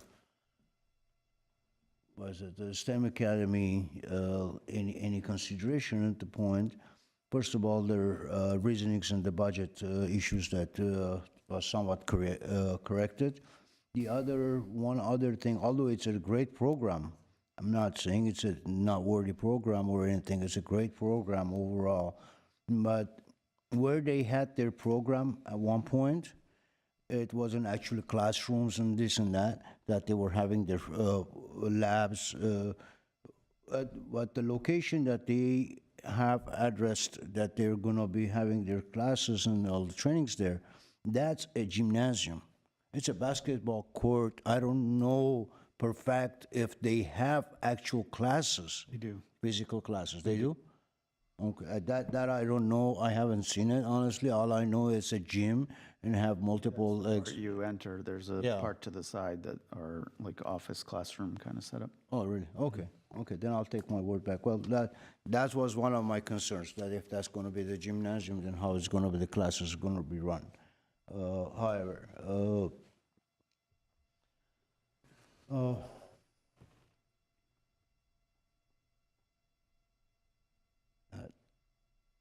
I mean, every single one of them, it breaks my heart, every single one of our worthy organizations to one level or other, and everyone is doing and struggling and doing the best possibly they could do with whatever funds they have. I'm looking at the chart right now, or the spreadsheet. Our numbers are very close on like the YMCA numbers, YWCA numbers. So we're about somewhere around 21,000, so everybody's around like 20,000. I think that's something that we can take that as a consideration. I think so too. Yeah. And so They had asked for a minimum of 25. Sorry? They had asked for a minimum of 25, just FYI. Yes, everybody else asked for much more minimums in reality, but if we go with their minimums, definitely we're going to be short another 300,000. I mean, it looks like most everyone is at 20, so we could just like on ARS, if you want to equalize at 20 for now. I think that's acceptable. Is everybody okay with that? Most every one of you are at 20. I'm the one that's at 25. I know. I mean, I wish I could be at 25, but there's so many other good organizations, all of them. Are we So good at just 20, putting that down for please. now? Yes. Yes. To clarify, that's for YWCA? Yes. Yeah. just to Yes. move us along, and then we can come back and revisit all these. I would do the same thing for the Bar Association. We're very close to the number, either 20 or the 15. We're right in the middle. The average comes out to the 14. So if we want, we can go with maybe 15. Move 5,000 from my Hamas going to Bar Association. Okay, so see, that's what I thought we were So we gonna could do, yeah. do it Then we could do individually. 20. Okay. You don't tell me which one to do. Okay. We'll do it individually. I wasn't trying to tell you That's what to okay. do. That's okay. Please, So let's drop Are that. we equalizing on 20? Because it looks like three of us are at 20. No, I think 15. I'm okay with 20 because my ARS from 60 is down to 55, so I'm okay to give the 5 to Armenian Bar Association. So let's go with 20. Four of us are at 20. Again, we can come back, Madam Chair. At No, the that's end. okay. It's 4. That's,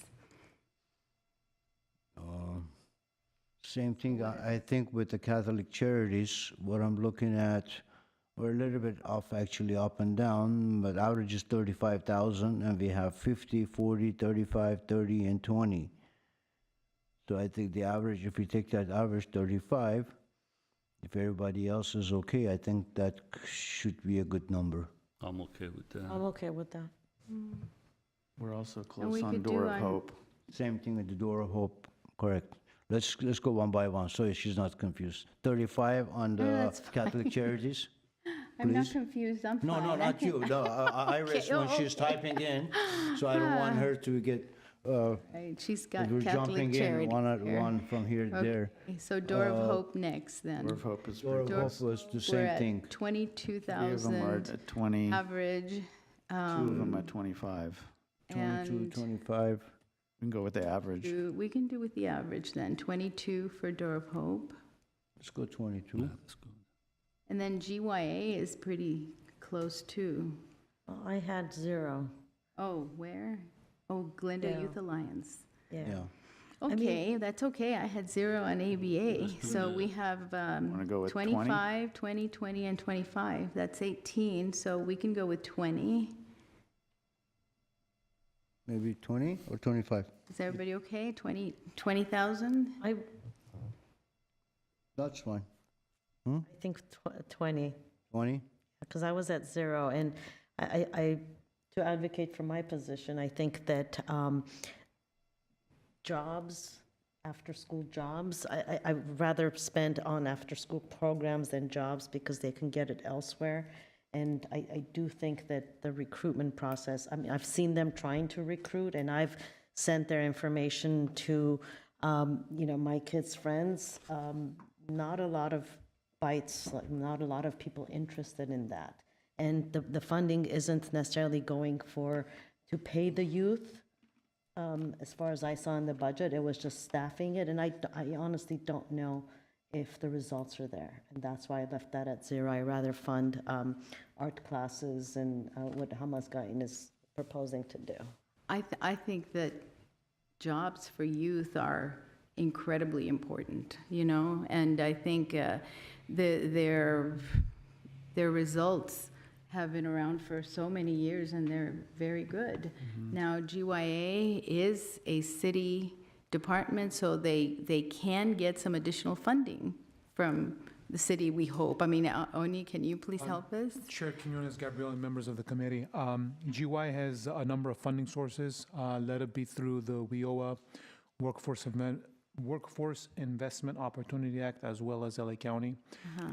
These funds, I believe, will pay for salaries that will supervise the summer brush clearance program. It's not only job placement, it's also youth mentoring and teaching the youth, especially the at-risk youth between 14 to 18 years of age, in job development, career development, resume building, intensive case management. So the position, I believe, will be funded through CDBG is the Youth Services Field Coordinator that oversees the outdoor operations of the program. But in terms of city funding, there are 2 positions within GYA that is general funded. The executive director, Ms. Gregorian, who was here earlier, and I believe a finance person is funded through the general fund. Right. Every other employee is funded through different grant funding sources. Right, and so I think four of us are at, what, 25, 20, 20, and 25. Comparing it to Home Again Los Angeles, which we haven't given money to as of right now, I would say that we should give more to Home Again than the GYA, but it looks like we're going to end up giving them the same amount. So I would rather maybe decrease GYA a little bit and give more to Home Again. Well, could we agree, let's just put in the 20 for now? Because Okay. we can go and fiddle with the amounts at the end if you want. Okay. Because the other one is Home Again. Yeah. I mean, that's pretty, You know, Home the Again, we range. have what? 20? Average comes up to 20,000. But I think, 1,600. based on what we have left over, I think, yeah, they probably should get a little bit more than 20. Maybe let's do what Mr. Manukin suggested, maybe 26 or 25. well, we still haven't given to Essentia. I think we have to do Oh, we Essentia have first. Essentia too, yeah. We have other Well, homeless. Essentia, their minimum is 44, what they're asking. That's a different story. 20, we have 30, 35, Okay, if you and do 20. 20 here, Last year then we- 29 to Essentia. Last year, we had given Essentia 21. And again, the average is 21. But remember, also, when you go back and look at the pie, there's 4 chunks going to homeless services. So to me, that's kind of why we're spreading it out a little bit. But anyway, So. if we want to put 20 in for now, or 25 for Essentia, put 20 in, looks like we're closer to 20 as the amount for Door of Hope. We can kind of see where we're at. So are you saying Door of Hope or Essentia? Either one. Okay, so let's put 20,000 for Door of Hope. Oh, you No, already we put already had 22, 22, so yeah. 20, For Home Again. 25,000 for Essentia then.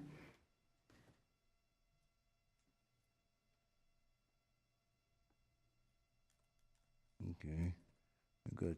If we do the Home Again, 20,000, then I would suggest that 4,597, the balance, we added on the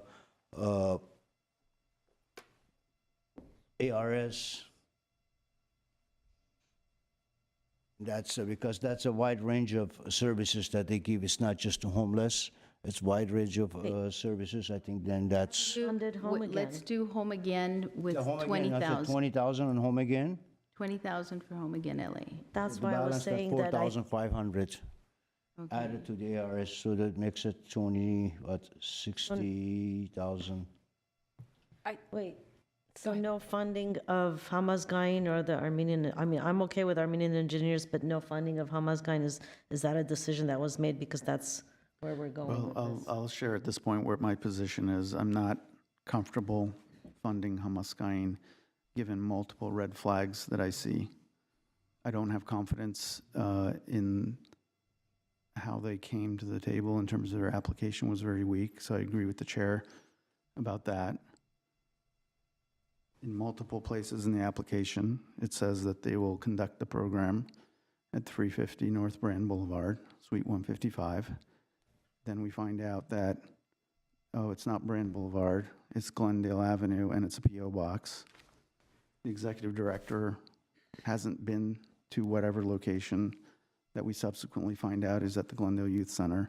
So what I'm saying is, even if these are honest mistakes, to me, they are flags about a disorganized program. And while the retort might be, well, they're run by volunteers, I completely respect that. I do expect some level of knowledge in the people running it for me to have confidence in the program in order to provide the funding for it. So I'm sorry to say that I do not have confidence in the program to fund it.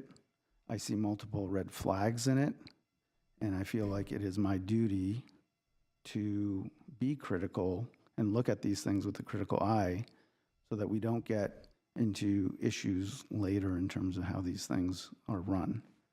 So my opinion is let this be a lesson that they need to get the minimum of their act together and they can apply again next year. My final point will be, I do see that it's a problem that they also could not answer the issue on the conflict of interest. We've asked them 3 years in a row to put something together, and the answer every year again is, we're looking at it.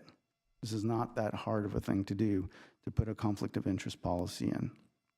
It is our job as a committee to take those sorts of things seriously and hold the organizations accountable to any number of these issues, and to be careful with these public funds to make sure we don't run into problems. So even if you give them all the benefit of the doubt for whatever combination of reasons, I think for this year, I see enough problems. It's not just one thing, where that's why I'm at 0. And if the committee decides in a different direction, I'm going to request that my position be recorded officially, because I don't want to be held accountable for problems later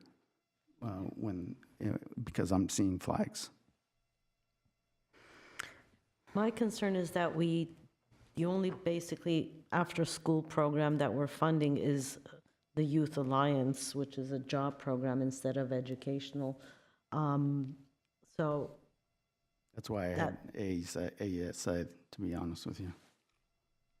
I'm sorry? That's why I had AESA on mine. Yeah, but my decision in not recommending funding for them was because they basically said that their overhead was covered. The teacher salaries were covered, and I didn't feel like they needed it. Whereas Hamas Gayan's position was that they need this because all of the students will attend free of charge, whoever does attend. So that was my thinking in how I came to that decision, and not providing any funding in our distribution for after-school programs. I wish there were better applicants. Chair? Yes. Chair, Quinones Gabrielian, members of the committee, I do want to say that there are certain requirements like the conflict of interest policy that will be a HUD audit finding when we do go through an audit. So from staff's perspective, we do also encourage us to consider proposals where all of the requirements are being met. We don't disqualify the applications because we don't want to make that call ourselves and give the agency a chance to be able to respond. And but having funded them in the past and have asked, I just want to, reiterate that I do agree with you as staff committee members, Armenian, that is a concern on staff's part as well, and we don't want to jeopardize the program as a whole if there is an audit finding that the requirements aren't being met. So I would like to, and the response provided during the interviews, I wasn't comfortable with, because they have had over a year to work on a policy. And so I just also wanted to note that and do agree with what committee member Armenian said from staff's perspective. Good. Very good. I do have a suggestion for the overage that we have. I was comparing our column G to the current funding, and from the perspective of the organization seeking funding from us, I would think that if they're doing a good job, they shouldn't get less this year. And the YWCA had $25,977 last year. They're doing a fantastic job in exceeding or stretching that money the farthest, and we have currently 20,000.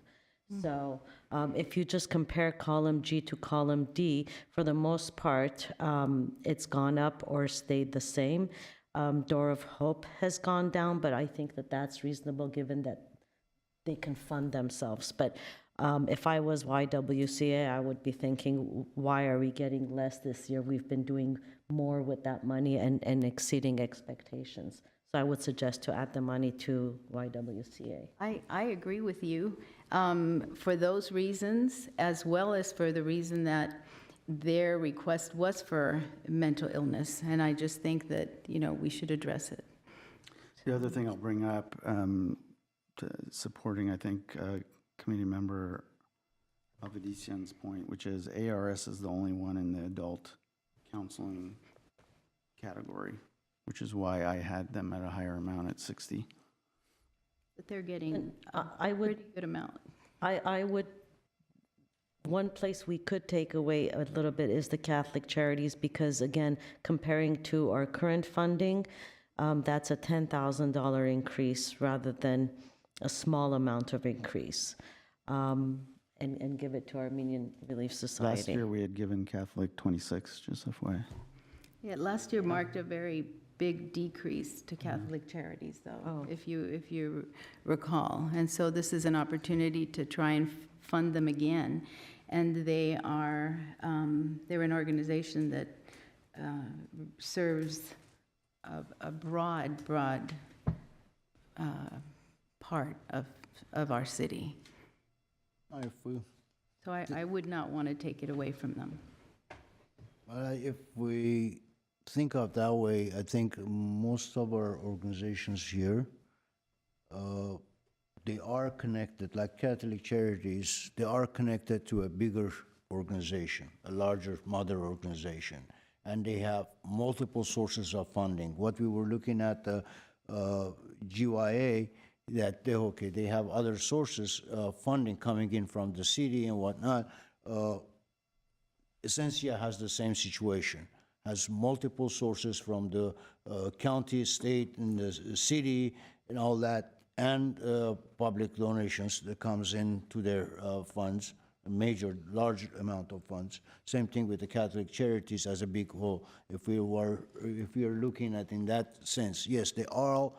I wish we had the money, and I wish that we could give them every single penny that they need to do even more so that what they do. I really, truly hurts me every time that we come to these meetings, and this is the hardest part of the whole meeting, because we have to cut off people, organizations that they really, truly do a tremendous, great job for organization. But and then again, it is, what we have to live with it. So if we want to cut anybody down or up, I don't know. If we look at the budget right now, what we have left, it's about 4,500. So let's just either divide that between two of the. I have another, so again, comparing last year and this year, Home Again LA is a great organization. But comparing column D to G, we are giving them a big bump. So maybe we can do 15,000 and move 5 to ARS, and then the 4597 to YWCA. I would support that. I think I can support that. And instead of, for senior services, instead of for after school, giving it to a new one? No. No? She said it moved. No, I know, to ARS. Okay. So Home Again is the agency that they were replacing families, homeless families with children. I know. That they were giving deposits on. Just want to remind everyone who they were. So families with kids that are homeless. Yes. I personally have issue with the deposit situation. I don't want to be attacked. I'm just reminding everyone who they are. No, it's true. No, my personal issue, honestly, is I don't know when it comes down back at the end, the 48,000. If that was the situation that we were funding them, that deposit money, would it be an issue down the road or not? Because the COVID funds were different setup and different, program. So that would be my really question. That's why I was equalizing a little bit on the come back. Sorry. It's okay. Might come back. Yeah, that's it. That's why I was trying to equalize a little bit on the homeless. So, if you wanted to take Home Again up to 20, you could come with Catholic Charities down to 30, and that way you at least give 20 to Home Again. No, I just, Because that's closer to the average of where we were with Home I Again, which is see. 20,600. but we're serving, We're we're not serving trying to. senior services 3 times as much as we're providing our youth. And that's my concern right now. I think all of these organizations are doing a great job. They, and we're trying to provide some kind of equity, correct, and balance. And I see that if GYA now, let's see, is at 20, where are we? 24,597. So they're at 20, and that's the only youth services. I wish we had better Do we have any other? programs Do we have? that we're applying. Yeah, well, it's not that, I think the STEM program is actually a great one. They are actually an award-winning program. But we would, I don't know if we're making them do so much work if we take 5,000 and give it to them, just in case. I don't think 5,000 I is. think it's enough. It's No, to make I think them last all the time we had talked about paperwork and- keeping it at 10 as the minimum Yeah. ground level. Darius, do me a favor, in my original recommendation, take that 10,000 I put on Hamas, going put it back on Essentia. That's what was my original recommendation was anyway.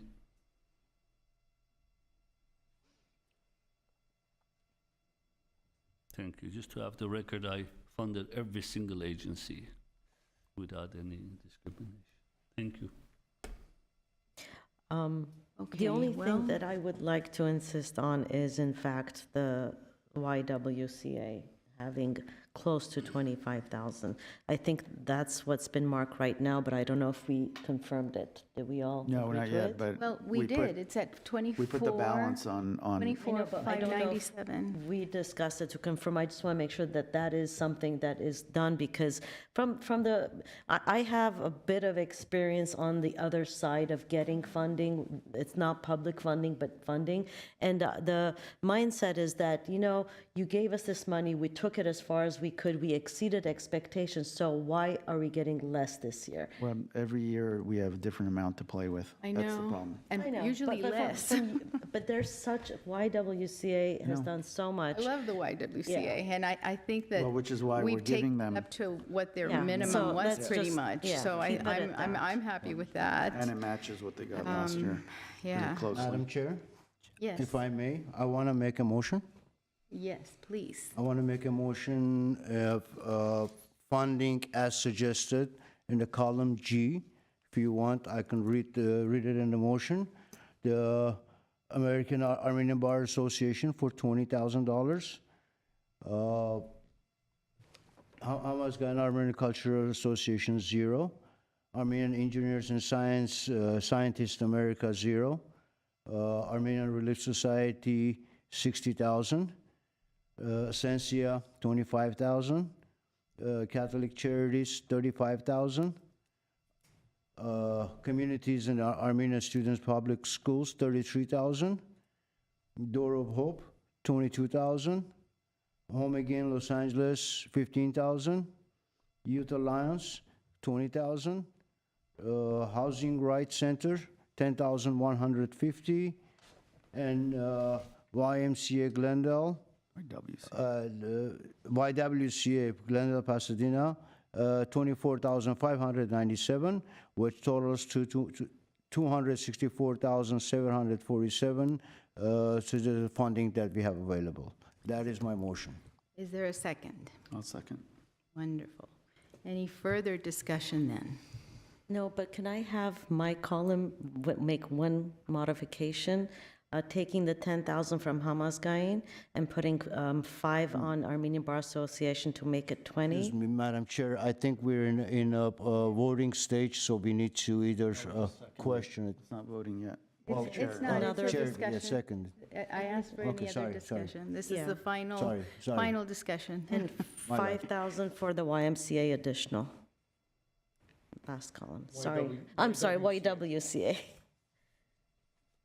I just wanted my column to reflect what my last position was. Very good.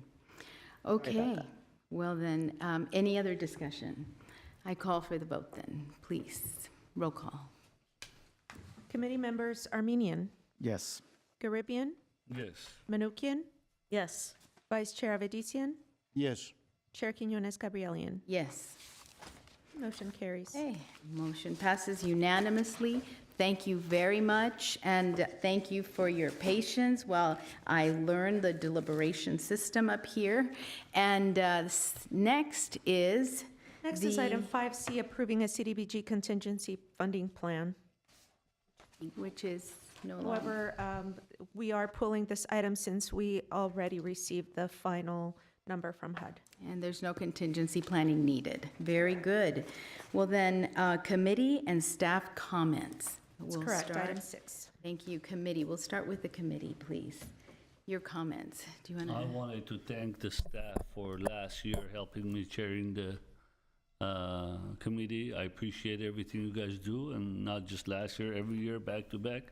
You guys have the hardest job to putting all these things together, so thank you to the staff. You guys did a great, awesome job, and also thank you to all the agencies that they go through process of this paperwork that takes so much from them, whether they got funded or not. I appreciate their job for not only applying their original job, their standard job, what they do, which is every other position from youth centers to homeless to mental health. They're all doing a great job.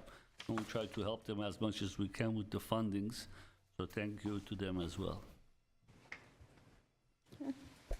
I also wanted to thank my colleagues for their patience as I learned. This is my first time doing this, and I appreciate your guidance and patience. And I want to thank the staff, especially Ms. Kavarian, because the site visits were very helpful for me. And I learned a lot about these organizations and was able to evaluate their work as we decide the funding distribution. So thank you very much. Good, thank you. I'll echo my thanks to the staff, not just during this process, but throughout the year. You're extremely helpful and always available, so I really appreciate that.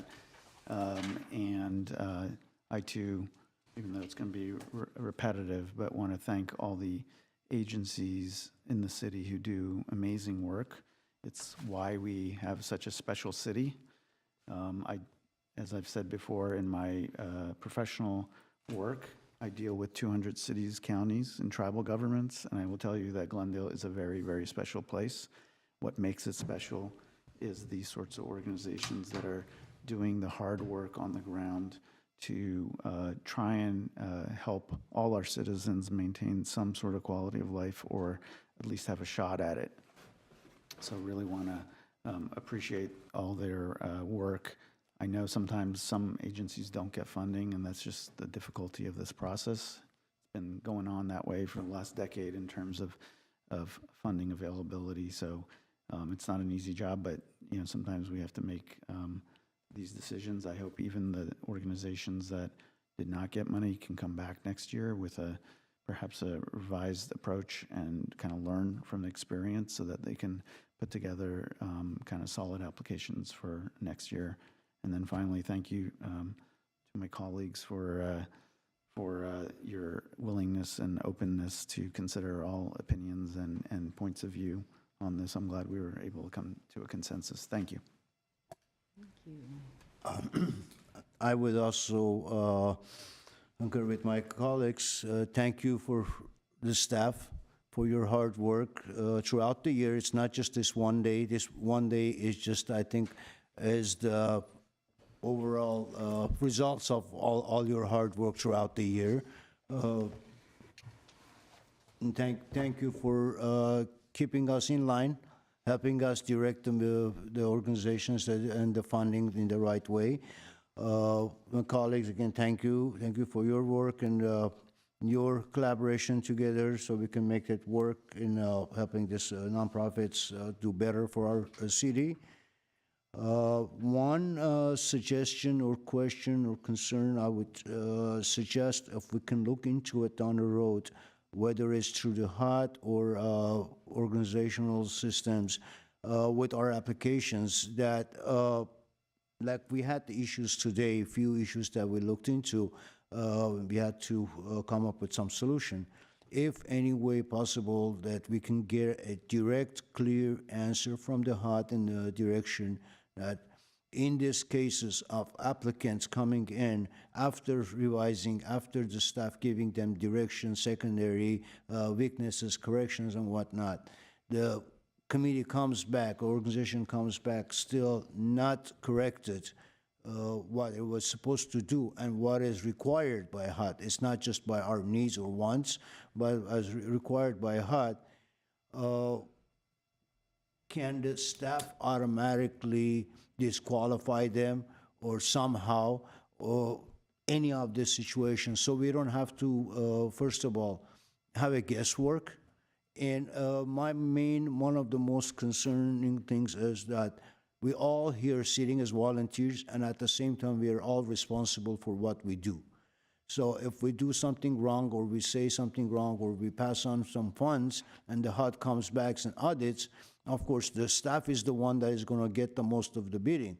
But then again, we're all responsible at one point. So I would love to see some sort of a direction from the HUD that what is the right way or what can be done down the road. Whether we get it by Monday, which I highly doubt it, but if we can at least pass it on or keep it in mind for the upcoming year, or maybe add it on the application. Hey, if your application is not complete, it's not direct, it's not as has to be, like you don't apply, or you will get disqualified.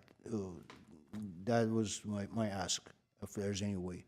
Besides that, again, thank you very much for your time, and see you Monday. Okay, well, I also want to thank staff. I know this is repetitious, but you really do help us get so organized so that we can move through this. Otherwise, it would take such a long time. Also, thanks. We do have excellent organizations in our city, and I thank all of them. I wish we had more money, but that's out of our hands. I want to thank staff for helping me. I think Tamar went with me, and I visited Ascensia, Catholic Charities, Door of Hope, and Home Again LA, as well as Fremont Park when we went out. And it is wonderful to see it firsthand and to see how they work and to see the therapists there, you know, with the kids in private and the group settings for the children. And it's amazing. We live in a beautiful city. And grateful to be here. I want to thank you and thank you for your confidence in me, and I look forward to working with all of you and continue working with you. So we are actually early.